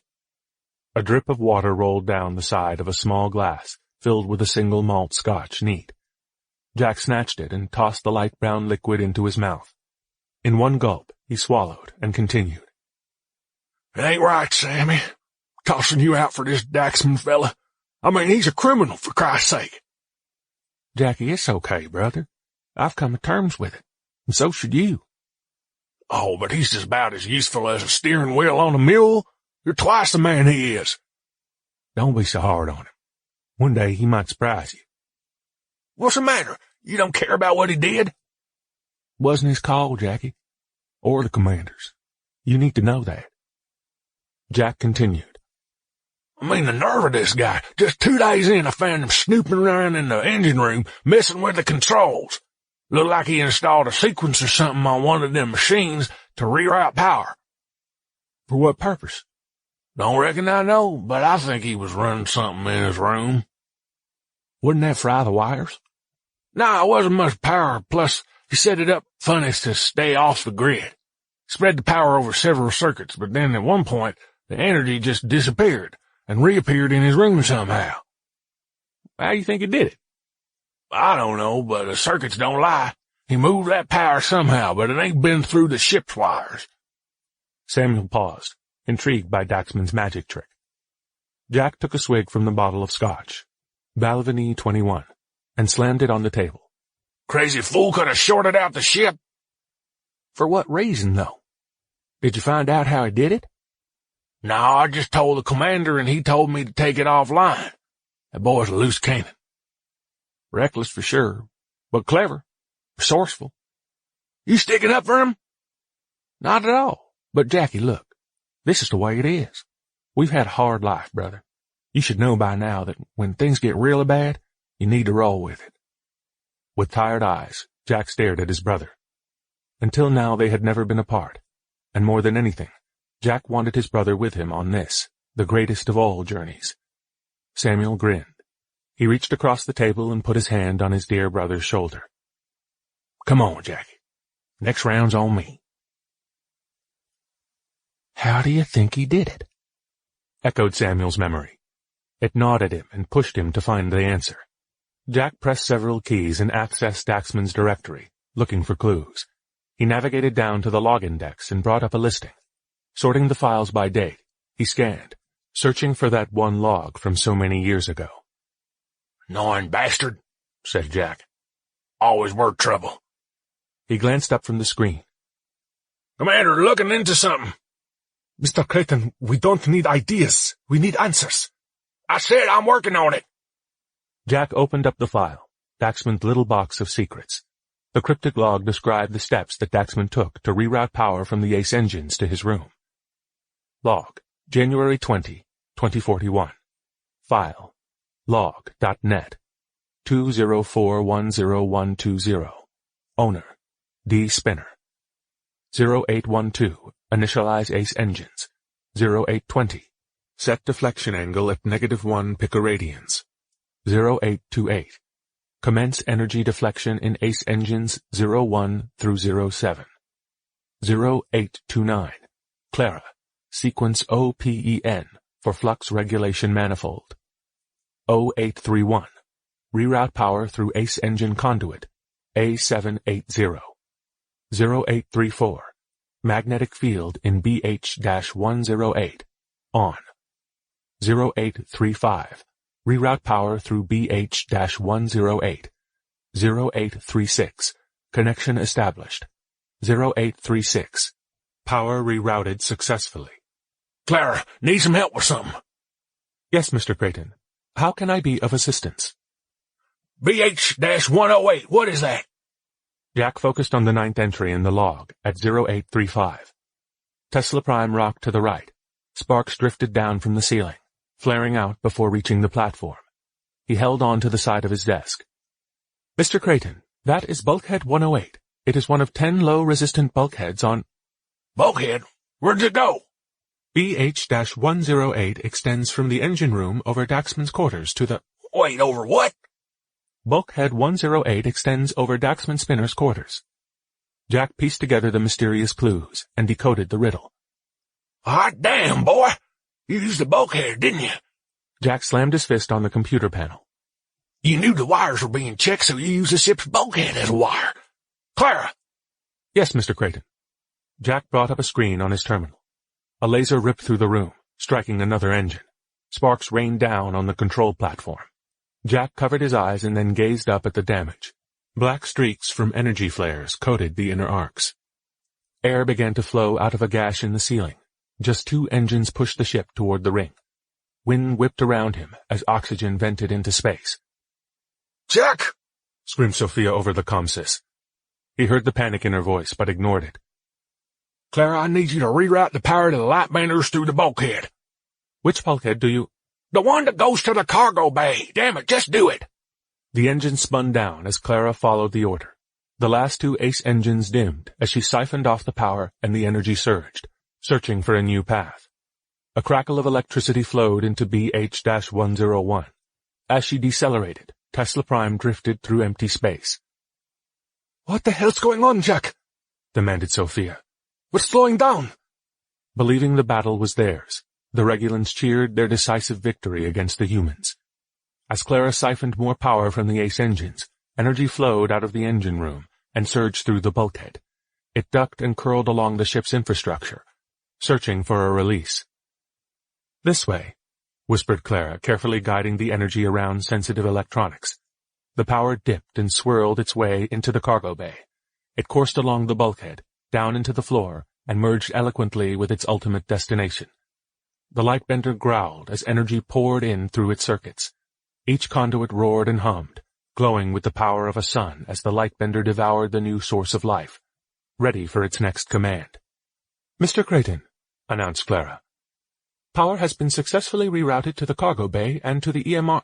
Clara, fire up the lightbender now! Full coverage! She executed the order. As the Regulans prepared to release a massive final blow, Tesla Prime vanished, like a ghost disappearing into the night sky. In her wake, she left behind a void of confusion, anger, and frustration. Just moments from victory, the Regulans desperately scoured the area for their prey. Tesla Prime, though, shrouded in a field of 1 trillion beams of light, coasted infinitely undetectable to its final destination.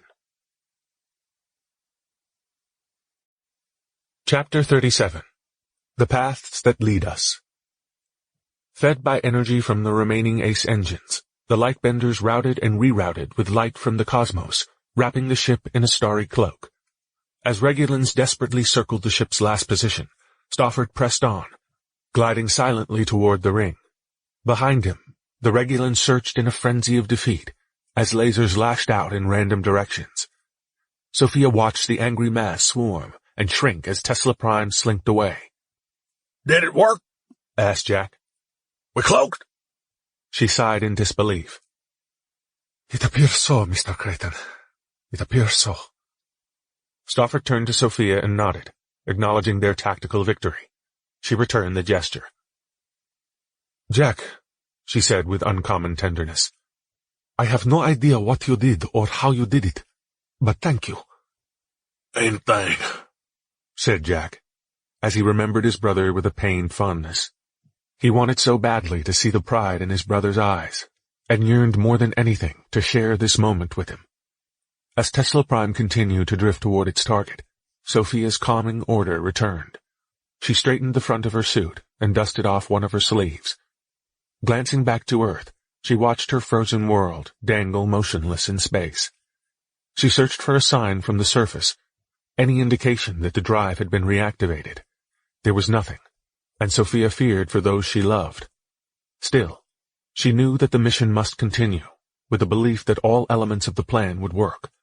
She returned her gaze to the ring. It marked a passage, a chance, however improbable, of salvaging the warmth of life that was stolen from mankind.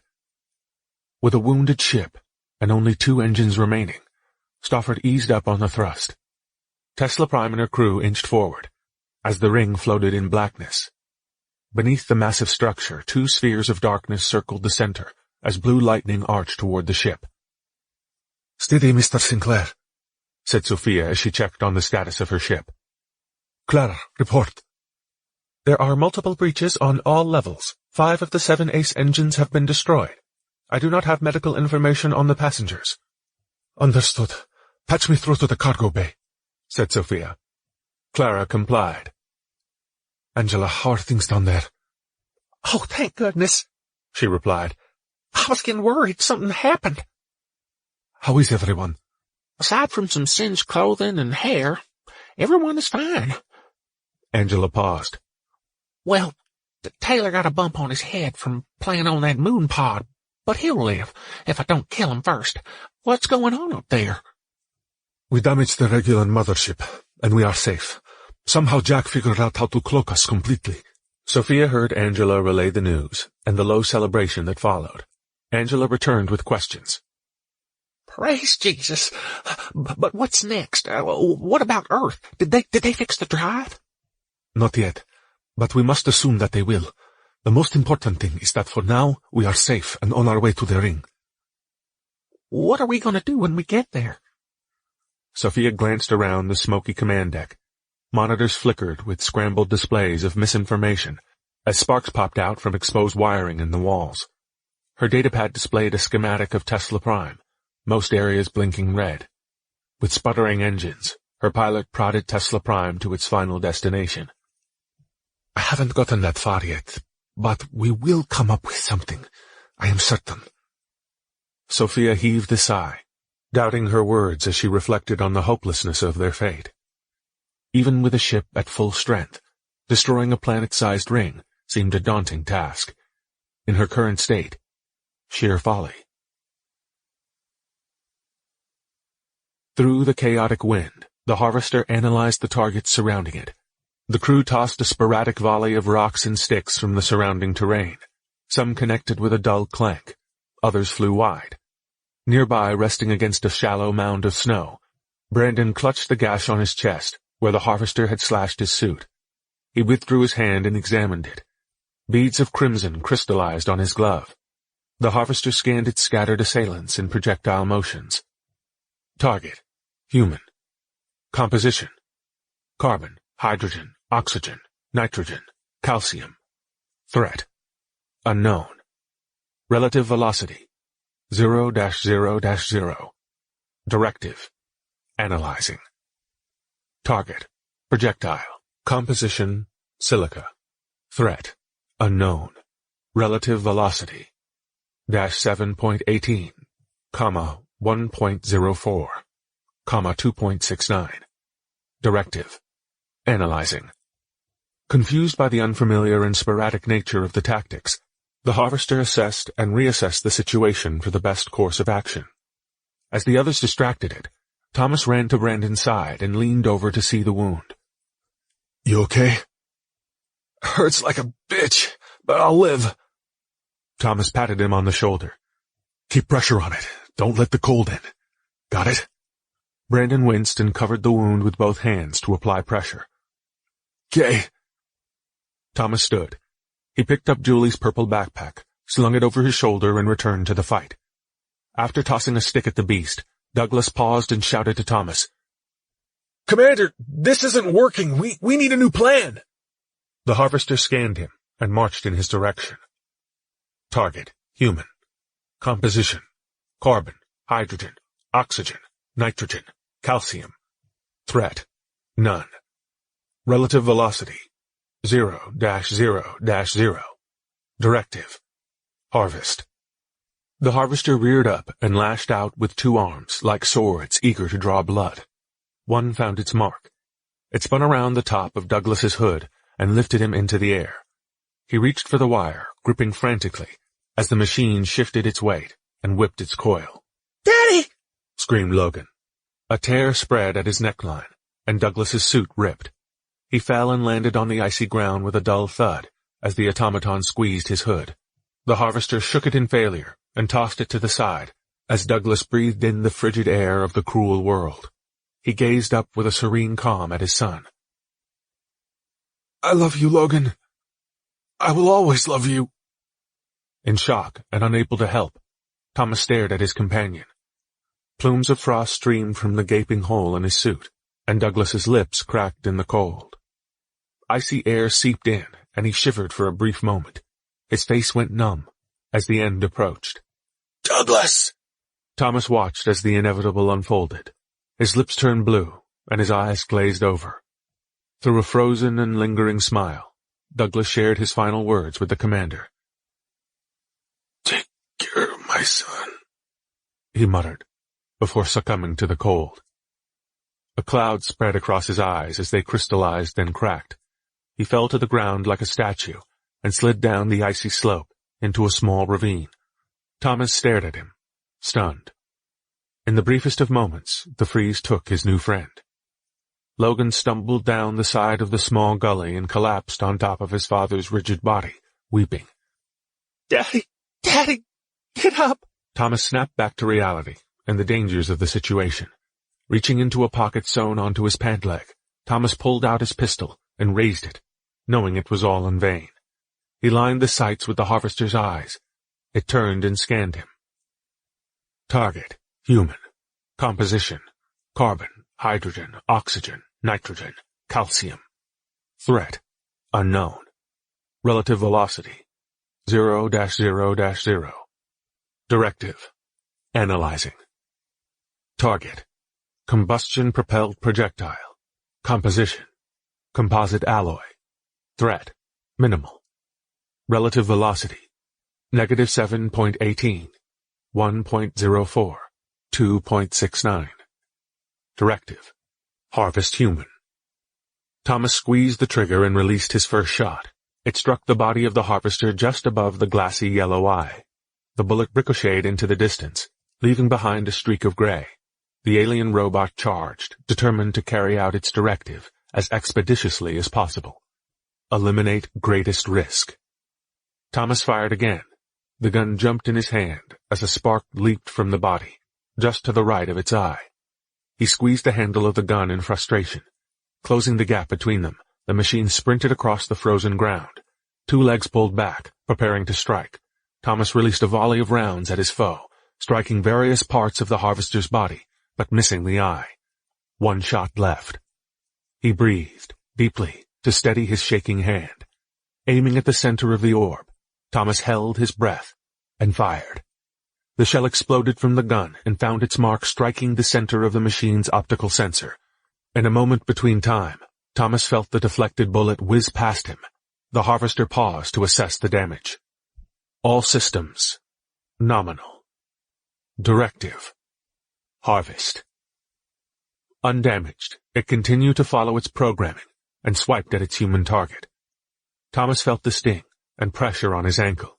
He looked down as the coil wound up his calf, squeezing the blood from it. He clawed at the tip, trying to unwrench the slender snare. To no avail. The harvester pivoted, and Tom's world flipped upside down. Dangling by one captured leg, blood rushed to his head as he tried to get his bearings. "Commander!" screamed Julie. The gun slipped from his hand and landed among a cluster of spent bronze shell casings, half buried in cavities of melted snow. At the top of the harvester's body, a circular aperture rotated open. The robot guided its prey to the bin like a claw in a skilled crane game. As the pit came into view, Thomas gazed at what waited for him. Pulsing blood vessels lined the wall of the body's interior, and glistening ooze pooled at the bottom of the chamber. In position, the harvester's leg unwound, and Thomas fell. He landed with a dull squish and the hatch closed. The rest of the team gazed in a state of paralyzing dismay and breathless consternation. Their leader consumed. Hidden in the shadows to the side of the portal, Daxman leaned against the doorframe. Careful not to reveal his location, he watched dozens of Regulans and harvesters through the opening, studying their movements intently. The aliens bustled about in the eastern corridor like ants on a log. Very large ants, he thought. They paused briefly to communicate with each other, through a quick series of clacks and wing flutters. The larger harvesters walked between the Regulans, oblivious to the social dance of their masters. As Daxman pressed into the wall, a pulsing pattern appeared on the ceiling. The Regulans looked up as red lights flashed along the corridor, leading the soldiers toward a conflict beyond the western wall. Once the area cleared, Daxman emerged from his hiding spot. He slinked along the inner contour of the Alcubierre drive and toward the command center. The red symbols above him continued to flash. He glanced over his shoulder at his impending pursuers. He felt them at his back, clawing, reaching, clacking. He spun around, but saw only the open stretch of hallway behind him. The Regulans were busy with other matters, other menaces. Daxman didn't object to the turn of good fortune, but it also made him uneasy. What if this is all a trap? He wondered. A way to lure me in. He followed the metallic curve above him, and to his right. Supports for the massive structure jutted out from the wall and arched vertically into a bank of clouds. As he jogged down the empty hall, he breathed in the warm air from his suit. Gathered along the base of the walls, a layer of ice reminded him that outside of his sanctuary was a different world. He thought back to Kyle, lying motionless inside the escape pod. His frozen eyes stared back at Dax, empty, defeated, but Daxman pressed on, determined to reach his goal. Trapped inside the heart of the automaton, Thomas felt around in the darkness of his new prison, fingers gliding along the slimy walls. Pouches pulsed between ridges of a bone. Beyond, he heard the muffled screams of his companions, and the occasional clank of a rock striking the outer hull of his captor. They resisted, continued the fight, and a part of him felt proud. His organic cell swayed and shifted. Thomas fell to the side, his shoulders slamming into the fleshy wall. Getting in was easy. How the hell does someone get out of a harvester? He asked, as he pushed himself into a seated position. He took in several slow breaths of warm air from his suit, trying to remain calm, and evoke lessons from his prisoner of war training at ISC. When you find yourself in a hostile situation, you must take a detailed stock of everything. Understand your environment, your enemies, your friends, and discover all the resources that are available to you. Okay, think, Tom. Resources. Resources. Thomas reached back and wrestled Julie's pack from his hood. In blackness, he plopped it down between his legs and felt for the zipper. He fumbled, unable to grab the small metallic tab through the loose-fitting gloves of his cold suit. In a jolt, the harvester rushed forward, and Tom tumbled back, smashing against the curved wall. He sat up to regain his balance and swooned with nausea, blind and disoriented. He set the container down and poked at the zipper, looking for the inevitable hole where it hadn't been completely closed, and found it.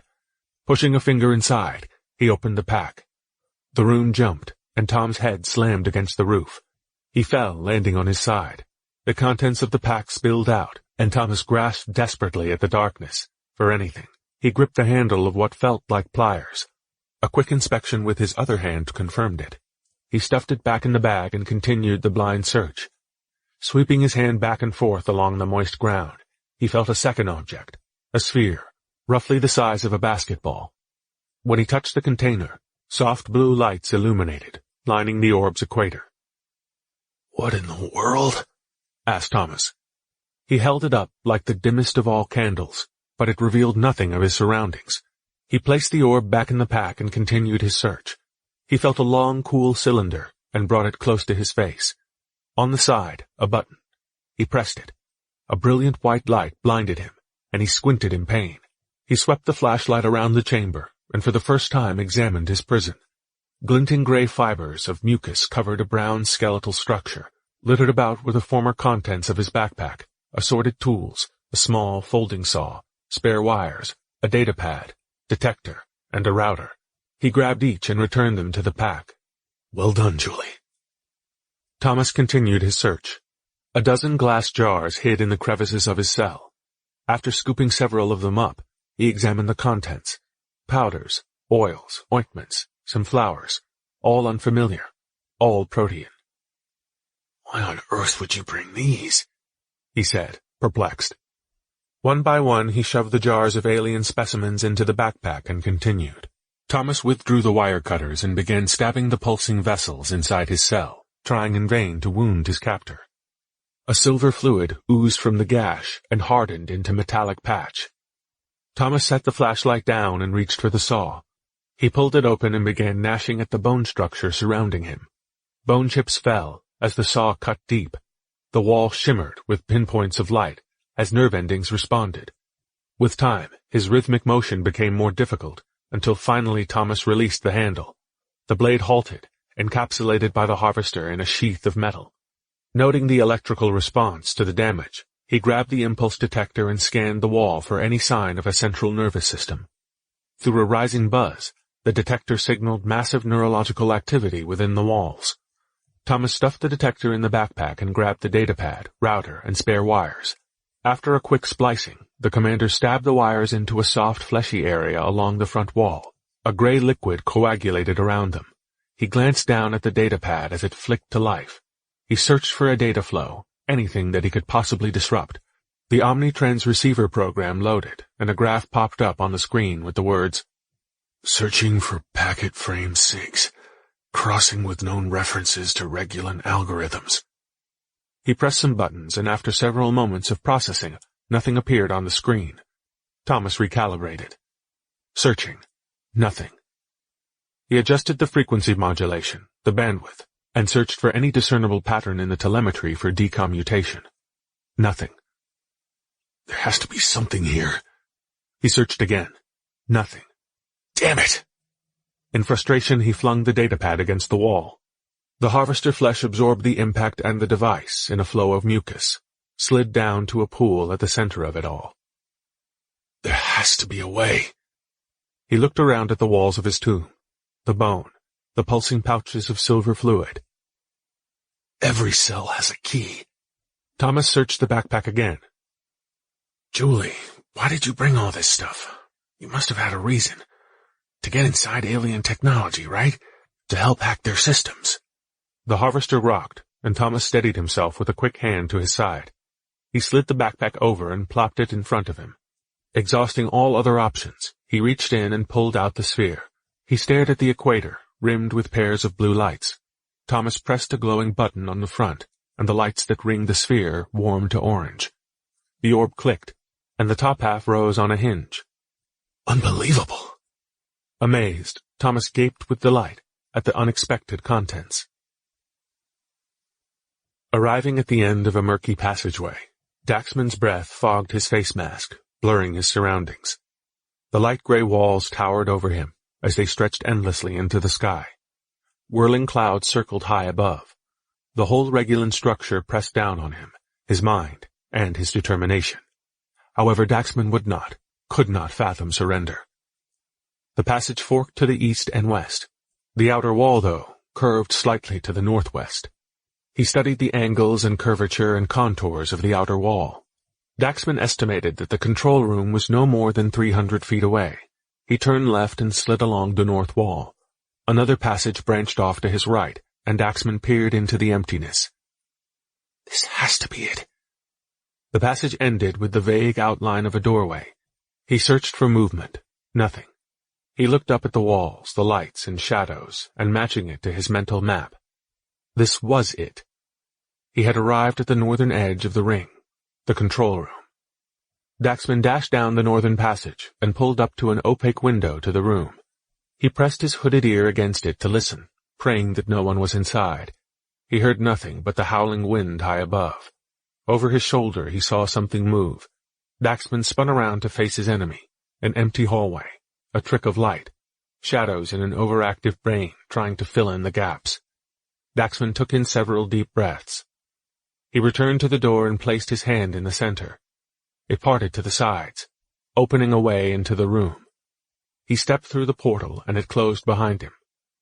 With a circle of illumination from his flashlight, Daxman scanned his surroundings. A hemisphere ceiling covered the room completely. At the center, a ringed railing circled a frosty orb, perched on a golden pedestal 4 feet tall. Daxman stepped toward it as the sound of his boots clanking on the floor echoed against the smooth walls. As he approached, the orb glowed in subtle malachite green, intensifying with each step. The alien technology stirred from its slumber. A soft radiance warmed as the orb filled the room with an emerald light. Daxman turned off his flashlight and with a trembling hand set it on the floor. He stared at it, drawn to its power. He sensed it. This brilliance before him was life, somehow Earth's life. Daxman stepped over the low railing. He felt a surge of energy and peace as he approached the sphere of alien technology. He felt its tender radiance through his suit, calling to him. This was his final test, to connect with the essence of a world. Fate had led him here, to this moment, and now it was time, his time, to become the vessel of humanity's escape. Surrounded by an unforgiving cold, Daxman detached and pulled off both of his gloves. Like a campfire, the orb protected him with pulsing heat. His bare hands slid through the frozen air as he placed them on the metallic surface. Its warmth filled him completely. As adrenaline coursed through him, his heart pounded. The edges of the door that he entered through melted into the wall, securing the room. Like an opening dome, the ceiling above him parted, revealing the outside world. Light streamed in and the clouds retreated. As Daxman gazed up at the sapphire heavens above, strands of jade slithered from the orb up his forearms, like blazing tendrils of energy. He looked down and watched as they crawled along his skin. The vines squeezed his arms and 1,000 barbs pierced him. Daxman screamed with the anguish of a waking nightmare. His body arched in dark agony as the vines dug into his skin, searching for his neural pathways. Eyes rolled back. He gagged, overwhelmed by unbearable pain. Designed for an exoskeletal biology, the orb continued its bewildering pursuit around and through Daxman's bones. It shook him, and he convulsed, rigid in anguish. A wave of nausea gripped his stomach as he fought the desperate urge to rip the lines from his arms. They pushed deeper. He felt the tearing muscle, the pressure against his skeleton, as the invader hunted for his mind. He pulled in air and swayed, and the torture continued. Daxman cried out, desperate for the suffering to end. His lips trembled as saliva dripped down his chin. He squeezed his eyes and pressed out tears.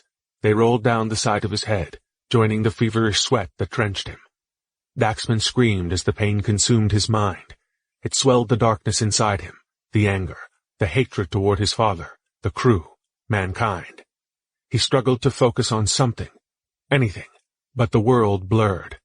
Images came to him, a warm pool of blue water, the gentle caress of the waves, lapping at his feet. But the water quickened and rose. The rushing stream transformed into a frothy torrent of suffering and pain. Daxman's mind spun. The weight of feeling squeezed his will to live.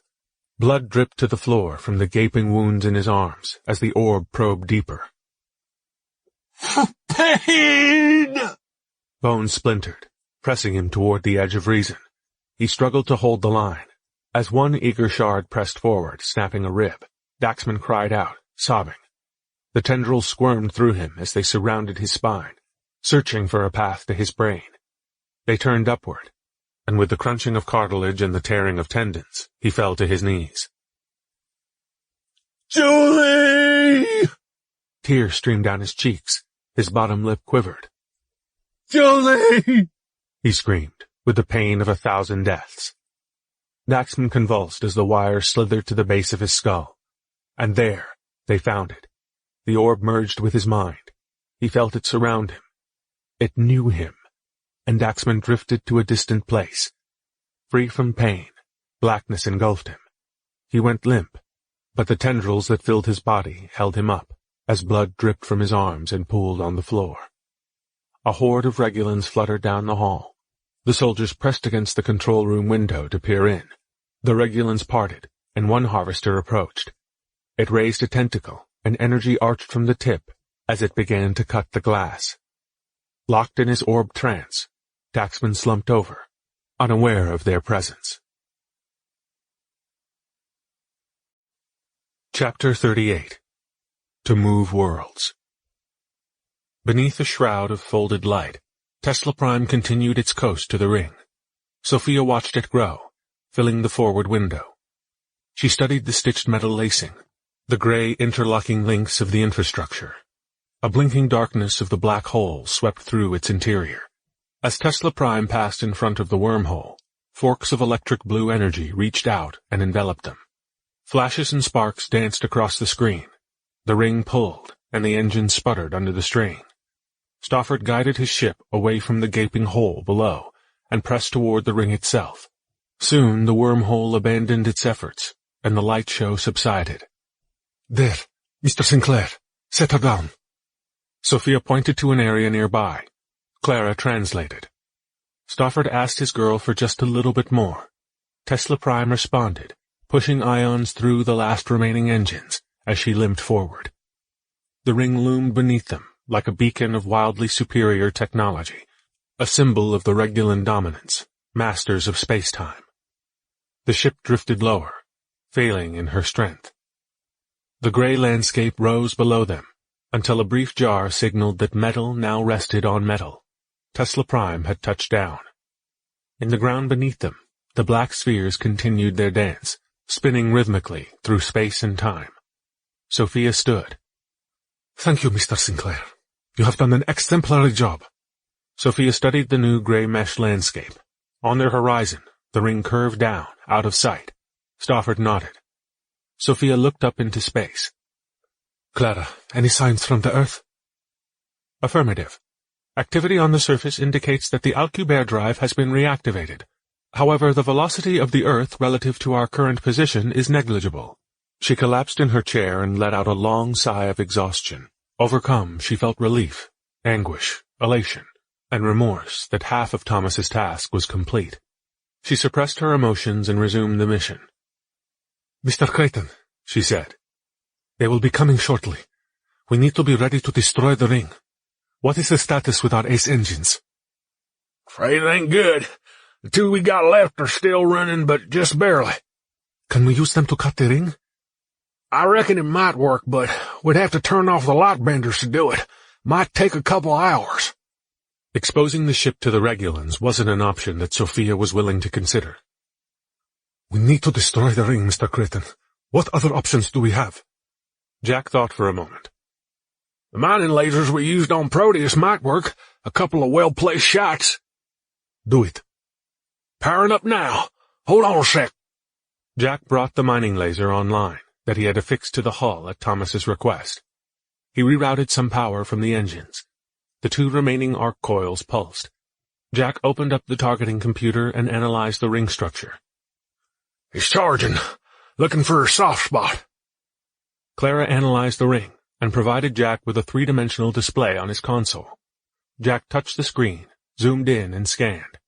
It looked all the same. Nothing to aim at. The laser hummed, waiting. Are you ready, Mr. Creighton? He shook his head. Ready as I'll ever be. Fire away. Jack sequenced the targeting computer to aim at the ring segment beneath the ship and pressed a button. A beam of aqua-blue light discharged and illuminated the area as sparks leapt from the metal. It's popping, shouted Jack, as telemetry confirmed the cutting of metal. Clara, how's she doing? After a brief computation, the ship's AI responded. The laser is operating nominally, Calculating progress.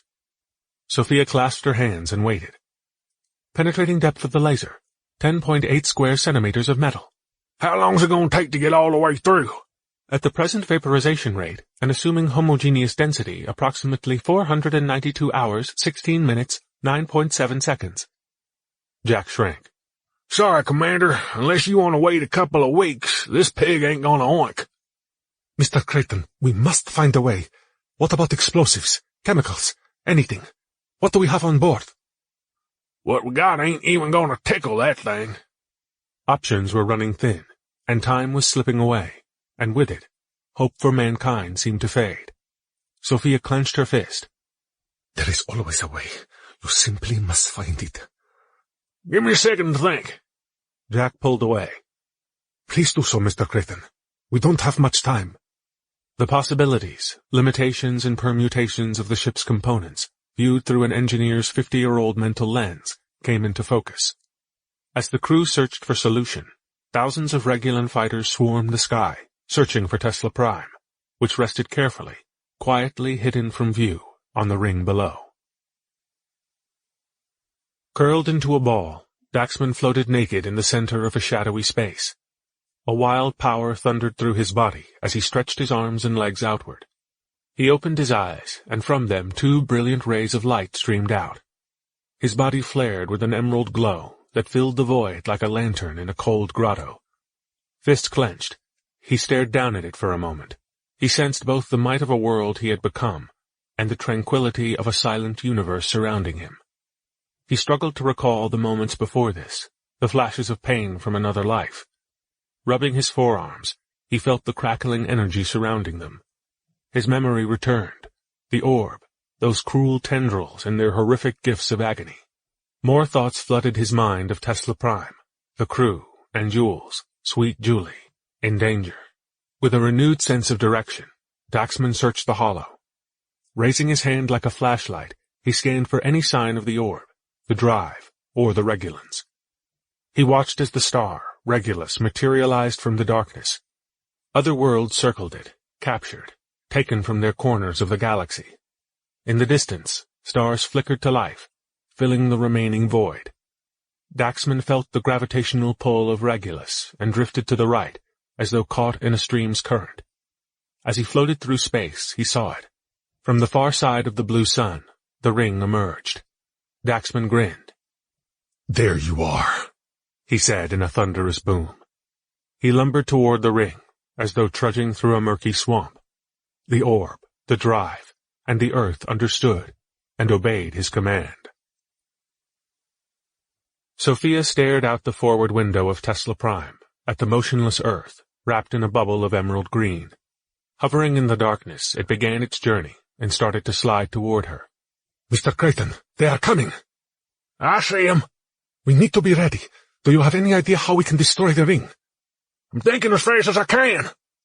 Jack pulled back his white hair and breathed in frustration. He considered all possible options. None of the solutions converged. Nothing worked. Let me repeat, Mr. Creighton, that all solutions must be considered, no matter the consequence. Jack glanced around the engine room. Nothing. He closed his eyes and searched his mental map of the cargo bay. Nothing. Think, you old bag of bones, think, he said to himself. Jack knew this was not a time for finesse or perfect solutions. He needed an answer, and he needed it now. Jack opened his mind, eliminated all boundaries, and reapproached the problem. The ring needs to be destroyed. That weird plant shit from Proteus ain't gonna happen. What do we have? Lasers ain't strong enough. Destruction needs energy. Energy needs a source. Engines. Not enough time. We need something now. And then, in a moment of clarity, one solution, one dreadful option surfaced. He ran through the numbers in his mind. It would work. About that much he was sure. I got something, he said to Sophia reluctantly. Jack gnawed on his lip and then delivered his plan. I could set the deflection angle in the ace engines to 0. His final words trailed off. What exactly does that mean, Mr. Creighton? asked Sophia. He took in slow breaths before giving her the details of his plan, It means, Jack cleared his throat, the engines will hold on to their thrust. Energy will build, and in about 10 minutes or so, these babies will blow. It'll make the A-bomb look like bubble wrap. Sophia closed her eyes. She understood the effect that an ace engine detonation would have on Tesla Prime and the crew. Do we have any other options? That's all I got. It's not what I want neither, believe you me. Understood, Mr. Creighton. Will it destroy the ring? She asked. No guarantees, but I reckon it's our best shot. She sat down in her commander's chair.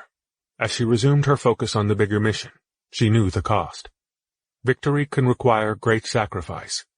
Destroying the ring was the only way to save mankind, and this was the only way to destroy the ring. Can we stay cloaked during the charge? She asked. Don't see why not. Might take a bit longer, but sure, I could rig it. And there it was. In an impossible situation, Sophia had her winning option, her doorway to triumph. She watched as the Earth, surrounded in a field of green energy, glided toward the Regulan ring and her ship. She felt the weight of billions of desperate voices begging for their lives. They reached to her, calling on her to save them, to save their children. Dmitri stood with them, a face for the masses. For all of them, she would. Mr. Creighton, recalibrate the ace engines. She stood and walked to the forward window and watched as Earth approached. She needed to tell them. Clara? Yes, Commander Belanov. Sophia blinked. The words humbled her. In this darkest moment, she felt honored to be in command of such a glorious vessel. She pushed her feelings down deep and out of view. Patch me through to the remainders. Ready, Commander Belanov. Everyone, please join me on the command deck. I have some important news I need to share with you. Sophia took a deep breath from the singed and musty air. She swallowed against the knot in her throat. Stoffert powered down his chair and pulled his hands from the control tubes. He stood and walked across the floor to be with his commander. Sophia pressed her lips together, holding back her emotions. She nodded to him, acknowledging his accomplishments, his service to her, the crew, and to humanity. Thank you, she signed, revealing at last her uncommon skill.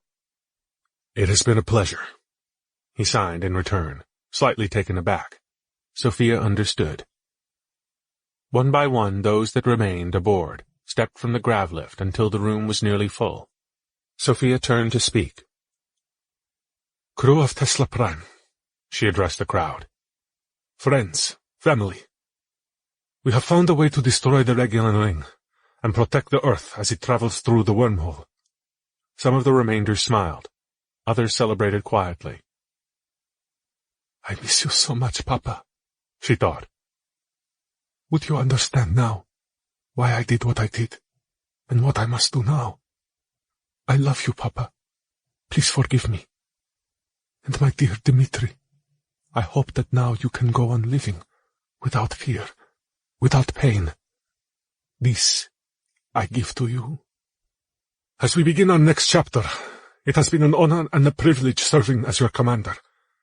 As you know, we must destroy this ring. Trust me when I say that we have weighed all the options, and unfortunately, our only option requires us to detonate the ace engines and Tesla Prime with it. Bewildered, some of the remainders gasped. Others cried quietly. Always the epitome of stern professionalism, Sophia fractured and began to weep. Several remainders sobbed with her. Angela held Taylor in her arms. Others strode to her side to offer support to their new leader. May hugged Sophia, assuring her that she was not alone. Sophia regrouped and continued. It has been a sincere pleasure getting to know you. She wiped the tear streams from both cheeks. She wasn't prepared to give such a speech. She tried to think of what Tom would say, and longed for his support, his strength. But know that now is the moment when we define ourselves in history. Humanity will carry on because of our sacrifice, a story that will be passed down for generations. You will all be heroes. You are all heroes to me. Sophia cleared her throat, but her bloodshot eyes did not lie. A sickening gripped her stomach, for which she was wholly unprepared. Sophia doubled over in pain. She paused and stood up straight, desperately trying to regain her composure. As your commander, I'm sorry that I let you down. All of you deserve to be a part of it. Sophia's strength waned under the burden. To have children, to fulfill your dreams, and grow old as heroes. You all deserve that. I am sorry I could not give that to you. Her lips quivered. Sophia held together for a brief moment before she broke down weeping. I'm so sorry. Several of the remainders rallied behind her to show love and support for their leader. Others collapsed to the floor, sobbing. Some stood in place, stunned. As the end approached, those with strength embraced those in need, and together they faced the end. A golden space in the barrier parted, and the harvester collapsed in the opening. The wreckage smoldered. The riflemen had breached the outer perimeter, and now pushed through the smoky archway. Marcus stepped over the harvester as his group scrambled for cover. He stopped and gazed upward beyond the curved wall of the Regulan drive. An unnatural green sheet of power rippled and pulsed across the sky. He turned to his squad. "Gents, don't know how, but they got us moving," he said. "Earth is headed for the ring. We, however, aren't done. Not by a long shot," Marcus shouted. "They're gonna need our help. We need to get into the control room and lay down some plasma fire. You guys ready to kick some insect ass?" Steve and Jared nodded, waiting for their next order. Isaac moved to the side and studied the map on his datapad. "Good," said Marcus. "We have the tools to win this battle. We have the will to win this war. We are going to hit them and hit them and hit them." Marcus rose with each word. "And we are going to keep on hitting them until we hit every last one of those motherfuckers. And we are not going to stop until we get to the command room and help protect the others from the Regulans. Are you ready, men? Are you with me?" Adrenaline coursed through his two eager soldiers as they stood taller. The riflemen readied their weapons and prepared for battle. Unarmed, Isaac folded his hands and muttered a quick prayer. Their leader smiled. "Now let's go. It's time to crush these bugs," he roared in defiance. Marcus sprinted to the large opening at the edge of the corridor and leaned against the wall. The riflemen gathered behind him, and he turned the corner, prepared to destroy anything that waited for them. The hallway, however, was empty. He dashed down it to the next intersection. The riflemen followed. Isaac trailed, less eager to leap into more combat. Single file they marched into the next hallway. At the end of the long barren corridor, one Regulan fluttered as she transmitted information about the breach and the human trespassers. Marcus dropped to his knee.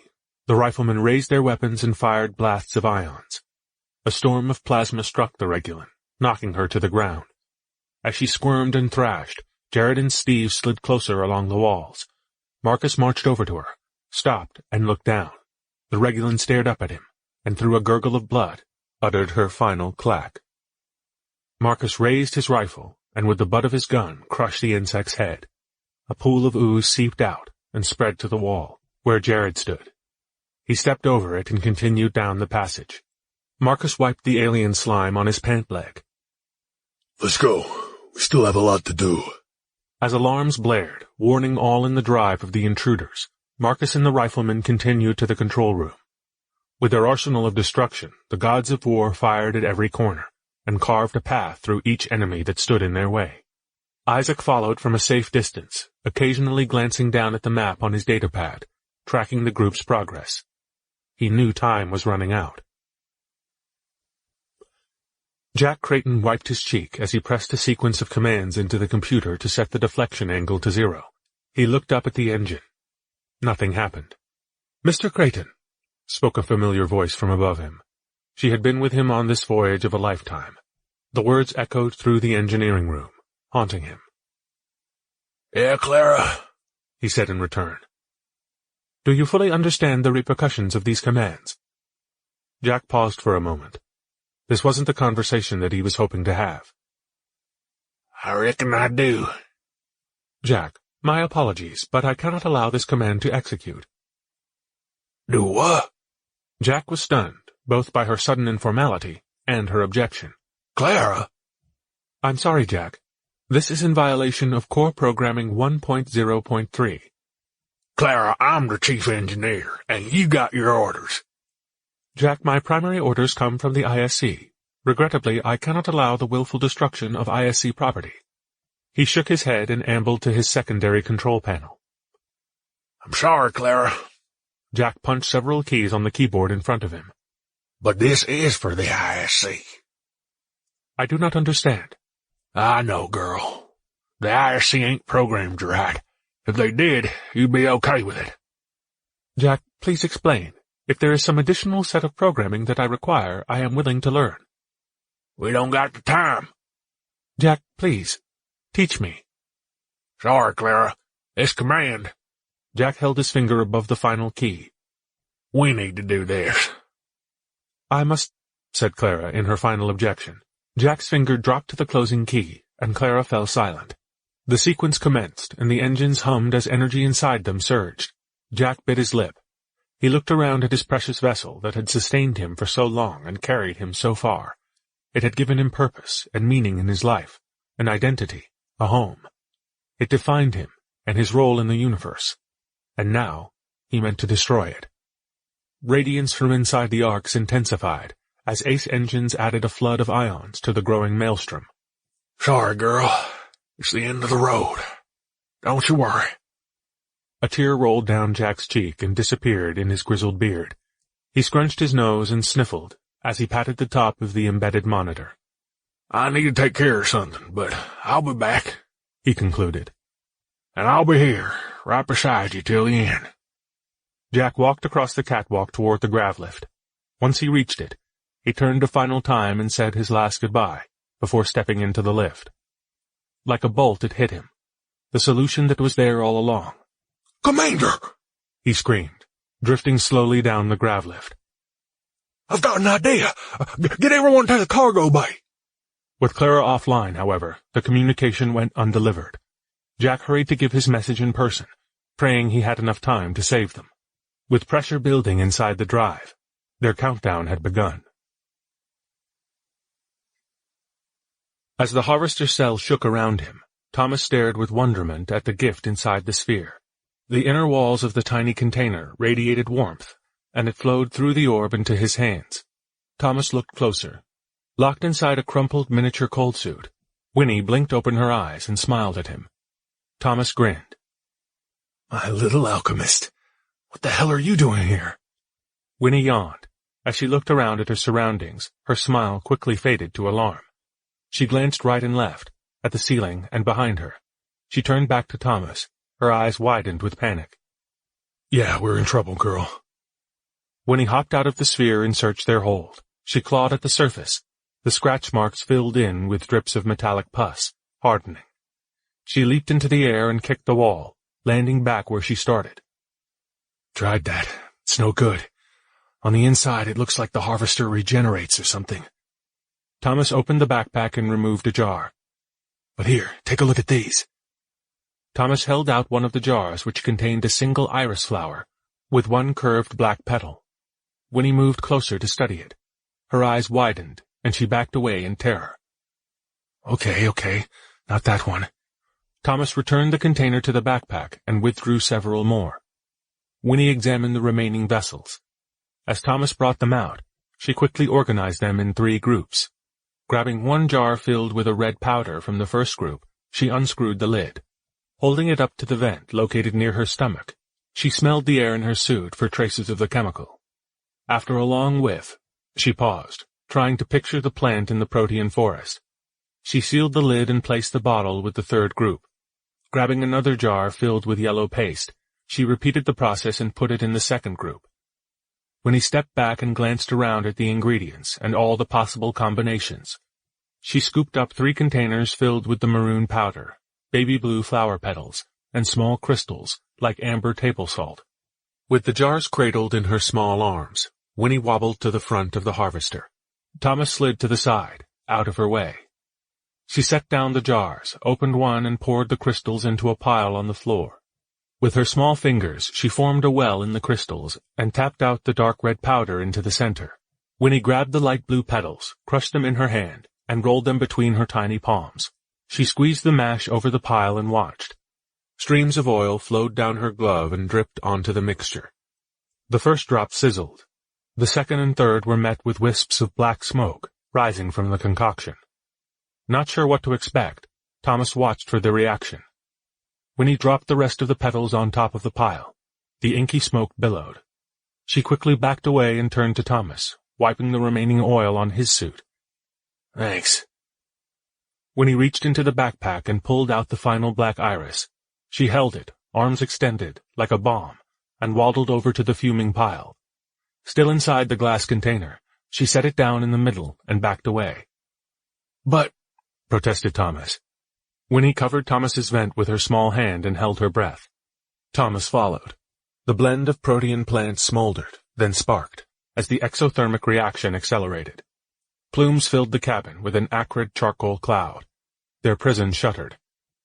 As boiling acid seared through flesh and bone, the pile of foaming powders sank to the floor. Silver sludge ran down the walls to quell the smoldering flame.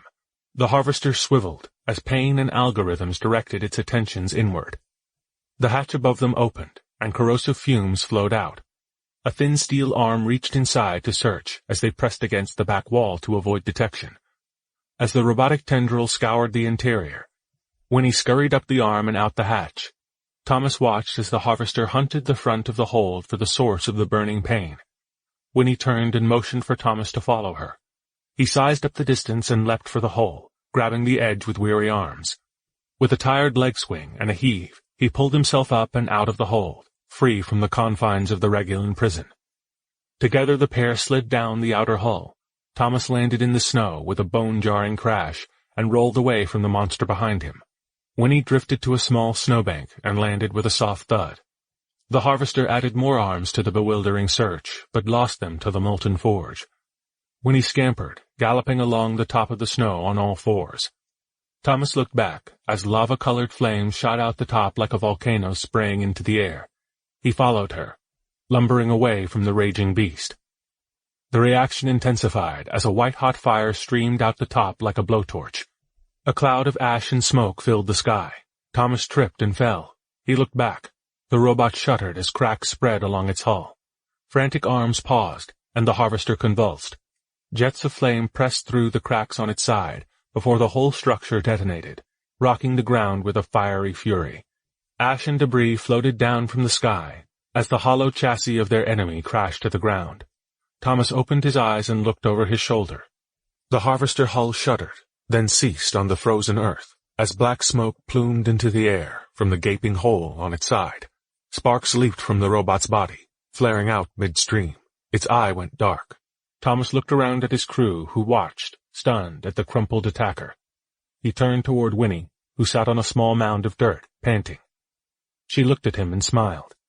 He chuckled. Winnie, you truly are an amazing little creature. Commander! Julie pointed into the distance. Thomas sat up and looked in her direction. A new swarm approached. A mob of harvesters marched toward them to investigate the explosion. Everyone! Screamed Thomas. We need to get out of here now! Daxman drove each leg forward, stepping through the steep curvature of space and time. The ring hovered before him like a doorway to another world. He paused a moment to study the curious thing. Arcs of blue lightning reached to him, welcoming him on his voyage home. He resisted, and for a moment held his position in space. A small glow to the left caught his attention. He leaned forward to investigate. A spaceship, familiar. His ship. Tesla Prime. The ship glowed brightly and detonated, sending a shockwave into space. The ring beneath it snapped. He reached for them, to cradle them from harm, but his hand passed through the fractured structure, as though a mirage. He felt for them, but there was nothing he could do.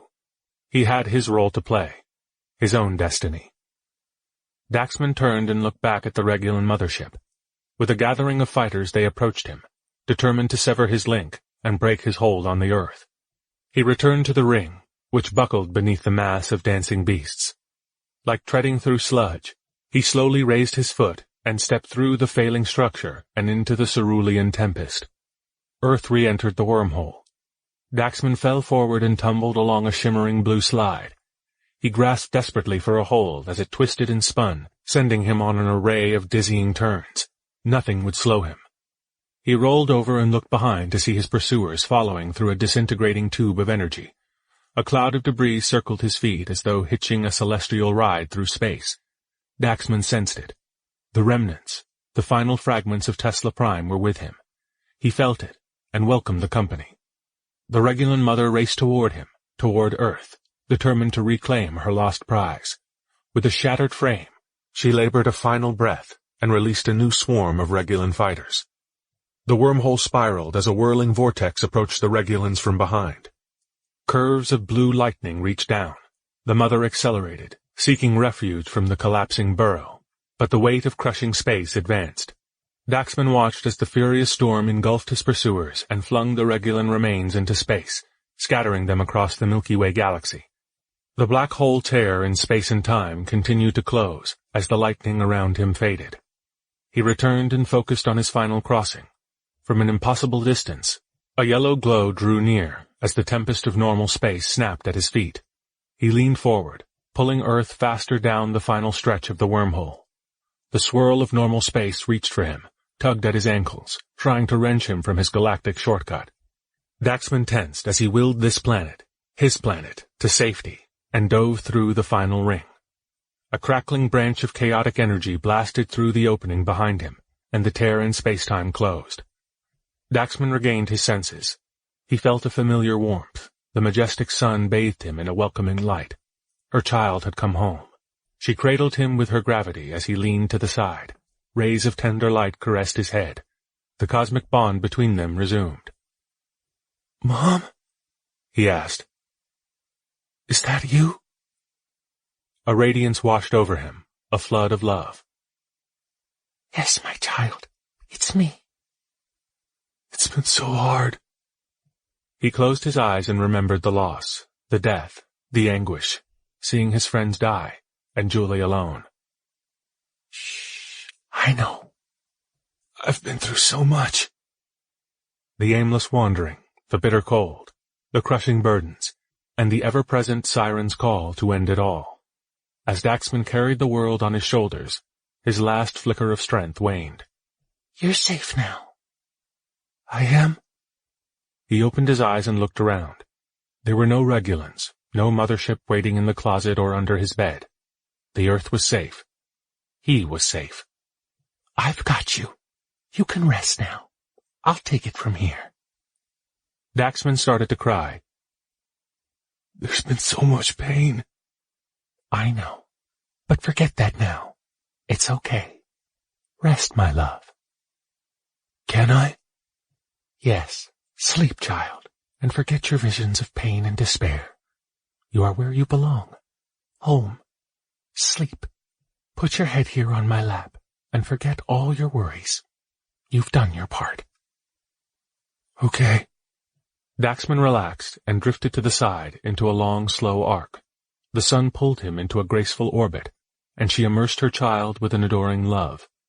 He smiled and surrendered to her nurturing warmth. Deep inside the Regulan drive, the blazing tendrils recoiled, slithering back into the glowing sphere.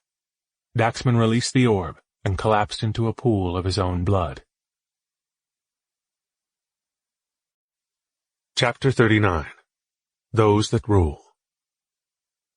As hundreds of determined Regulans rounded the corner with razor-sharp claws at the ready, the riflemen each dropped to a knee and fired. A hail of plasma sliced through alien shells, leaving behind molten voids in their wake.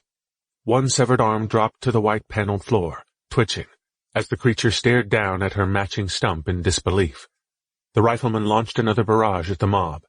Crimson beams from the latest in human technology streaked down the corridor, tearing new holes in the alien attackers. Clumps of coagulated ooze dropped to the floor, into sizzling piles. The stench of blistered alien flesh filled the hall. From the fiery storm, dozens of Regulans fell, convulsing. Others marched on, and met their end with a searing punch of radiance. Following behind the horde, a massive harvester, twice the size of any other, reached the corner and turned. From 100 meters away, it surveyed the battlefield as Regulans reeled from the stunning and unexpected attacks. It assessed the threat, analyzed the human tactics, mobility, and evaluated their weapons' effectiveness. As the final Regulan fell, the Harvester stepped over charred husks and joined the conflict. "Oh my God, look at that thing," said Jared as the massive machine advanced on their position. "Bring it down." Marcus let loose a flurry of shots, aimed at the Harvester body. Steve fired. Jared followed suit, frantically pulling at his rifle trigger. Sweat flowed down his forehead, stinging his eyes. Defenseless, Isaac stood farther back, against the wall. Bolts of plasma struck the target, and the Harvester rocked back. Energy rushed along its contours and through conduits as the Regulan electronics worked to absorb and reroute the excess power to its quantum reservoirs. The glow subsided. Marcus stood and stepped back, behind Steve and Jared, kneeling. "Again, fire!" As the second bombardment connected, the Harvester lurched backward, but regained its footing. Its body sparkled for a moment, then dimmed. With the volley neutralized, the monstrosity resumed its charge from the length of the corridor. Fearing the end was now upon them, Marcus shouted at his soldiers. "Riflemen, fall back!" He motioned to a position behind them, an alcove. Steve and Jared stood. "No!" screamed Isaac from the back, going against the command of his surrogate leader. "Keep firing! There must be a limit to how much it can absorb." In need of direction, Jared and Steve looked at each other, and then to their leader. Marcus stared at the doctor, uncertain himself. Isaac stared back. "If we run, we die." With only moments to spare, Marcus glanced back at the advancing machine and returned to Isaac. "Okay. Your way this time, Doc." He turned to face the looming foe. "Riflemen, streams!" Each adjusted accordingly and resumed the assault. The final torrent of plasma slammed into the charging monster and curved around its body in a deflective shroud of radiance. Slowed, the Harvester pressed on through the storm of sparks and flame, determined to carry out its objective. Internal networks struggled to redirect and contain the overload. 3 streams of energy dropped to 2. "I'm out!" screamed Jared. He frantically smashed buttons on his rifle as the automaton quickened its pace. Advancing from 20 meters away, the robot's chassis blazed. Steve guided his stream to its central eye, but his rifle sputtered and died. He knew they weren't going to make it. He stood and charged down the hall, swinging his rifle like a raging barbarian. The Harvester halted briefly to evaluate this new blend of melee tactics. It lashed out with one of its legs and snared the attacker around the neck. Steve clawed at the metal cable, desperately trying to breathe. Veins bulged along his darkening forehead. The Harvester lifted him into the air and toward Marcus's relentless stream. "No!" screamed Jared, as he heaved his depleted rifle at the monster. "Let him go!" Marcus released his trigger and searched for another opening. None would reveal themselves. Armed with its human shield, the enemy resumed course. Unfazed by the obstacle, Marcus aimed his rifle and released a violent storm of plasma. The eruption disintegrated Steve's chest before slamming into metal behind it. His bloodied torso dropped to the floor, legs running as they fell. "No!" screamed Jared. Isaac stood in stunned disbelief. Marcus held the beam on target, steady, relentless. As the robot struggled to process this tactic of willing betrayal, its quantum reservoirs began to overflow. The heat intensified, cooking the gray flesh beneath its hull. Cracks formed. Embers dropped to the floor below it. Jared and Isaac backed away. Marcus stood and walked forward.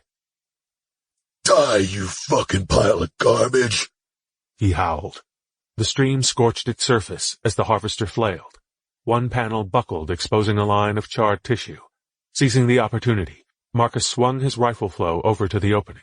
The beam sliced through, vaporizing the flesh below, and filled the inner chamber with the fire of a forge.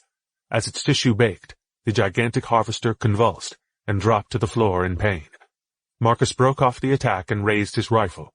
Sparks popped off its chassis and fell into a mixture of fluids pooled on the floor below it. The robot shuddered and ceased, crashing to the ground.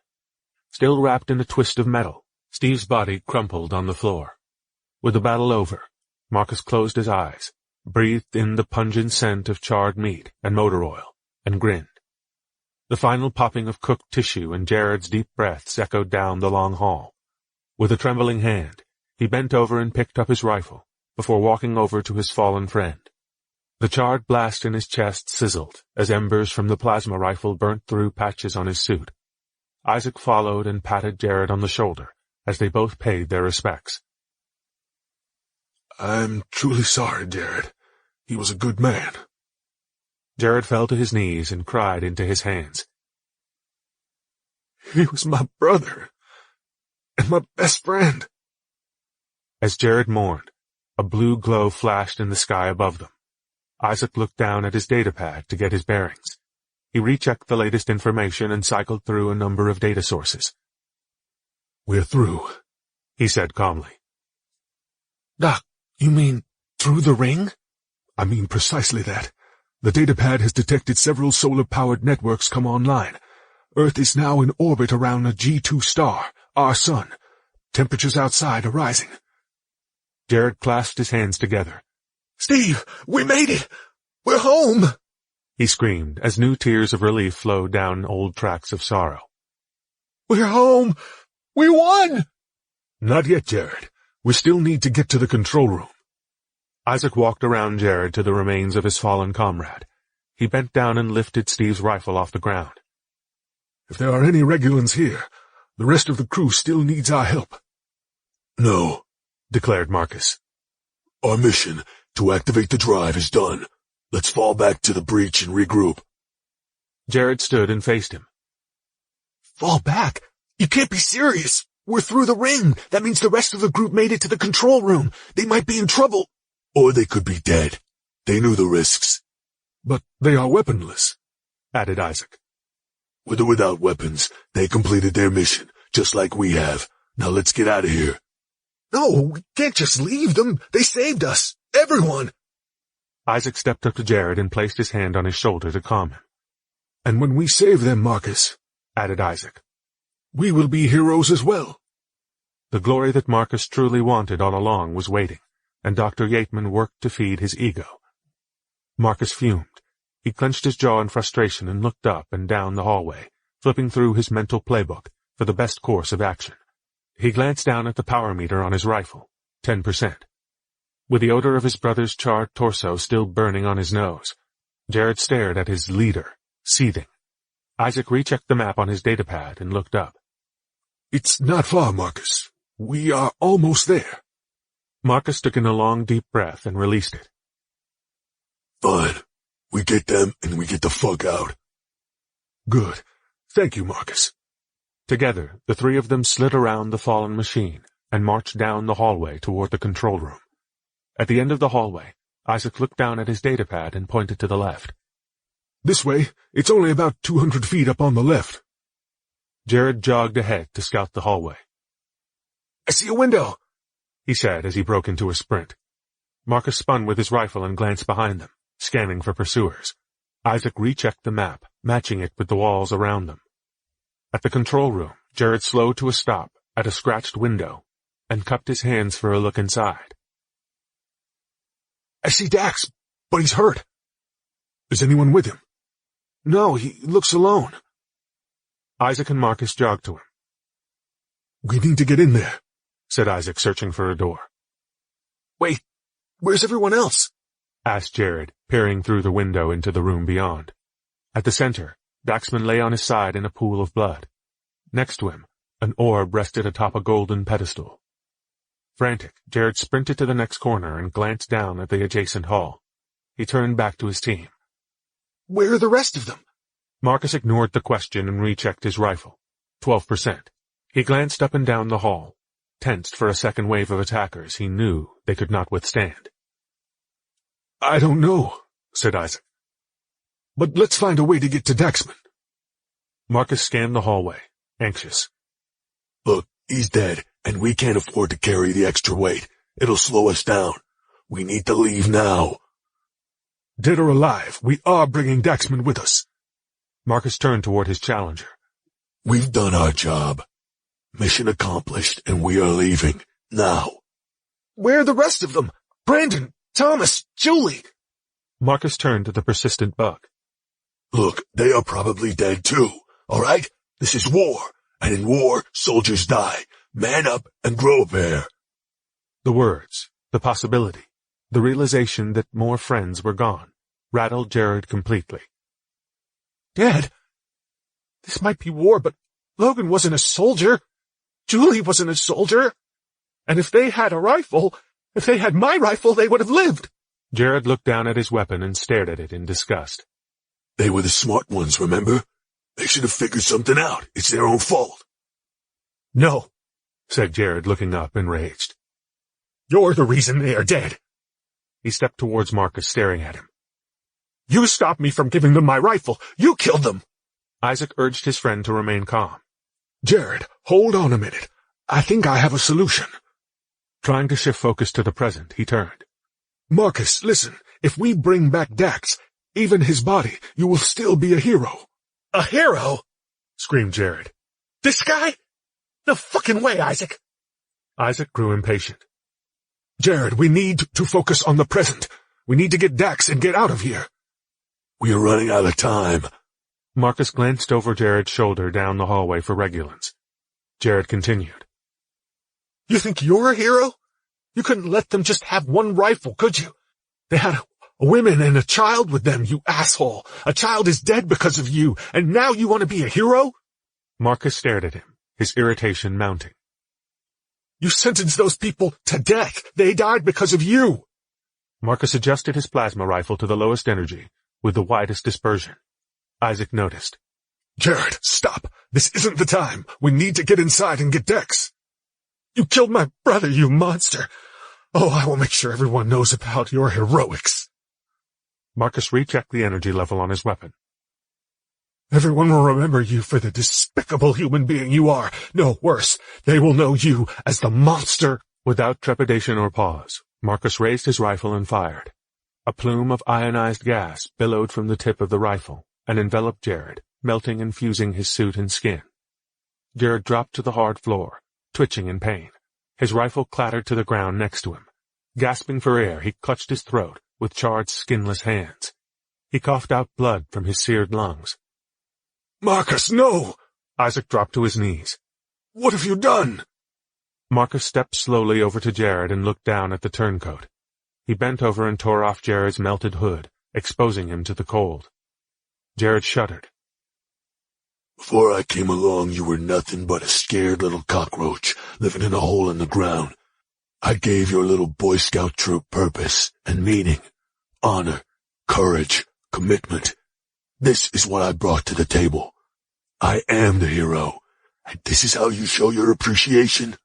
He raised his rifle. With disloyalty? Marcus slammed Jared's head, smashing it beneath the butt of his gun. Blood exploded from the point of impact, splattering across the floor. One crimson burst sprayed Isaac's face mask. As Marcus continued his rain of pummeling attacks on Jared's head, Isaac prayed. He knew that no witness would walk away from this. Another drop landed on the gloves of Isaac's interlocked hands. He closed his eyes and spoke. Lord, as I confront this moment of my imminent death. This is my time. Covered in blood, Marcus halted the brutal mauling of his former rifleman and breathed heavily. The mangled mash of seared flesh, frozen blood, and shattered bone rested on the floor, unrecognizable. I will be the one to save mankind, declared Marcus. Comfort me in my suffering.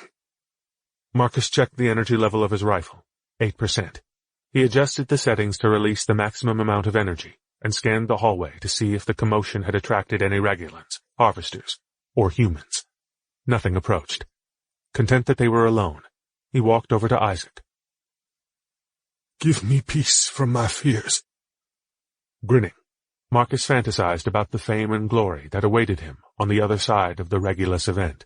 The roaring crowds, the adoring fans, the throngs of people who would worship him. Protect me from evil. He returned to his duties of the moment and focused on his companion. Sorry, Doc. We're through the ring, and you know this is the way it's gotta be. The leader of the riflemen raised the weapon and placed the crackling tip of ruby energy near the base of Isaac's skull. Surround me with your loving presence. And fired. Chapter 40. The Earth Wakes. As 1,000,000,000,000 Regulans gazed into the sky of their homeworld, they watched with dismay as the wormhole ring fractured and swayed. With each pulsing pass, the disjointed cage surrendered to the force, and the breach spread. Their prison could contain them no longer. Arcs of lightning sprung from the wormhole and plunged back into the glowing fissure. The blue portal faded. Tesla Prime and her crew had closed one door and opened another. The structure buckled, the mesh ruptured, and in one turn of a spiraling ballet, the dark spheres devoured the ring, which vanished in a blink. The beasts were free at last from their eternal dance and spun around a common center. Without the ring's protection, the star system felt the monster's might and shifted inward. Regulan fighters fled in a desperate attempt to reach safety, but each succumbed to the shadow's pull. One by one, the captured planets slid helplessly into the demon's mouth, gnawed to infinity by unrelenting force of gravity. The black holes wrenched the Regulan homeworld, which fractured into strings of ice and rock, and spiraled inward, toward the abyss. Snatched from the surface, Regulans fluttered and clacked in desperation as the inky wells pulled them into space. Billions of pieces of twisted metal, the remnants of a once grand civilization, followed. All were at the uncaged beast's mercy. All would yield to their will. Regulus resisted, clinging to its hopeless path through the galaxy. The beasts, though, were hungry. The great voids pulled on her chain, and the massive star slid down the icy slope. From her, they ripped coils of blue flame that curled and twisted around the twin orbs of blackness. They consumed the blazing feast, but the ravenous monsters clawed at the dying star for more, pulling her last flares into their oblivion. Regulus flashed a final beam of cerulean brilliance, and then faded from the night sky, as the beasts danced, whirling in the darkness, for eternity. Our mighty sun rose into the azure sky, bathing her children with welcoming golden warmth. Long shadows retreated into hiding. Sunlight glinted off the metal bumpers of frozen cars along forgotten stretches of road. The fronts of homes lit with resplendent glory. Returning radiance to dark abandoned corners, sunbeams shot through foggy windows. Ice cracked. Snow melted. For the first time since the Regulus event, water trickled down rooftops. Warm air seeped into the cold crevices of a wanting world. Heat soaked the hills and valleys, and the ground rumbled, shaking off its arctic crust.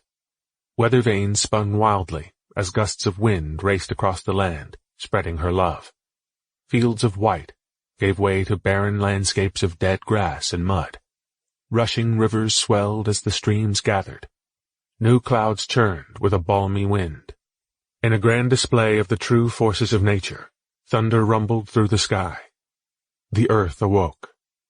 The sun prodded the masses awaiting to be set free, toward life. With the cryoprotectants swirling in their blood, the first people stirred and gazed in bewilderment at their melting world. They watched icy prisons crumble and release family and friends. Some souls woke to sobbing loved ones and embraced them with tears of elation. Others, less fortunate, searched rooms and walked aimlessly along stretches of empty road, calling out to wives, husbands, sons, and daughters. The damaged and broken gathered the fragments and began to assemble the lives they once had. Children cried out as they emerged from the womb of this horrific nightmare. Strangers became guardians. The walking wounded roamed, begging for help. Those able tended to the injured and sick. The frightened fled into hiding, terrified that the enemy would return.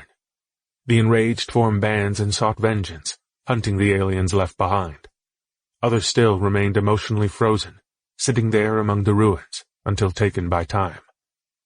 As the world warmed, shock gave way to grief and anger, and everyone wondered, why did this happen? What do we do now? How will we survive?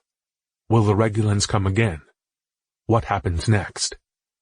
In time, the people of Earth would come to learn that for now, there would be no more death from above, no more attacks at the hands of the alien conquerors. The Regulans had been destroyed by the unlikeliest of people, not a massive army of tanks and soldiers, but a small group of men and women, doctors, engineers, scientists. The rhythms of life slowly returned, and news spread that the crew of Tesla Prime, their saviors, had come home. Through a fissure in the great wall of the Alcubierre Drive, Marcus staggered into the light of the waiting sun. A plasma caster hung from his right shoulder. Over his left he carried a limp body. On the snowy ground, Marcus set Daxman down with a heavy crunch and looked around at his new world. Free from the freezing burdens, Marcus pulled off his hood to breathe in the warmed air. 200 feet away, Thomas wandered among a ring of lifeless harvesters who had collapsed moments earlier. As blue sky opened above them, Julie checked on the others to assess their wounds. To her left, she saw Marcus approaching. A body lay near him. Daxman! She screamed, sobbing. Through deep snow she trudged. Those that could followed. Julie pushed past Marcus and raced to hold her love. At his side, she rocked the lifeless Daxman in her arms, wailing in grief. From gnarled arms, streams of red dripped from Daxman's fingertips, seeping into the earth beneath him. Mist rose from the voids of melted snow. As the others gathered to give their support, a single blade of grass emerged from the snow and grew towards Daxman's bloody hand. As Julie cradled him, the green strand coiled around Daxman's finger. The earth had returned to pay its debt. Amid a battery of alarms from his computer, Samuel Creighton sat up, startled from a slumber. Now in his late 80s, he grabbed a pair of glasses from his front shirt pocket and put them on. From the confines of his underground sanctuary, he surveyed the data, as he had done every day since the Regulus event. Samuel squinted as lights flickered to life around the makeshift laboratory. He grasped the sides of a thin screen monitor, pulled it closer, and read from the telemetry that streamed to him from his monitoring stations. Displays showed power returning to solar arrays on the surface. Several transceivers came online. Radar Doppler gauges showed clouds forming. He laughed with gleeful delight. "We made it, Sarah!" screamed Samuel with a raspy voice. "We're home!" Affirmative, Mr. Creighton. Earth has passed through the wormhole and is now in orbit around the sun. Samuel pressed the side of the monitor, and a laser sketched the outline of a keyboard on the table. He sat down and pressed a series of holographic buttons projected in front of him. "Sarah, the ring. Are the Regulans in pursuit?" Scanning. After a moment, Sarah announced her findings. Negative. The wormhole appears to be closed. "Thank goodness. And Tesla Prime? My brother? Did they make it through? Run a full scan for any sign of them." Scanning. Samuel pushed back from the table, stood, and began to pace the long stretch of worn stone at the back of the room. Deep down, he knew this day would come, that he and his brother would be reunited in a glorious ceremony, welcoming home the heroes of mankind, celebrating their accomplishments. He rubbed his eyes and waited for the results of her search. Scan complete. Tesla Prime has been located at 12.1-9.8-6.3. Samuel sighed with relief. "Do we have enough power to transmit a message?" Sarah continued. Tesla Prime has also been located at 4.8-7.7-6.5. Tesla Prime has also been located at... "Sarah, pause." Samuel shuffled to the monitor to investigate the findings. With wide eyes, he quickly surveyed the telemetry as it streamed down from the radar dishes on the surface. One word jumped out at him from among the clutter of data points. Debris. Samuel rechecked the telemetry and confirmed the remnants of Tesla Prime had been found. He swallowed back tears. Mr. Creighton, would you like me to continue tracking the trajectories of Tesla Prime debris? "No, Sarah, that won't be necessary. But inform the General." Samuel stood and straggled to the corner of the room. There he picked up a digital frame from a desk. He looked down at an image of him standing with his brother, as children, best friends to the end. "I'm proud of you, Jackie. You did it." Samuel caressed the image of his brother and returned the frame to the bare spot on the desk. He walked across the floor to a doorway on the far wall. One final time, he turned and surveyed the room that had been home for 8 years. After several slow flights of stairs, he opened the door to his underground bunker and stepped out into the sunlight. The new world waited, and with a few years he had left, Samuel devoted himself to the next generation of space explorers, sharing the legend of Tesla Prime and the story of his dear little brother, Jack. 1,000 miles away, above a modest home in the small town of Miltonvale, Kansas, stars twinkled in the distance, like pinholes in a black sheet. Each faded as the crack of dawn brought with it a triumphant medley of violet, orange, and ginger red. A sliver of yellow surfaced above the horizon. A gentle breeze kicked off wisps of snow from the rooftop. Brown leaves gathered in a corner next to the house. A ray of dawn's early light slipped through Abby's window and lit the pink princess blanket on her bed. Beneath it, Abby lay asleep, still and motionless. With intertwined hands, she prayed for her daddy's safe return. As the sun rose into the sky, a glorious warmth flowed into her room and surrounded her. Abby stirred. She blinked open her eyes and rubbed them, as though waking from a single night's slumber. She glanced around the brightly lit room. There, lying next to her, atop her blanket, she saw her stuffed lion, Mr. Chewy, the same stuffed animal she had given her father before he left for the moon. "Thank you so much, Abby Bear," she remembered her daddy saying on the launch pad before he boarded the spacecraft that would take him to Moonbase Sagan. It was cold that day. A gust of wind ruffled his brown hair as he bent down to wipe a tear from her cheek. I want to go to the moon too, Daddy. Please take me with you, she said, choking back more tears. Kyle beamed with pride. "I wish I could, silly bear, but I can't." He turned away and wiped his nose. "How about this? If you want, I can take Mr. Chewy with me to the moon, so that we can be together. He will be our link. When I hug him, it's like I'm hugging you. It will be like you are always with me." Like magic? "Yes, Abby Bear, like magic. And I promise you, with all my heart, that I'll bring him back to you. I will travel to the ends of the universe. I will walk through fire, slay dragons and robots, and brave the harshest storm to make sure Mr. Chewy and I come home safely. Okay?" Okay, Daddy, said Abby, as she sniffled through streams of tears.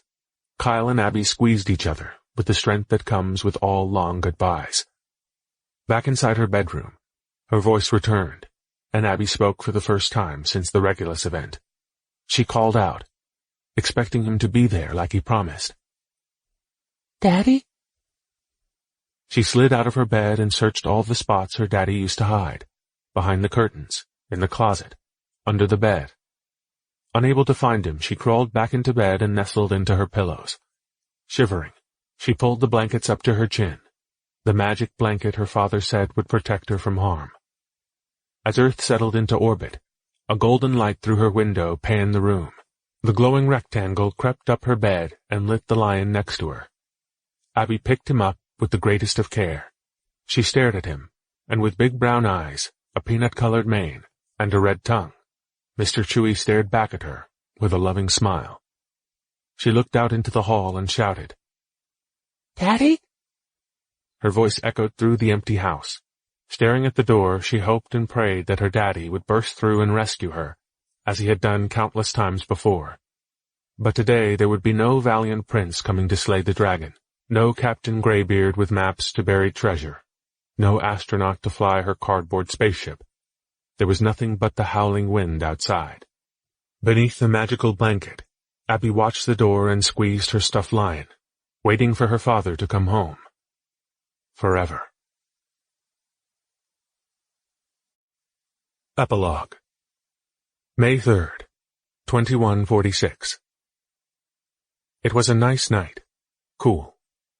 It was the kind of night you would spend around a campfire with loved ones, telling stories and rejoicing in memories. But this night was different. Millions shared in its historic event. Among 1,000 twinkling stars, Regulus waited in the evening sky, as it had so many years ago. Julie, now elderly, pulled the violet corners of her woven wrap snug around her shoulders. She gazed up at the heavens and remembered her friends on this historic day, the ones the earth called heroes, saviors. Looking south toward Regulus, she watched as the events of her past unfolded. Only just now was the light of that moment entering her eye, and the eyes of billions on earth. The crowd hushed. The speaker, a tall gentleman dressed in a black suit and a silk maroon tie, took the podium. Hover drones floated in front of him, transmitting his image to all corners of the world. He spoke to the millions who assembled and the billions more who watched from the comfort of their homes. Julie's children, grandchildren, and great-grandchildren congregated. They sat in the front row and beamed with an endless pride as their matriarch smiled back at them. They gathered to celebrate her life, to see the woman that the world knew was their last remaining savior. Julie was the last of Tesla Prime.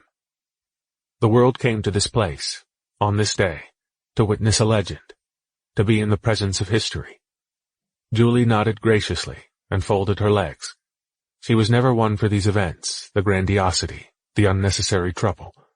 She returned her gaze to Regulus, which hung in the sky like a blue speck of familiar light. The countdown began. 60, 59, 58. She missed them, their endless curiosities. She remembered the way Thomas's smile put her at ease, his focus, his strength in the most desperate of times. And Jack, that silly man who loved his engines with such a joy. She remembered how he used to say the funniest things. And Stafford, my sweet Stafford, you are missed by so many. 47, 46, 45. Julie looked down to the front row. Tears flowed from the eyes of her loved ones. Julie smiled, blew them a kiss, and looked back to the star. To her star. Sophia. How Julie wished to be more like her. Powerful and alive.